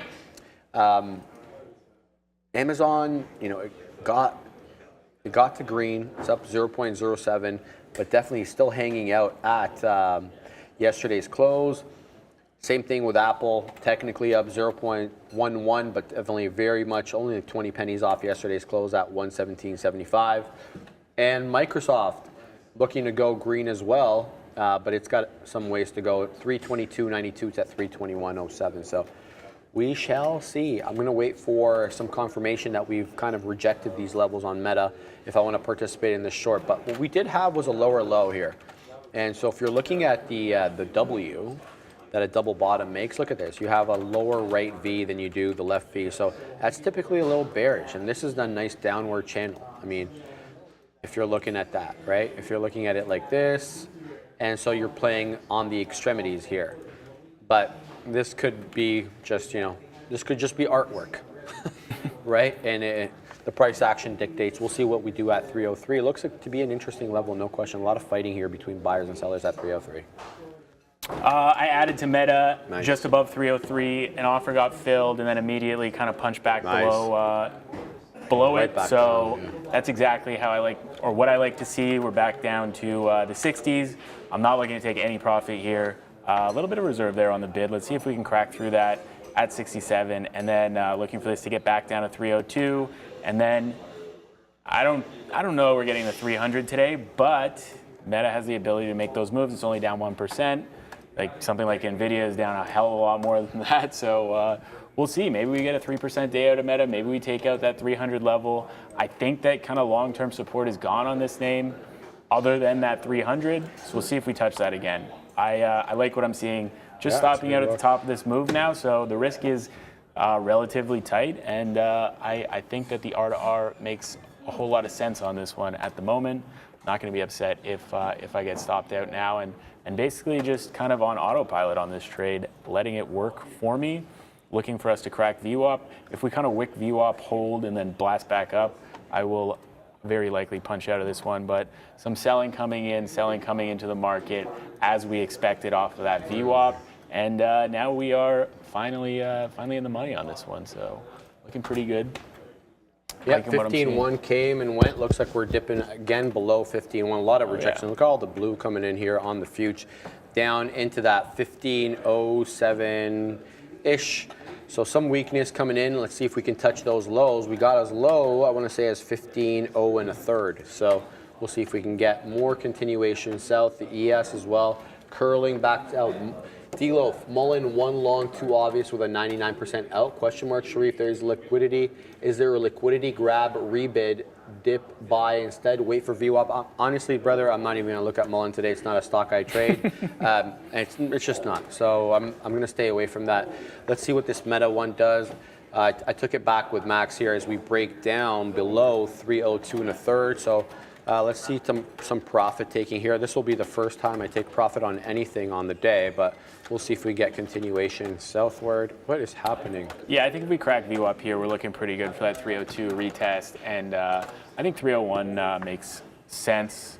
I don't really want to take profit at 302. I think that, Meta has a bigger move in it. If we're looking at kind of the long-term trend, we kind of came up to it, bounced off of it, and now we're going down again. But, can't be stubborn with this. Have to stop out if we hit 303.10 at the moment on this one.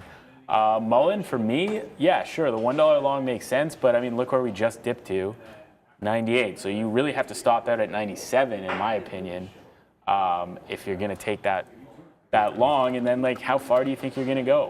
And is the liquidity there? I think yes. But you never know what you're going to get slipped to. Maybe there's some kind of stock offering or something, and this rugs down to 85 cents or something like that. You got to make sure that you have the orders in to be safe on a stock like this, because you never know with Mullen. But I do find that typically the liquidity is there. However, you look at a candle like this that goes from 94 cents to 87 cents. That's like an 8% move or something. That wouldn't be very nice to be caught in, obviously. What else? GNS died, I think. Yeah, kind of died. Still has that 116 high. I'm just looking at things that are kind of chilling in the top of their range. Yeah, I mean, Microsoft was definitely the better short of the bunch here. Was it? Yeah, oh yeah. 321.50. You're getting now a 320 touch. So it's $1.50. That's a nice move on Mr. Softy. Zigzagging its way down. This is what I was trying to talk about earlier with respect to the downward channel. We'll see what gets though. NQ trying to find some support at this moment, but I don't really see any consistency here, and I'm not going to play any levels. It's not a good day to trade for me anyway. It's one of those days where if I wasn't on the show, I would have just walked away from my desk. Yeah, I mean, I don't hey, like fair to enough. force You got to it, know right? you got to know yourself in trading for sure. Yeah, no question about it. Miss a Palantir. Yeah, I had Palantir up on my side chart earlier. I didn't really have anything on it. There was a 15 grab earlier. Neil was in that. I didn't involve myself in it, so I'm not going to really trade it at the moment intraday. AI. What's the question here? Regarding volume, what do the colors represent? Does red mean more selling occurred? The volume candle green. Okay, so here's what I'm assuming you're asking about my tape. So yellow is, come to the screen. Yellow is the mid print. Blue is below the bid. Green is at the ask, and orange is above the ask. So I hope that helps. And those are levels basically just to show me where the buying and selling is coming in. If I see a lot of blue, I know there's a lot of selling. If I see a lot of orange, there's a lot of buying. Makes sense, obviously, because if you're ambitious and you really want to get into a position, you may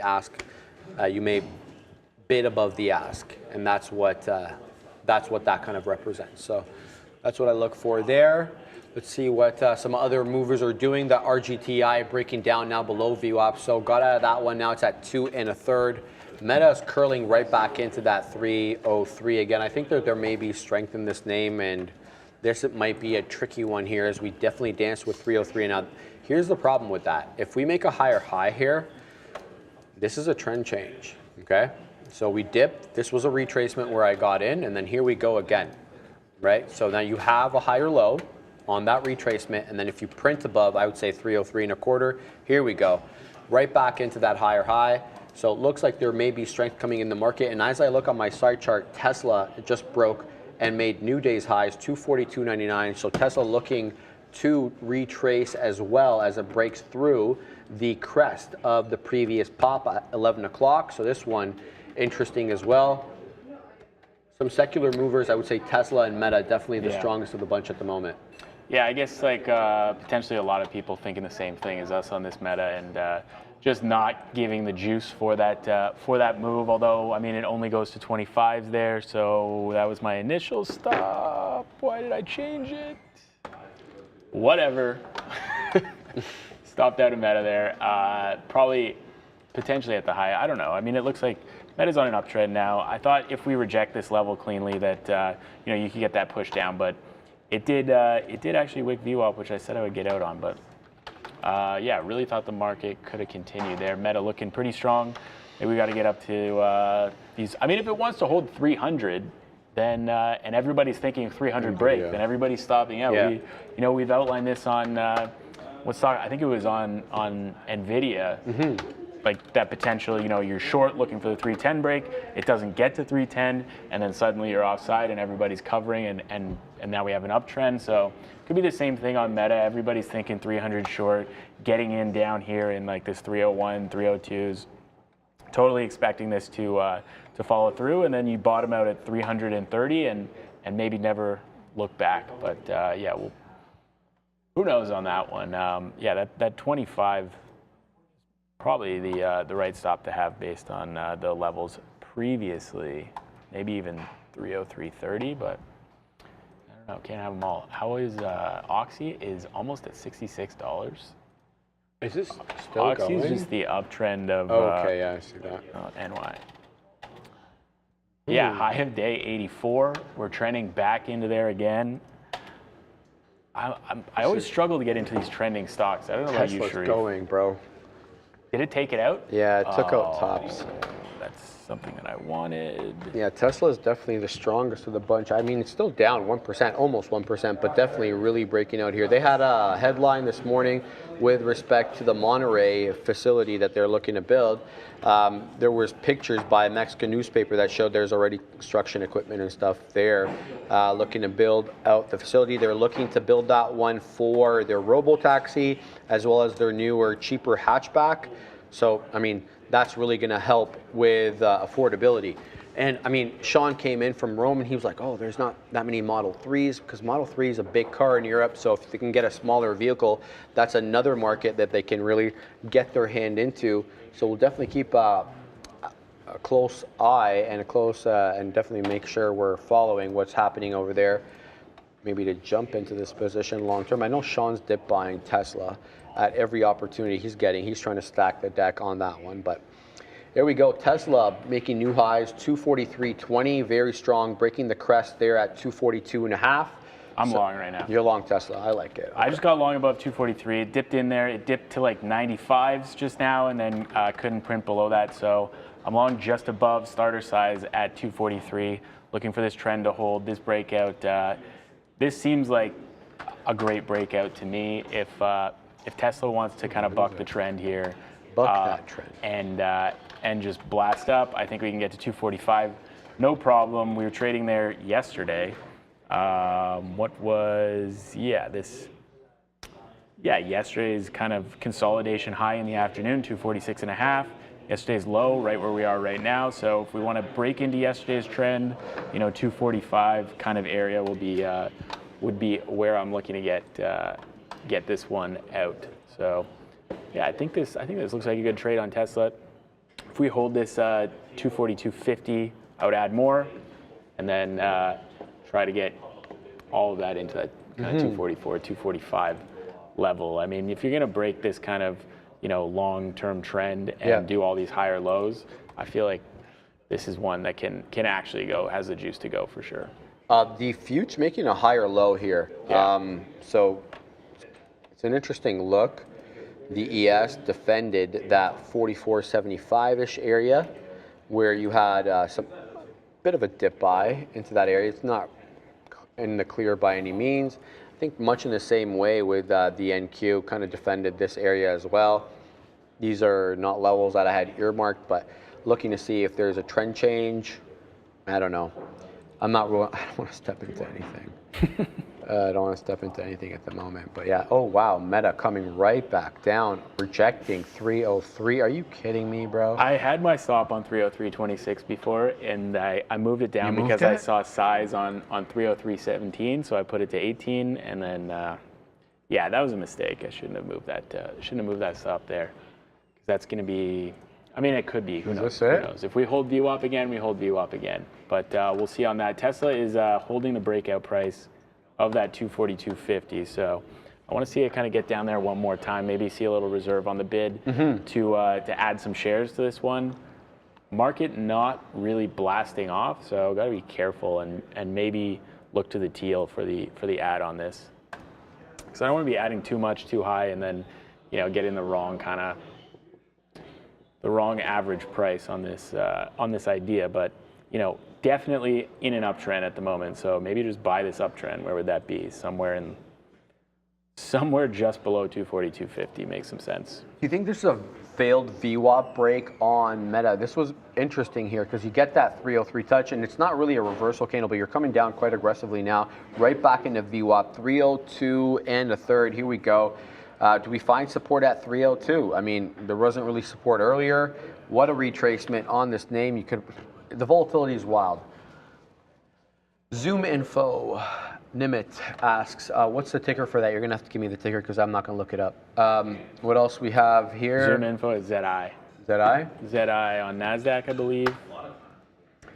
Okay, so it's up 1 3/4% on the day. It's done 2 million shares. Bit of a flat top break. You could kind of say that a little bit. Here's the 1 minute on it. Yeah. Maybe this 1855, yeah, like we're not getting much of a notional move. So intraday, I'm not going to trade this, obviously. What does the 4 hour look like? It looks like it was an earnings loser on the 31st of July, and we're kind of basing out here at this 18. So 18 seems to be a really good defend. On Zoom Info, you obviously have a bit of a gap between the drop and where the current price action is. Last time we found a level of support prior to the drop was at 23, 24 level. So if you're looking to swing this, again, not saying it's going to close the gap, but yeah, that's where you're going to maybe find resistance around there. I don't know anything fundamentals about the company, but with respect to the base at $18, there seems to be somebody buying this up every time. That goes back to July 31st. That $18 has absolutely been defended. So if you're long around there, good on you. Looks like a good defend level. All right, back to the current price action here on Meta. Right back into that VWAP area. Do we find a long here at VWAP? Or is this going to be a failed breakout through VWAP and then a retracement back south? What's a Fuchs doing? Let me look at the side chart real quick. Yeah, Fuchs is printing red candles, man. So if Meta's moving, it's moving in a secular fashion. Decisions to be made. Hands off at the moment. Won't punch into anything. Looking at the side chart to see what's moving. We know Lucid got a downgrade today. It's not moving much at the moment either. What's Li Auto doing?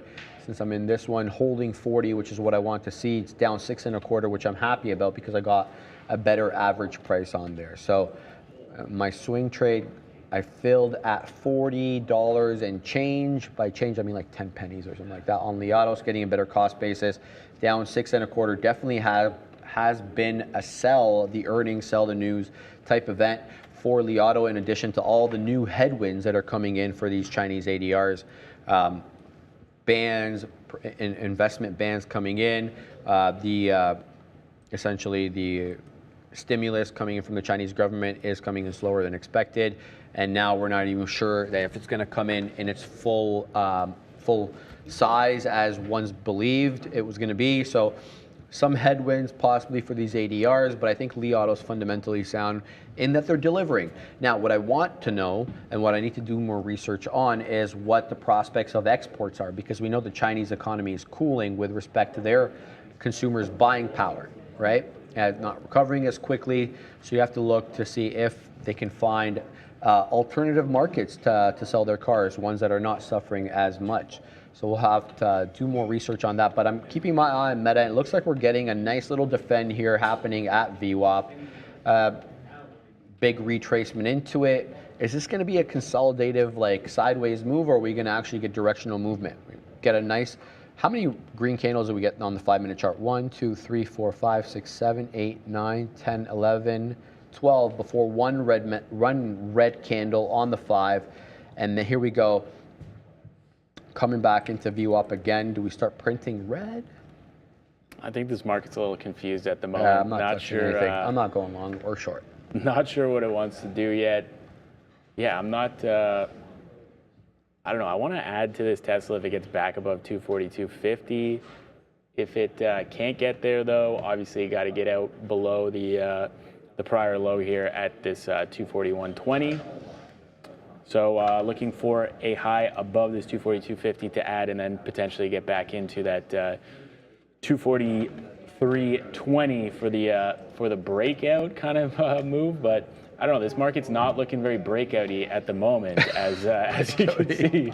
It's trending down. Tesla's still trending up, though. It is holding the trend. This is what we wanted to do, so I got some in the 20s. I didn't want to add down here because I was thinking stop out potentially, but it's looking all right now. Just got to get through that, through those 50s, I think, and then we can potentially add to this one for that move up. This is the only stock that's looking strong right now, and if the market does bounce, I think this Tesla position could be great. Yeah. But I mean, obviously, you know, we are buying into a weak market. Thankfully, Tesla is down more than the market now. So if it wants to be strong, you know, maybe we get back to zero on Tesla here. Yeah, that Meta, I'm kind of, you know, definitely got some FOMO on that one. Really wish I didn't move that stop, but yeah, it's what it is. I mean, you got to try to manage risk and try not to, when you go into the money, because what was that? That was, GNS I don't know, that was like moving. 50 cents in the money. See GNS? No. $1.29 now. Yeah, bro. Yeah, bro. No. Genius Brands, is that it, right? GNS, Genius Brands? Yeah. Genius Group, sorry. Yeah, there it is. Wow, 130. Okay, this one's going. It's on the Amex, guys. A lot of consolidation, a lot of whipsawing here between 105 and 115. Yeah, it's 10 pennies worth of range, but there you go. You get the breakout through that 115 top. There goes 130. Could we get more? What's the volume? 25 million shares on the dollar name. Starts the day sub $1. Yesterday we closed out at 82 pennies, and we are now above $1. What's the short float on this? First of all, what's a float? 10.4 million shares for a $1 name. Do the math, and then let's find out what the short float is on it, if there is. It is 8.79, not negligible, but you know, nothing huge. What's the recent price action been like? Try to figure out where the shorts are at. Well, we haven't been up at this level in quite some time. The 114 is where I thought the breakout was, or 115. Yes, yeah, but look, these are all wicks. Yeah. The closing prints were all 105-ish, but last time we were up here, Max, we got to go all the way back to May the 8th. Last time we were up here and we got to 140 and it was a wick, and all the closing prints were sub 1.25. This is the 4-hour chart on GNS. So 1.25, interesting level, no question about that. But the wick all the way up there to 140 has to be noted as well. So interesting look. And there goes Meta through the failed VWAP break. Oh no. Serenity now, insanity later. No question about that. Oh, yeah, nice move there on Meta. I hope somebody had that because that was a nice flat bottom break through the failed attempt at recapturing VWAP. There we go, back into 301 3/4. Good move for whoever took it. Good on you. 303.20, 303.25 local top there on Meta. Yeah, and then we're also moving down on most of the other big tech names. Tesla holding that level though, look real well, dancing with that 242. You feel Tesla's the strongest of the bunch, no question. Yeah. What else do we have here? Let's zoom out just a smidge on Meta. I'm not going to zoom out. This is an interesting area we were in earlier, this 301 3/4, but I think we're gonna see lows here on Meta. Meta's coming in fast and furious to the downside. Here we go. We're going to test that 301.5 real soon, dancing with that 301.60. Yeah, that's too bad on that Meta. Is what it is there. Carvana made a high, didn't quite get to that 41.50 that I was talking about, so no trade there on Carvana. You know, Amazon. What else do I got on watch? Nvidia did turn around, but now trying to hold that that 410 again. So we'll see on Nvidia if we can get back below. I mean, you basically just have to hold 410 on the offer here for that kind of flush move down that I was kind of looking for back when I was short. Tesla is starting to catch a bid here, even though the market's going down. So Tesla's looking okay. Really need to get back above 202.50 though on Tesla. So that's what I'm looking for, back above 202.50. Maybe add if there's something that I see there, but I don't want to just add just because we're above 202.50. I want to see something, see some evidence that we do really want to push higher. But this is looking really good, holding the 50 period, kind of holding up into this weak market, and you know, we know that Tesla has the ability to put in these kind of moves off the bottom and trend all afternoon. So looking decent on this Tesla trade, I think, and you know, now the stop out's basically 241.5 if we get back through there. Let's go. Let's see if we can get through this 242.50. Come on, Tesla, bid up, bid up. Tesla. Here we go. Punk.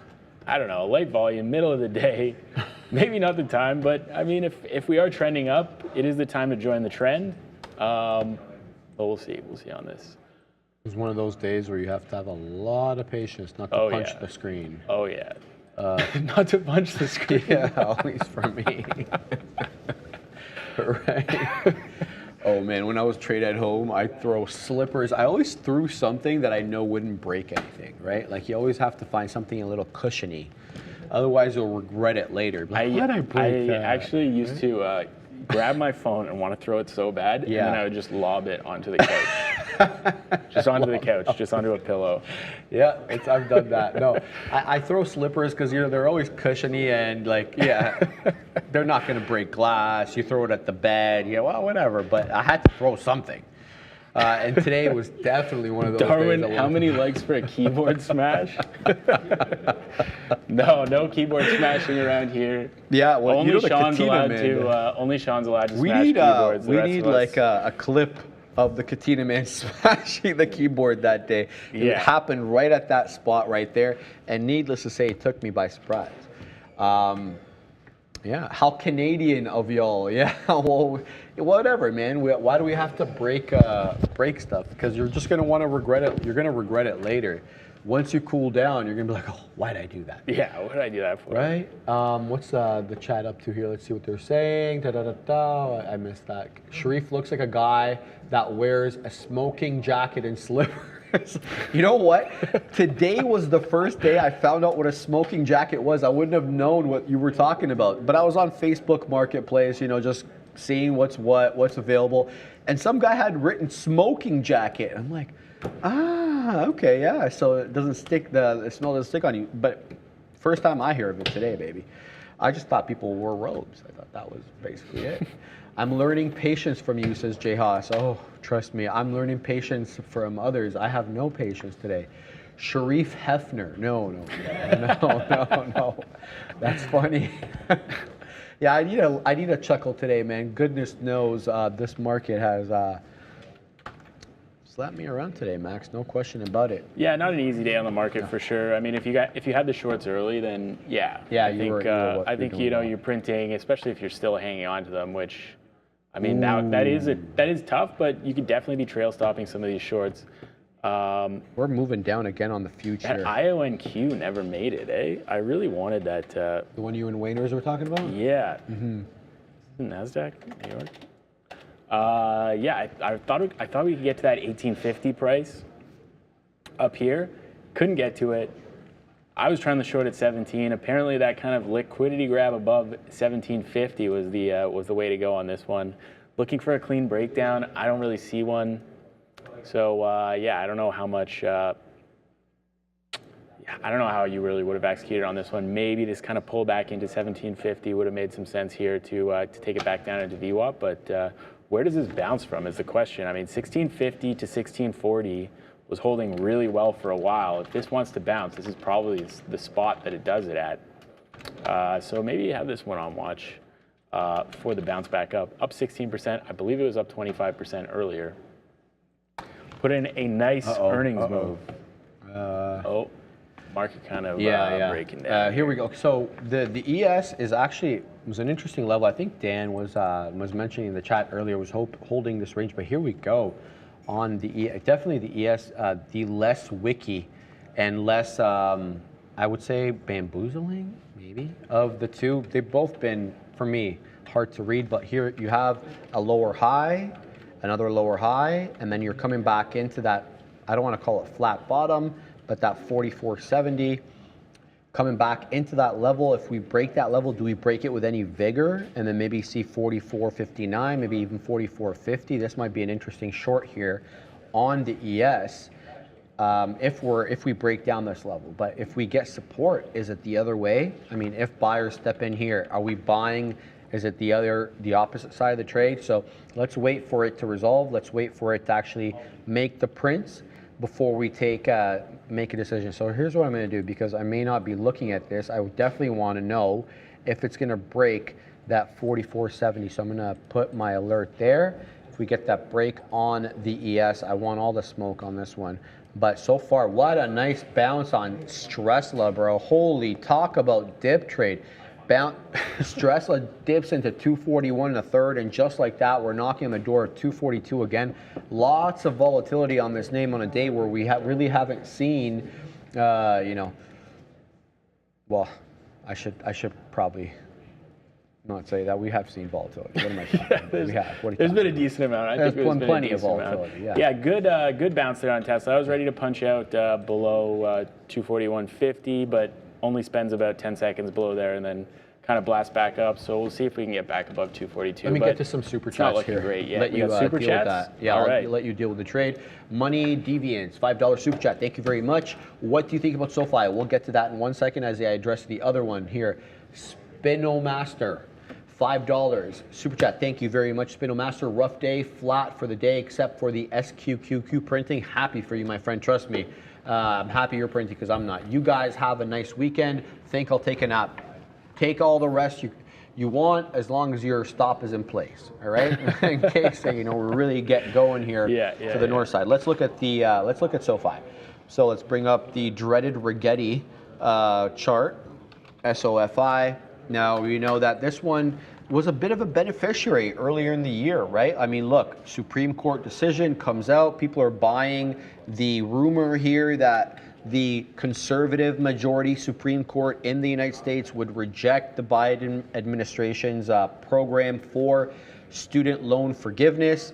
And you get a lot of the buying coming in here late May. Now we know we got the decision late June, right? And it was kind of a not really sell the news type event because, well, it was. We got the mid-June, pardon me, not late June. We got the decision mid-June, and it was sell the news because you got up to about 10 1/4, and then you get all the way back down to 7 3/4. So early May, we're buying, we're buying off that level.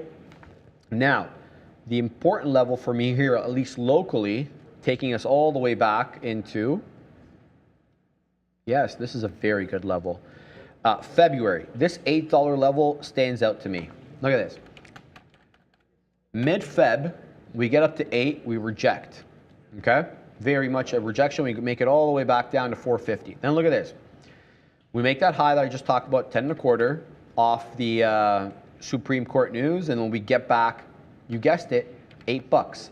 And we don't close actually below $8. We make it all the way, make a newer high, 11, I believe, and 2/3, just a smidge below 11 3/4, and now, lo and behold, we're coming right back down again with an 842 low on the day, 865 high. Now, I should mention that even though the Supreme Court called it unconstitutional for him to use the executive power, he's coming at it a different route. So he's not giving up on the program. Why does this matter to SoFi? Because they... Oh, nice. Nita Stonk gifted 5 memberships. Thanks very much. We'll get to that in 1 second. But yeah, why does this matter? Because they make a lot of their money on student loan refinancing at lower rates. I know they have other programs, but that one was the bulk of their program. So this $8 level, if you really want to get into it, I would say the buy button comes on at $8. Where do you give it to? I'd give it $1, 50 cents. I mean, it's kind of hard to say because the price action doesn't really give you an exact out. Like we had resistance here at 7 and here as well. So that's early March. This is early May, late April. So if you want to give it a buck, it's an interesting look. Now, what does it look like on the intraday picture? Well, it's quite consolidative. You can tell 865 high, 842 low. It's not one of those ones where we're actually day trading. It's had much better days in the recent past. So if you're swinging this, $8 looks like a fantastic level. No, not financial advice, but obviously do your own research, Max. SoFi is one of those ones where, like, on the run up and on a news or earning day, it's nice. But then any other time, SoFi is kind of just, there's not a whole lot of volume, not a whole lot of action that happens on that name. Sir. This Tesla position is going to stop out very shortly unless we can start really trading up higher. The only thing really that's keeping me in this one is this 4470 area that's holding, and like this higher low kind of scenario on 15050. That's all I'm looking at right now as like the potential for this to go back up. But yeah, we get any further down on this Tesla, I'll just bail on this. Below that 241.25 is this prior low. We're getting lots of buying in this region, so just kind of waiting on it, waiting to see what happens. Oh, what did you do? AIXI. Bring the thing. Oh yeah. Big size at 6. Yeah. Gregory, how you doing, brother? Thank you. You're welcome. Gregory, Apparently I are you made waiting for made that? Greg some money Gregory, are today. you waiting for that spot Bitcoin response by the SEC for ARK on Sunday? Are you still knee deep in crypto? Hey, he's got his. Aggression. I got my crypto keys. Yeah, guys, don't forget. Sunday we get the SEC response for that application. They could kick the can down the road, but yeah, that's going to be an interesting look for crypto here. All right, let's get back to the current markets. Not quite breaking down below that level we talked about here on the ES. It's still holding above that level. This 4470-ish level. If we decidedly break that to the south side, this may be an interesting short because you have a series of lower highs with a flat bottom, a flat-ish bottom here. And if you get a decided break through that, this might be an interesting short here on the ES or whatever you choose to take as a proxy for this trade. So good look. Let's let it materialize. It's slowing down to be expected. It's 1 o'clock, almost 1 o'clock, 2 minutes to 1. So here we go. MNQ coming down again here.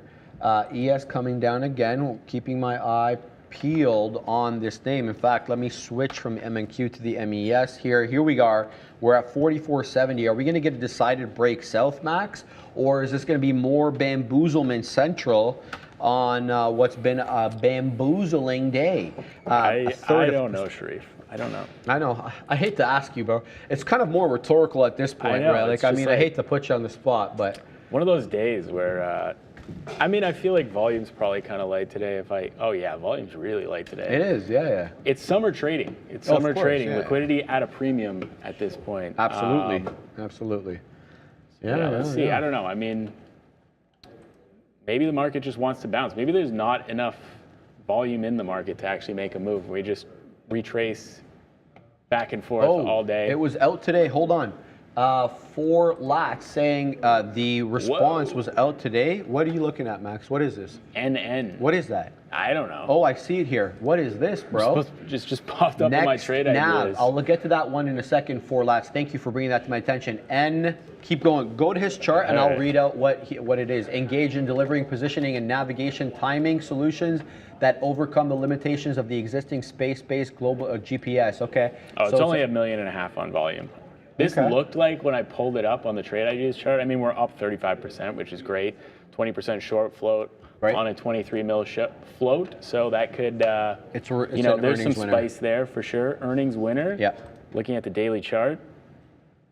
Load. Wow. Load. It's a GPS replacement.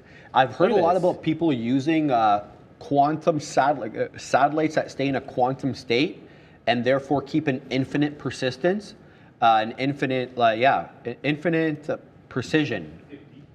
Jeez, I can't even get the words out, bro. It's supposed to be better than GPS. Say that again, Neil.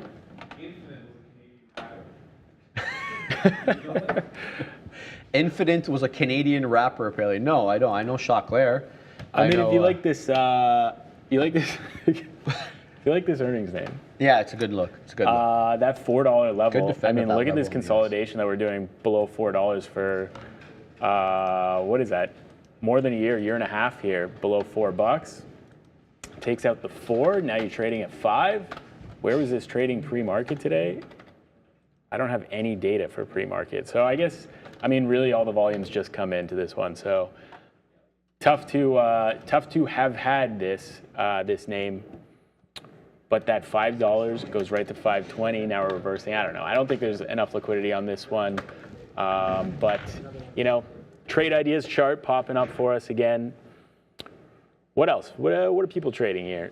I got nothing on at the moment. I mean, I got my Tesla, but you know, we'll see if that works. We'll see if that big picture kind of afternoon rally can happen on Tesla. I think it can, but you know, obviously market has to cooperate as it is right now. I mean, we did just make a higher low. We'll see if I'm gonna guess that we make a lower high too, and we just kind of compress on this market and go nowhere. But let's see what happens on that. What else? What else you guys trading? Amazon trying for green. Carvana. I mean, Carvana held that breakout. I did kind of like the idea of that breakout. I didn't take it.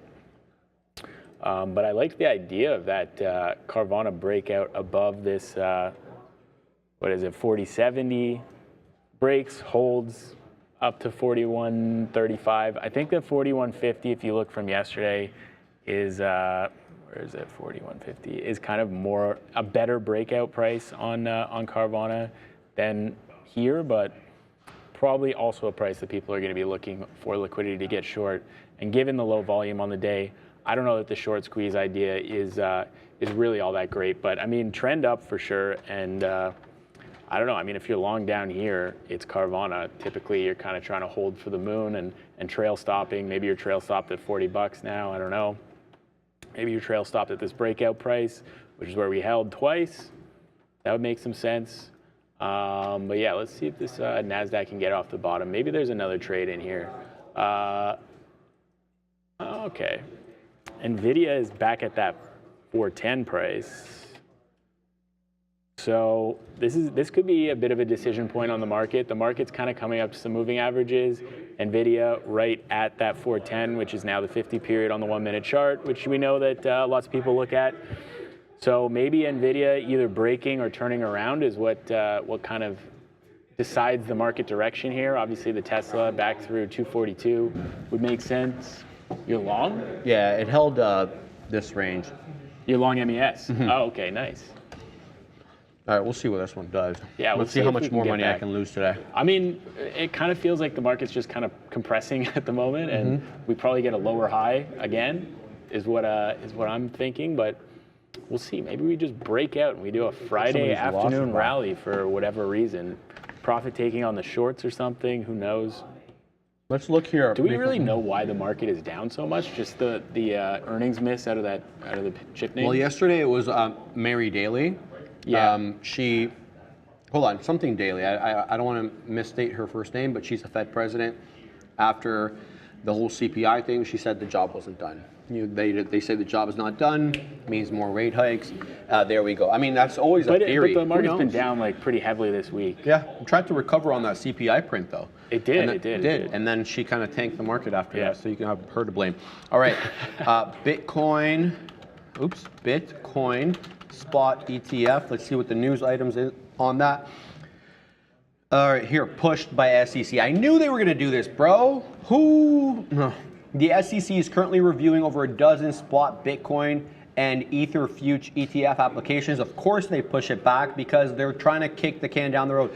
They're not going to allow this ETF until the companies force their hand into it vis-a-vis an action, a court action. The U.S. Securities and Exchange Commission extended its review of the ARK shares Bitcoin exchange traded fund application as it continues to, quote, look at applications from traditional finance heavyweights like BlackRock and Fidelity. The SEC published an order calling for public input on the ARK shares Bitcoin ETF application, a standard move that pushes any decision by by another several weeks. The SEC has a total of 240 days to make a final decision on an application after it starts reviewing one. The SEC is giving the general public 3 weeks to weigh in on the proposal itself and an additional 5 weeks to respond to those initial claims, slate of claims. In sum, this is what they wrote. The exchange believes that this proposal is consistent with the requirements of section whatever of the act, that is filling sufficiently demonstrates that the CME Bitcoin futures market represents a regulated market of a significant size, and that on the whole, the manipulation concerns previously articulated by the Commission are sufficiently mitigated to the point that they are outweighed by investor protection issues that would be resolved by approving this proposal. And this is what we've been hearing. The SEC has been saying over and over and over that market manipulation concerns are the reason they're not allowing this to go through. That's been countered in litigation for the futures ETF. So in order to approve that, they actually had to address these concerns. So the argument is, why are you bringing up the same concerns that we've already addressed? And quite frankly, let's call a spade a spade. It's a political issue. It's a hot potato. Whether or not we get one this year, we'll see. It looks like they're kicking the can down the road into next year, so we'll see.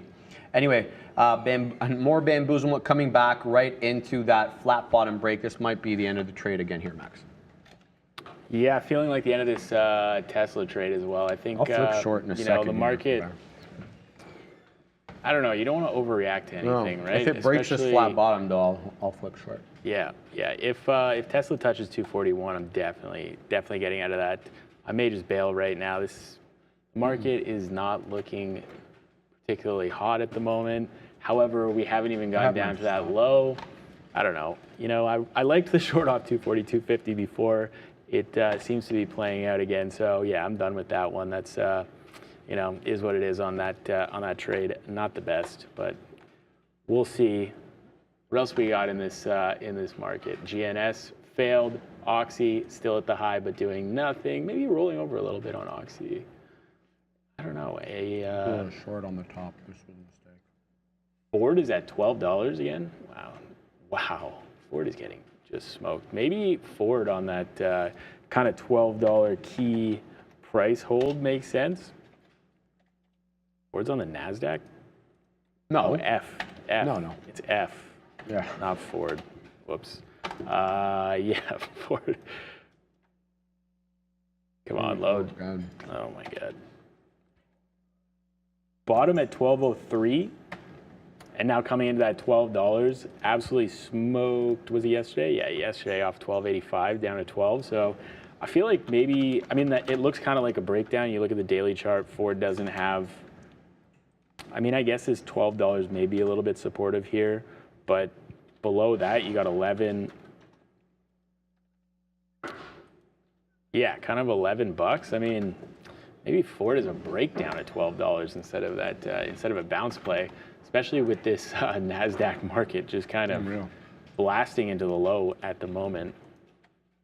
Really immediately sells off that move up. So I don't know, I feel like maybe that the move that we were thinking may come earlier when we were short Meta is finally coming in now as we speak. But I have to take out that 15.050 and that ES level of 44.70 is really holding. But it's looking to break here. Yeah. I've got my stop in place, so I'll just leave that, let it materialize. Let's see what else is moving. Oil's had a decent day, 0.8%. Anybody at the pumps could tell you that. Gas prices went up overnight by another 2 pennies. Prior to that, they went up by 4 pennies. Yeah. It's nice to have a V8 engine during these times. It's really good. It's really good. No, I'm kidding. I barely drive my car because of that, but I barely drive anyway. I like taking this subway. It's just much more peaceful, especially on the drive back. Look, the drive in the morning, because I come so early, there's really nobody on the road. It's fantastic. Yeah. Going back, it takes me almost 40 minutes to go 8 kilometers. And your subway ride is what, half an hour? Door to door with the walk, yes. Yeah, so what's door the to door? point? There's really no point, right? And then you're aggravated you know, I don't want to use the word I was going to use, but you know, the kind of drivers that are on the road. Oh man. Right. I drove in yesterday. Did you? Okay. And yeah, in the morning, and I came in at like 8:30. It's good. It's fine. The drive in at 8:30 is fine. It's good. The drive home, brutal, because of where we are.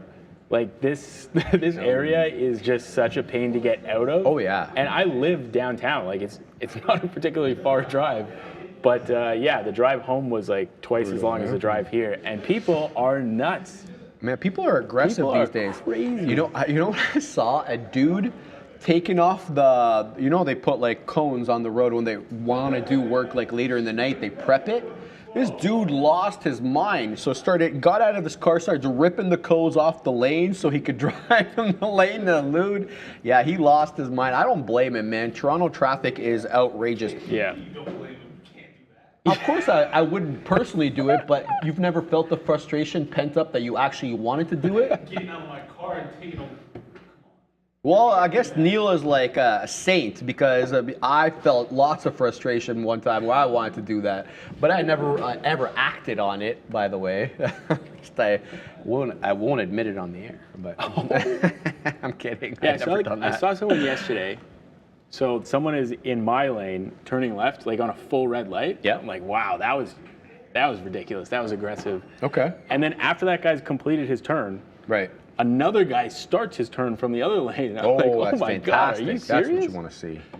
Full green lights the other way. And then there was a guy on a bike going through the two guys. Oh yeah. The bike guys. Don't get me started on the bike guys. They do not respect any sort of traffic signals, bro. These people are trying to die. Oh my goodness. I don't know. Anyway, here. Maybe the insurance payouts are too good or something. I don't know what, but people the insurance payouts are too good. People are trying to get in accidents or something these days. I don't know, man. Euthanasia saying y'all wouldn't survive in LA traffic. Man, as soon as I land at LAX, I get the you know what out of there. Right? I go south right to Orange County, and I never come back into LA County until I have to travel again. I stay away from LA County, man. Even Pasadena's bad, Burbank is bad, Glendale is bad. Wherever you go, Santa Monica's bad, Malibu's bad, Long Beach, everywhere you go, it's bad. But Orange County, not so bad. Not so bad. Yeah, Orange County, much, much better, Max. I'll stay away from that. LA smokes though, whatever. D-Loaf.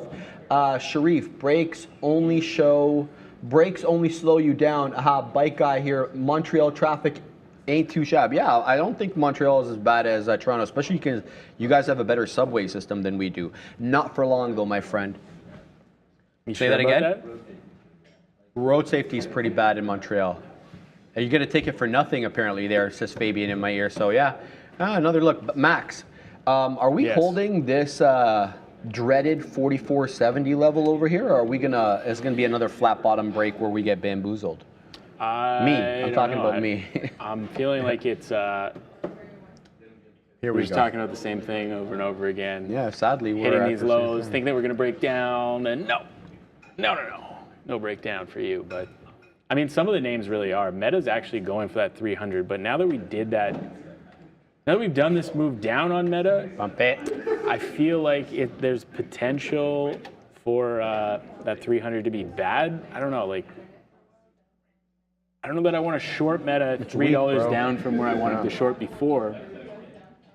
Unless the market's really taking out those levels and kind of screaming into the bottom, maybe then you want to take that 300 break. But I feel like there's going to be kind of a lot of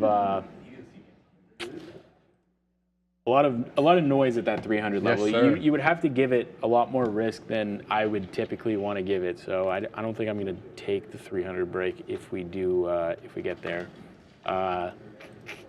Yeah, could just be short at 303. In the chat, man. Dale's like, NASDAQ better bounce soon. You tell that exchange, Dale. You let it know who's boss, son.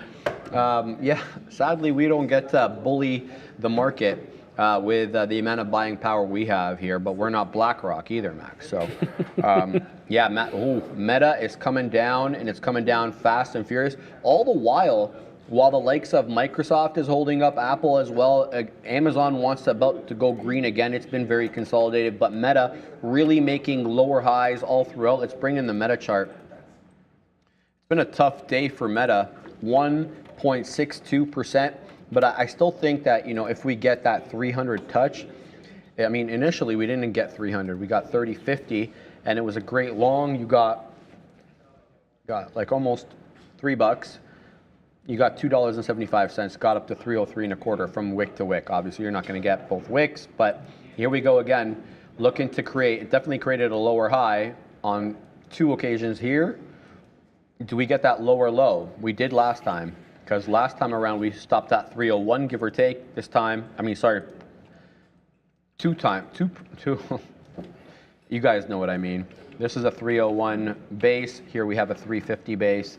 And if we make a newer low, then yeah, definitely looking for that 300 break, but not quite yet. Not happening quite yet. I'm just concerned on that 300 level. Like, you send the order in, and you're going to get filled at whatever price on the break.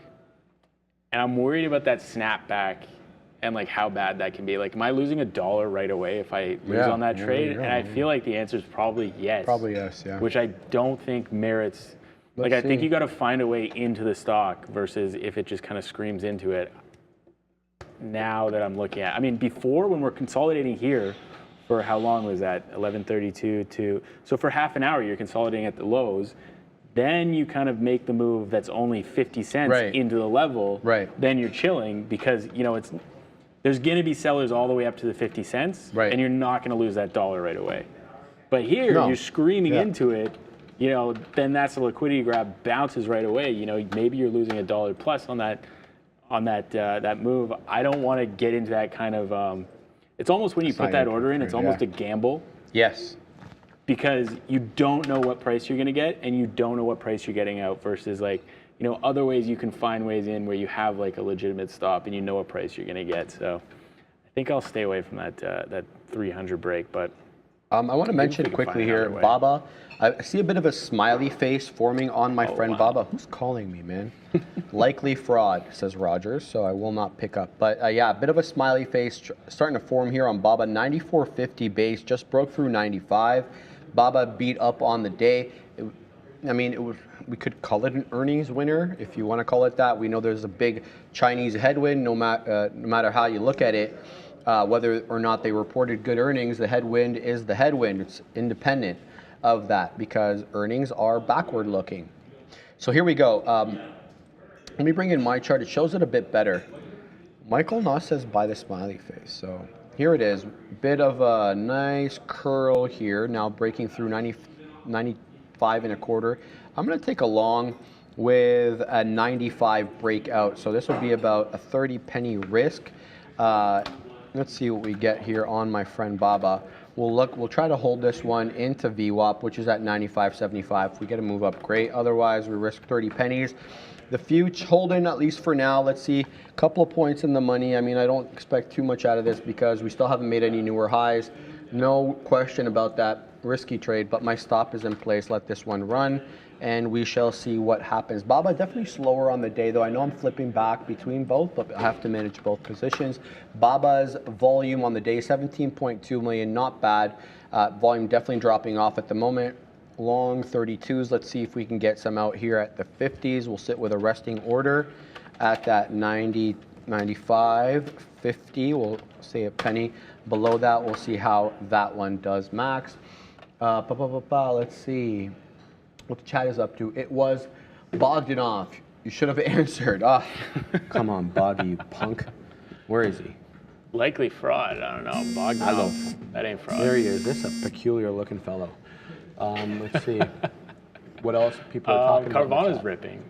Well, I don't know if you could say ripping, but Carvana's in a nice uptrend, up 5% on the day. What is going on with that stock? The fact that it's shorted makes sense, but this is a nice kind of wedge breakout. This is your kind of thing, right? Ooh, boom! Look at this. With a take flat out bottom, that 40, 50 in the direction oops. of the trend. Absolutely. Yeah. You're in the trend.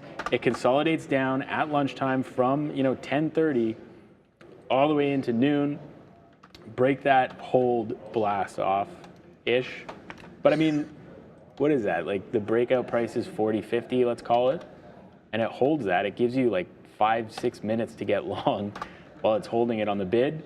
and then makes the dollar move. I think a dollar move on Carvana when the volume's not going nuts is fantastic. So great trade here. Still early in the day. We've seen how this one can move in the afternoon. I don't really have any way into it at the moment. Maybe something like this happens again. Maybe, I mean, this is a nice little wick here down below 40.80. Gives you that easy kind of entry back in at 40.85 and then up. So I don't know. I like that. What do you? Oh my God! I gotta win. Oh my God! You gotta win. Let's go, Sharif. Oh my God! I gotta win, Max. It's unbelievable. Okay. Well, it's a good look here. Let's go, Baba. Let's go. We're not there. We go. We get the fill through the $0.50 break. It's still dancing with that 49, so partial fill for now. We'll see how that one resolves. But it was a buy the smiley face type trade, looking for that retracement into $0.75, 95.75. That's VWAP. So we'll see if we get that. Definitely doing a little bit of a dance here with that $0.50, no question about it. New duty booty. As we move up. I don't know, bro. I'm tired and annoyed, so random things are going to come out of me at the moment. There we go. Here we go. Moving back up into VWAP, though, on the ES Max. We're actually at VWAP right now, 44.76. Kind of a double bottom, a little bit here, maybe with that as the crest and these as the two troughs. I mean, we're holding 44.70 for whatever reason. I don't think that I had a level at like 44.80, so...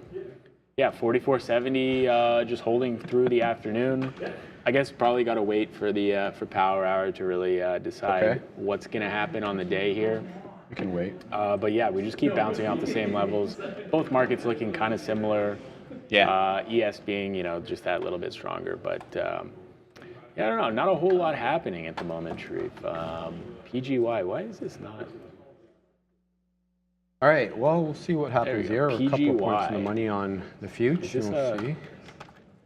Not going to take it here. I'll get a nice rejection immediately off that $0.50 on Baba. So is that the end of the trade there? Well, I'm giving it to 95. We'll see what materializes here. Definitely down on the day. Not going with the trend. The trend is not my friend, as Obi likes to say. And there we go. Right back down on the future. Very much an inside day. Dan was saying something funny here. I want to read it. If the market was a song, it would be a baby's lullaby today. Go to sleep, go to sleep, go to sleep, little angel. Because we love you and we need you to rest. Oh, there's 1 million shares on the bid of WeWork here. Interesting look. Oh, is it gone? Oh, I lost it. There was 1 million shares there on the bid at 2036, but I don't see a bid there anymore. Interesting. 20 being an okay level on this stock, but I don't love it. But it came, I mean, this 24 level is giving you a lot of trades. Finally, the bounce many times, and then the short. So 24 seems like, for whatever reason, the number on the day today. Also 25. I mean, I guess 25 gives you those over-unders as well. Interesting look here on Plug Power. I know it's a bit of a dead one, but on the 5-minute chart, it looked really interesting, like a flat top breakout. Here's a look on Plug. 9 was the level. Look how many times we danced with 9 here. You get a couple of false breaks and retracements. Do we close about? This is the 5-minute candle on Plug Power. Just breaking through that 9. It was the first time really since the opening break range. 935, we broke it. We got to 907, but that was super quick and really retraced aggressively after that. Pardon me. So interesting look for whoever is looking for, a possible trade here on Plug Power through the break of 9. But do we really get continuation will have to be the question. It was an earnings loser, no question about that from before. All right, back to Baba as we retrace again back, or we curl back up, here, back into the 95.40s. We're looking for that 50 break sitting there at 49s for continuation. And back on the future, we did not make a newer high. The high there was 44.77 and a quarter. We got up to 44.77. Weren't really able to continue, at least not for now, but still holding this one. Let's see if we can get some continuation. Otherwise, it's kind of still an inside day. Let's see what the chat is up to here. Someone in the chat saying AMD is pumping, and it is not. So come on, guys. Come on. That ain't pumping. That's just consolidating sideways. What is pumping is, no, Carvana actually turned around. Meta is the one that I wanted to bring up. Oh, go ahead. Bounce It's pouncing? off the same level again. So gets down right when we were talking about it, Oh, about how wow. that 300 break looks dangerous. Well, yeah, thankfully it didn't do the 300 break and rinse everybody on that. We're all the way back up already, and the market's doing basically nothing. So Meta just kind of really dancing in a big range. I mean, you trade Meta pretty often. Yeah, I feel like yeah. it doesn't do a $3 range like this that much. No, not well. Maybe it does. Max, we're coming close to this level here that we talked about on the future. That the crest was 44.77 and a quarter. We're at that. Wow, Here we let's go, 44.78. This finally I get a win. All right, let this one run. I think we just made a newer high, but we definitely need buyers to step in here. There was some nice aggression through there. So long, where are we long on the ES now with the adjusted cost base? 44.72 and a half. So yeah, not a lot. 5 points in the money or so. Back to Baba, we just crested again at 48s, I believe, 95.48s, but definitely making higher lows, looking for that $half break. Probably old man's can't hang, so we're gonna have to have a resting order here. I'm gonna sit at 65s. Let's hang out here and see what. There we go on the future, Max. Finally, bro. Oh my goodness. There we go. So this is a good out right here. All right, we'll take another out there and we'll let this one run. Finally breaking and going in the direction of the dang trend. What a day. What a day. All right, finally. Indeed. Tesla back above 242, so... Oh, baby. Look at this, bro. all right, finally. we're actually rallying. Okay. Finally. Well, maybe. We got to get through that 15,120 and that 44.85, but we got potential on this rally, I would say that. This is... why did we need to, we haven't why seen did we have to go through this? Yeah, I mean... It's the way it is, Max. I'm just the last time here. we were headed like up, to I was complain buying a the lot. highs of Tesla.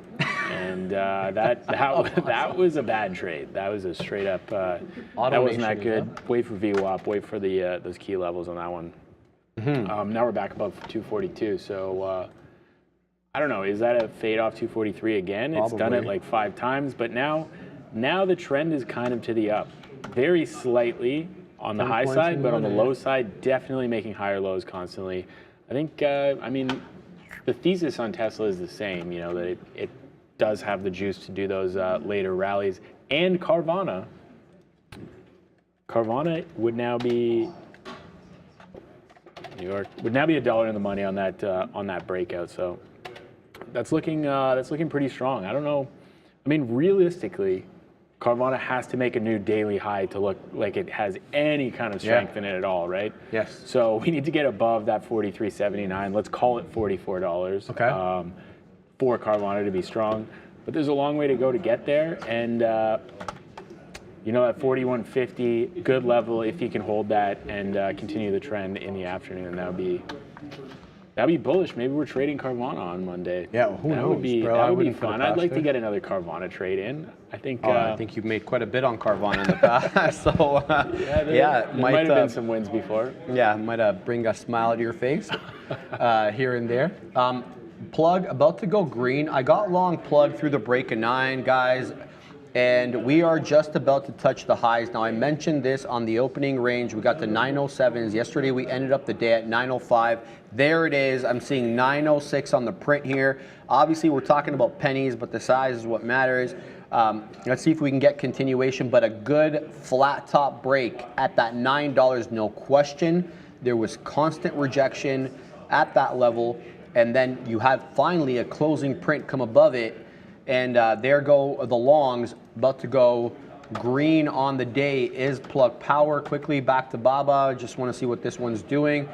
It's having trouble breaking through the $half, no question about it. But it was a buy the smiley face type thing. So we'll see how this one resolves. But there we go. Plug in the direction of the trend. 10 points in the money now on the future. On the ES, looking for this one to continue to head to the north side.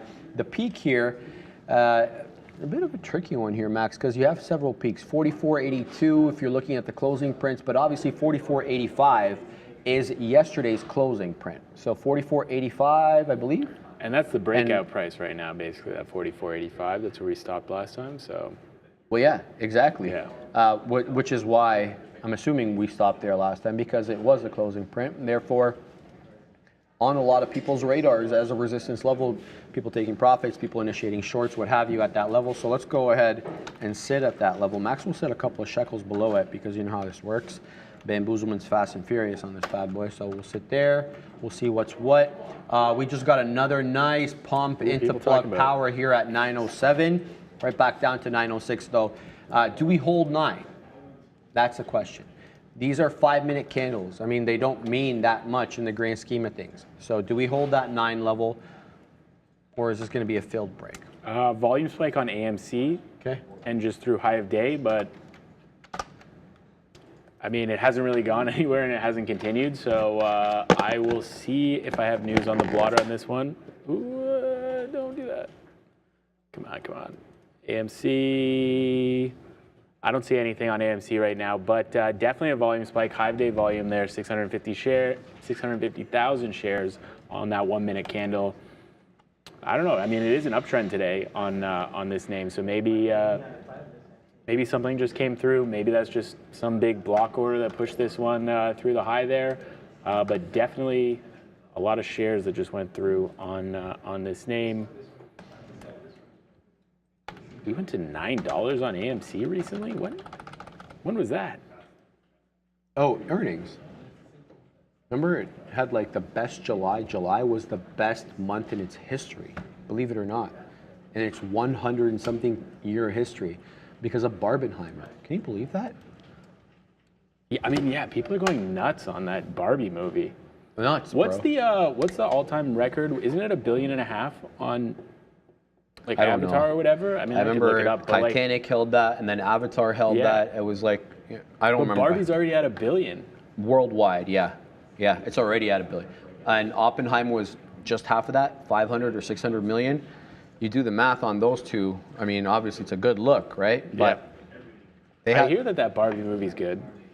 Like, it's not just Fabian saying Avatar made 2.3, Avatar 2 made 2.3 billion. Fabian, 2.3 billion.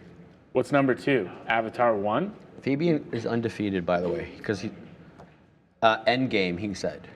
Endgame? Mm-hmm. All right. He's looking it up. Fabian kills it. Killing it. Jay Lee, please pull.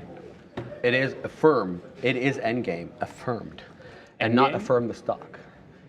Quickly, Jay Lee, please pull up forward. And all-day Huadunker still has FRWD. Still has more downside, question mark. It seems like it's going to drop nonstop. Please share thoughts. Sure. I just have to monitor my trades, Jay, so it's a bit tricky for me to look at that. But FWRD, let's have a look. Oh, quickly. yeah, I looked at that. You want to have a look? FWRD smoked on earnings. I believe they're merging with someone else as well as reported earnings. So one of those two events has really hurt this stock, FWRD on NASDAQ, and just trended down all day long. Down now 27%. Not a lot of volume, so it never really came on our radar. Okay. But yeah, I mean, you get short anywhere up here. This is looking almost like FRC day one, obviously without the 100 million shares of volume. But yeah, just straight out the open, break down, consolidate, and then just trend all day. This thing has only touched the 50 period on the 1 minute once until we get down to the 74 level. And the Sound of Freedom did fantastic too. People always think that I'm trying to hide from this movie. No, I'll talk about this movie. It did 155 million. It cost them 14.5 million to make. So that's good art. Sorry, that's good reward there. Which is the Sound of Freedom? It's about child sex predators or something like that. Or I never watched the movie, but essentially, look, from a financial perspective, 155 million, 14.5 in production. Now, usually, from my understanding, is 14.5 million doesn't include the advertising costs. So what they like the actual studio budget, and then you don't factor in the the other portion of it. So I don't know what the actual total cost is. No, we will talk about that. So people going up to the movies during summertime. Pardon me? So people Yeah. are going to the movies during summertime. Is Surprise, that- surprise. You know, like, usually they go in the winter because it's more of an 'cause indoor there's nothing activity. to do. There's nothing to do outside in the winter, but nice for sure. Tesla going for 243 again. Unreal. Yeah. ES is holding up for now. It didn't make a newer high. There's no question about that. We need to break that 44.85 for the trend to change, at least intraday. We haven't. And the peak there was 44.82, I believe.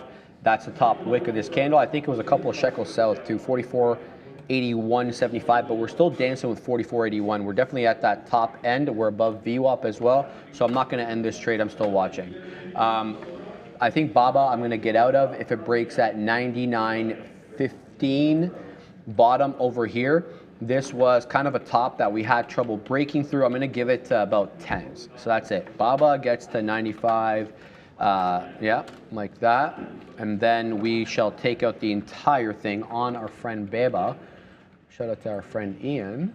Pardon me here. Yep, 4. Okay, so then we have to enter that amount here. Euthanasia saying Napoleon Dynamite had a budget of 400K and made Movie's 400 amazing, million. bro. That movie is amazing. That was a funny movie. Dude, haven't I seen can watch in a that movie long time. 100 times over. Yeah? Yes, man. I Napoleon honestly haven't Dynamite seen is it since I was amazing. like 14, probably. It's always on TV. Yeah? Yeah, it's constantly I don't have on cable. TV. Yeah, I'm forced into cable. My condo makes me pay for the cable. We've talked about this. Yeah, We've talked about this. I love being forced into stuff, Max. It's so normal to my personality. I love being cornered. And everything. Yeah. That sounds like a quality that you have for sure. Yeah, I think a lot of people get into trading for the freedom. So by, I think, definition, people that are in trading, they really do cherish their freedoms. For sure. Yeah. Yes. Anyway, here we go. Sharif can throw a pigskin over those mountains. I love it. Uncle, what's his name? Uncle what? Uncle Rico. Yeah, no, Fredo was the dude in his class. Yeah, Uncle Rico. Uncle Rico's a whole psychology in himself, man. But what a movie that is. Anyway, I love it. Here we go, moving back down on the future, Max. Yeah, look, resistance coming in again. That level, not able to make that higher highs. So here we go. Yeah, coming VWAP is right a big back problem. down. Big problem for NASDAQ right now. Come right back. That VWAP level on the NASDAQ, providing huge resistance right now. As soon as we gave it up at 11 a.m., haven't really looked back, have not been able to close a candle above VWAP. So, Uncle Frank. you know, lots of spice potential. The market is definitely flagging at the moment at the lows. So, you know, we take out 1505 in this in the later show. Yes. I think that we got that flush potential. We may get that flush that we've been talking about since we got on here at 11 a.m. And if we take out 15120, maybe we get the bounce. That Michigan number, I think, is what sent us up to here. Right? Yeah. The Michigan number sent us up to here, not here. And then, you know, we've just kind of faded ever since. Haven't been able to get back to that high. No. So I think, you know, still looking pretty bearish on this market. Although, honestly, I thought we'd be through the low by now. I'll just give it to my entry. I mean, I don't have to take it out. 71s, I'm out.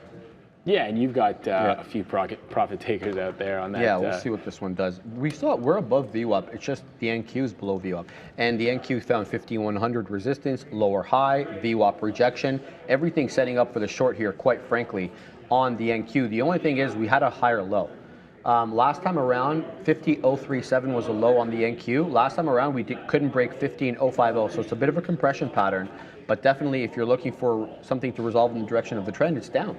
So better, the odds, I would say, better in favor of a downward rejection, no question about it, on the NQ. Just because I'm long doesn't mean I've got the blind goggles on. There's no question about it. The only saving grace is you didn't make a lower low, but you didn't make a higher high either. So I know a lot of people in the chat were like, "Come on down." They want the market to come down. I couldn't agree with you guys more. But yeah, I think having a short bias in the past 2 weeks has not been a bad thing for sure. And I think it was Dan in the chat that said, like, you know, if you're a fund manager, are you looking to buy NASDAQ 6% off the highs? Or ES 3% off the highs right now? You want to hear a funny thing into about this that? downtrend? I mean, that's a tough call. That's a tough decision. You think that would be something logical. Yeah, you're a fund manager, you want to get in a better cost basis, but here, not everybody thinks like that. All right, so I was watching BNM Bloomberg, trying to find a little bit more of a Canadian footing, don't know too much about the Canadian stock market and Canadian companies, so trying to learn a bit more about that. So they were talking about Canadian banks, because Canadian banks are going to report real soon. Yeah. Okay? And they're like, Canadian banks seem to buy when they're acquiring, like retail or other banks, whenever their ambitions are, they always buy at the highs. They're so conservative. In the great financial crisis in 08 and 09, they had all these opportunities to buy these beat down small regional banks in the States. They didn't. They literally bought at the top 3, 4, 5 years later, right? So there are people that are more, conservative, that want that confirmation, and they are buying at highs. Surprise, surprise. So not everybody thinks like in the way that we do, like, oh, let me get in a better cost base, right? Yeah. So that's fair. I mean, yeah, you don't want to. I'm out Baba. Baba broke down. I got out at that 15, so that's a failed break. One piece out. That's a loser for me on Baba there. Let me just cancel my outs there. Let me go back to Plug. Plug still holding that $9 level. I've got my stop right below 9. What's the Future doing? It's also coming right back down into VWAP. Another failed break so far. Let's see what happens. There we go. Right back down into 76s. Got as high as 81s, but not today. Not today. Yeah, I mean, we are kind of rolling off of VWAP right now. I don't see any trades, Sharif. I got to be honest. I don't see anything at the moment. It's market, like, man. Maybe just we're just kind of bouncing around. If there's something like that GNS that's kind of making its own move, PGY, which I believe reported earnings today. Yeah, but nothing really there. I think, Carvana as well. You got, that turned around as well. Carvana turned around off that kind of breakout / resistance price, putting in a move down. So, I don't know. Carvana would have to probably hold this, actually, it would have to hold this 40.70 kind of price for me to be anywhere near the long on that one. Holy cow, coming down. What about IONQ? Where did that one? Yeah, that's kind of obvious. IONQ held that $16 for now. Held 16 for now. Actually, nice little wick there. This is the kind of thing you like to see. But, like we were talking about on Nvidia, it's tough when you're in that downtrend to just buy the wick low. Right. Wow, look at that. You want to see the consolidation, and you do see that. You get a double bottom right here at 16, goes to 15.98. And then, blasts up back to the 50 period there. So maybe IONQ is one to watch if you're looking for kind of something that's going to put in a move secularly, as Sharif would always say. And probably back to VWAP would be a nice target on this one. I'm just not sure. I don't like what the market's doing. That's for sure. So no way. Probably not buying any dips at the moment. And obviously, 20 cents above the price that I want to be in. Not a trade I'm going to take on a $16 name. Maybe on Tesla I would do that, or definitely on a Meta or an Nvidia maybe. Speaking of which, where's Nvidia? 410. So Nvidia 410 is kind of giving a bunch of different trades. Wow, it's giving you the breakdown, giving you the support. Now the market's flushing, so giving you the breakdown again off that 410. Maybe you get that move. I think you take out 408 again. This is looking real bad, and maybe you end up at that. What do I want? 404 on Nvidia. I think is the target. What if we crack 400 before earnings? There's still a week and a half. What is it? 2 weeks left until earnings. I believe it's not next Wednesday, the Wednesday after. Nvidia? Yeah. Oh, wow. So you got 2 weeks quick. of potential downside on this one before that earnings report. I'm wondering if we can kind of fill the gap back down to 375 on it. I might have to wear my leather jacket again. You might, yeah. Jensen Huang and that black leather jacket, bro. And I have a nice one too that I can wear. I wore it on the desk. It was on my birthday last time. It was a sick look. Some dude's just wearing a random jacket on the desk, but it was contextual. Everybody knew that it was Jensen Huang, right? Lisa Su in the blue jacket, Jensen Huang in the black leather jacket. Everybody's got their style, baby.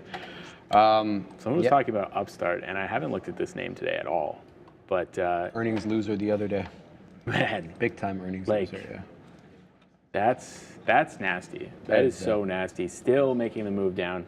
At what point do we stop on Upstart? Is this SSR still? No, it's not. But I don't know. Maybe putting in the bottom now. I feel like you would want to see like a 30 hold or something on Upstart. I would agree with you. Who was it in the chat? MK Raiden. I think it does look like a good short. I mean, hard to take this. It's hard to like break down short when you're already this far down, though. You have to find a way into these shorts, and something like this where you have a top and this kind of consolidation, it tries the push up, tries the move, and fails it. This is where you can get short. I think even better would be kind of the break of this trend right here. And you know, you just give it up to like that 33 level, and you're still trending down now. When you're at the low of the range here, and we've made a move down from $75 or whatever we got to 73. Yeah, $73. Now you're at 30. I think you know, shorting lows gets really tough, and you can see that off the open here. You know, people trying to pile in to the breakdown trade, and that absolutely reverses. So I think you got to be careful of that 31 level, which was the level yesterday, right?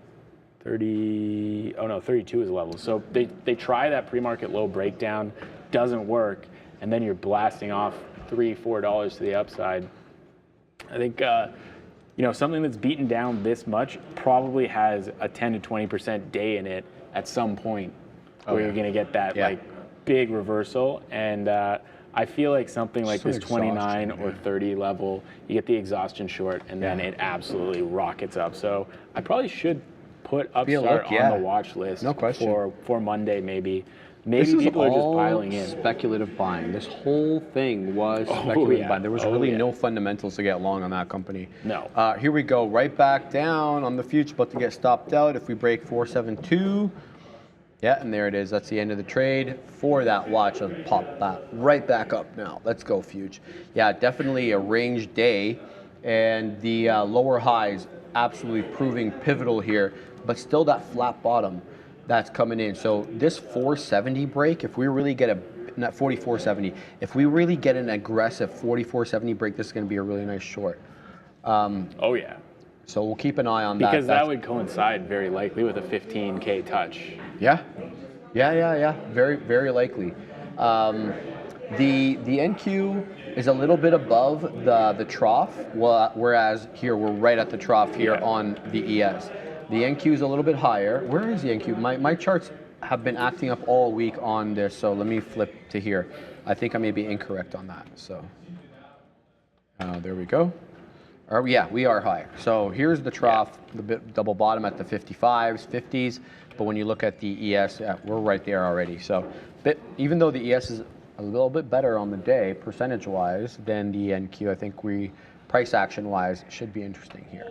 But wow, has it been a tough day trading. So we give back, obviously, a lot of profits. Could have gotten out everything 10 points in the money. Don't, and let it roll all the way back. But that's just the way it is, baby.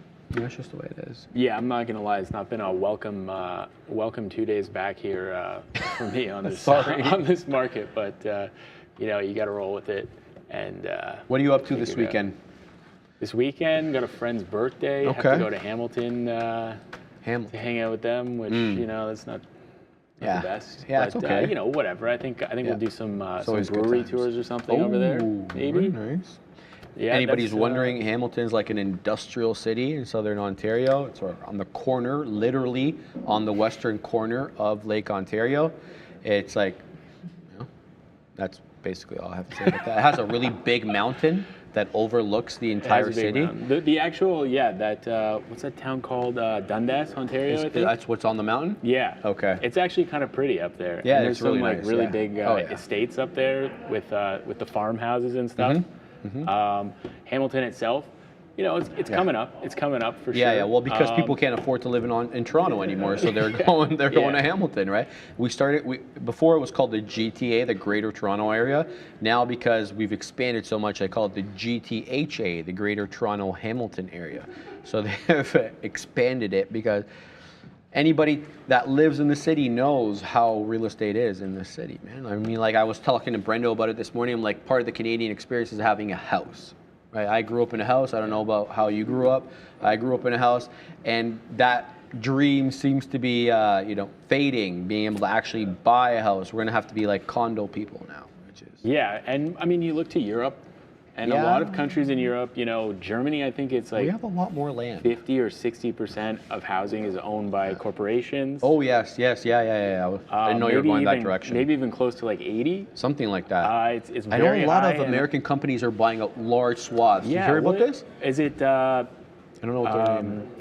What's the big one? Yeah, BlackRock? BlackRock. Yeah, I think it's BlackRock, BlackRock yeah. is buying up all the housing in the U.S. Oh yeah. It's nuts. It's nuts. There should be prohibitions on corporate ownership of residential real estate, but I know they don't like to put their finger on that kind of stuff. It's tough with that also because like corporations will build the purpose-built rentals, which improves the rental pool and makes housing more affordable. So it's kind of a double-edged sword there. Yep.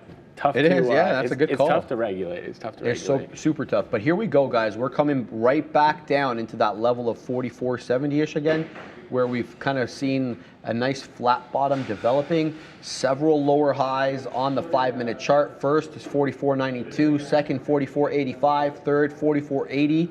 But that 44.70 level has held. So if you get this break, this might be super interesting. Do we become parabolic if we break through there, or is there going to be bamboozlement? Here we go, Max. We're about to touch 44.70 right now. I have an alert set 69.25, 44.69.25. Let's see if we get that final touch as we're in the home stretch here on the show, but 8 minutes left before we send it over to Obi and Neil. I don't know what they're going to be trading in the afternoon, but something tells me, the futures action might have something to do with it. What are you going to be trading, Obi? What do you have your eye on? Obi's probably still short Amazon. Bring the Kenob. There he is. He doesn't know. You're gonna have to tune in to find out. Tune in to find out. The he emoji. says. I like that emoji. I send that to people too.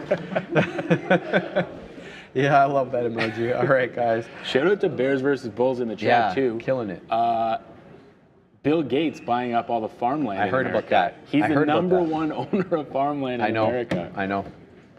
Yep. And do you really want to bet against Bill Gates? And that's the thing. A lot of people were saying they were not so sure about that business. I'm like, it's like betting against Elon, really. I mean, anyway. What else we got? Quickly, let's look at some Meta. of the major levels. Meta.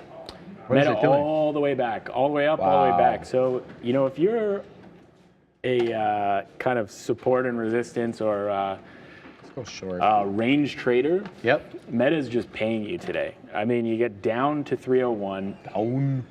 off the open, gives you all the way back up to 304, and then just plays this range all day, kind of tightening up. So, same as the market, tightening up, giving you that potential for this kind of uptrend breakdown.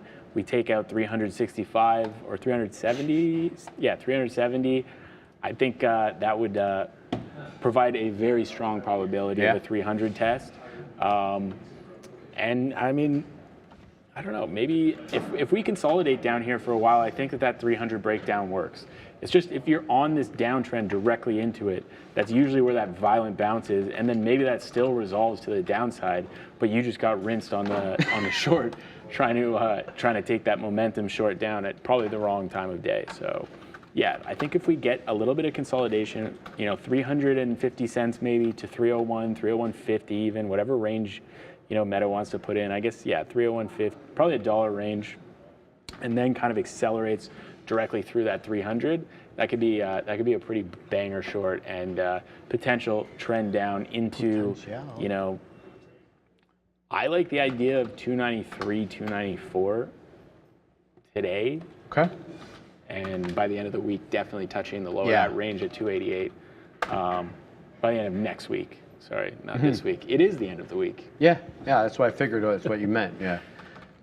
Just got short a little bit of BABA here on the rejection. I'll get out at the break of the quarter, but it was a lower high, so we'll see what this one does. Just took a little bit out there. Plug is definitely fighting with 9. I'm sitting a couple of shekels short of 9. If it breaks, I'll be a 5-penny loser on the name. But yeah, looks like it was a failed break at 9. Not surprised on the day, but we'll see what happens. Here we go again with the future at 44.70, accumulating at that flat bottom.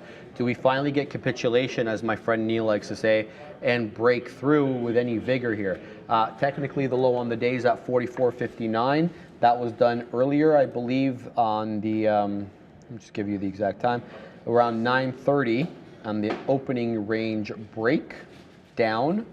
44.59, the equivalent level, I would say, on the NQ, not done at the same time though, 15.037. That was done later in the day. The NQ has been a bit weaker. That was done around 11:30 or so. So more touches around this very important area. Here we go back down to 44.70. Are the sellers finally going to overwhelm the buyers at this level? They weren't able to earlier. So it's been an interesting look, and here we go. We're dancing with that level right now. Let's go ahead and sit south and sit at 68. See if we get capitulation. Not quite yet. We still have wicks that are a little bit below that level. So we'll give it some time there to see what is what. But it's, how much time? We have 4 minutes left on the show, so we still got some more covering to do. I usually run on Fridays. I usually go to Woodbine Beach. Oh, yeah. But today I'm switching it up. I'm going to go west instead of east. I'm going to go to Humber, run the Humber Trail. I'm probably going to park by Sunnyside, and then because there's a green pea near Sunnyside Pavilion, right by and Lakeshore. then you're going to run up on the trail. all the way up. Yeah, That's where I grew up. Oh yeah. Yeah, my parents' house is like, their street is nice. I love that area. Very close to the Humber River. So it has that view of the city because it curls, right? So you always get that nice skyline view in Humber. Yeah. By the water. Oh, by the water, yeah. By Lake Ontario, for sure. Yeah. So that's where I'm going. I'm going to do my nice run, baby. Yeah, it's going to be good. The weather is not too bad today. I'll take out some aggression. God knows I've got that in spades today. I'm talking about punching monitors and stuff here, like breaking keyboards. Mark Susi, 300 incoming on Meta. You've been looking at that. You want to look at that real quick before we send it off? Where are we? All right, we are taking out 301 now, so we got to take out this local low kind of at 370. I don't know. Meta's been bouncy today. You can see all day it's wanted to play the range. It hasn't wanted to make a real trend move other than right here when we downtreaded and looked like we were going to break 300 initially. And I actually had the order in to go short when we were right here, which seems like it would have been a disaster. But now, I don't know. I just want to see a little bit more consolidation out of this. I don't want to take, that dollar move into it and then, expecting a $3 move after that, where I think that a lot of orders are going to be. That's how I tend to like to get long on stocks for the reversal, is to see that failed break and then get long back through. Not that I want to do that on Meta, because I mean, if you look at the, pull up the 30-minute, I guess, we've kind of given up support on Meta versus if you're looking at the 310 area, when it kind of wicks this 310, we're still at that support, that 310 level since the earnings report had been very, very supportive, and it looks kind of, probably should have been just trading 310 every day on Meta because it gave you like a $4 or $5 move almost every time. Every single time. So like this is exactly what I'm talking about. Versus, you're screaming down into it and then it breaks and then you get kind of smoked on that one. So this feels more like a screaming into it rather than a reversal. So I feel like we're seeing lower prices on Meta. Obviously 300 holds. That would be that'd be pretty good. And Tesla still doing nothing kind of. Taylor Swift is going to make $345 million this year from her tour, bringing her close to billionaire status. My niece, it was just her birthday, and my sister took her to SoFi Stadium. Dude, they were in the nosebleeds, $1,200 US a ticket. Your sister spent $2,500 to take her child to Taylor Swift. Yeah, it's the kind of privilege I have these days. Wow. Wow. $1,200. And then I saw yesterday, she had a show in Philadelphia. The parking lot was full. None of those people had tickets. They just wanted to show up. They're just tailgating the Taylor Swift concert. They're tailgating the Taylor Swift concert, my God. Anyway, we are now at 2 o'clock. Thank God. Right. I hope everybody has a fantastic weekend, and I hope your trades are a lot more profitable than mine were today. And I'm sorry if you were following my trades, but it was just one of those days that you just didn't have it. Hey, never follow anybody's trades. Of course. Never follow anybody's Goes trades. without saying. Anyway, we'll be on. Same bat time, same bat channel on Monday. Brian knows at the big desk. Back in 2 o'clock on a Friday afternoon here as we grind along the lows for both the S&P and the NASDAQ at this point this afternoon.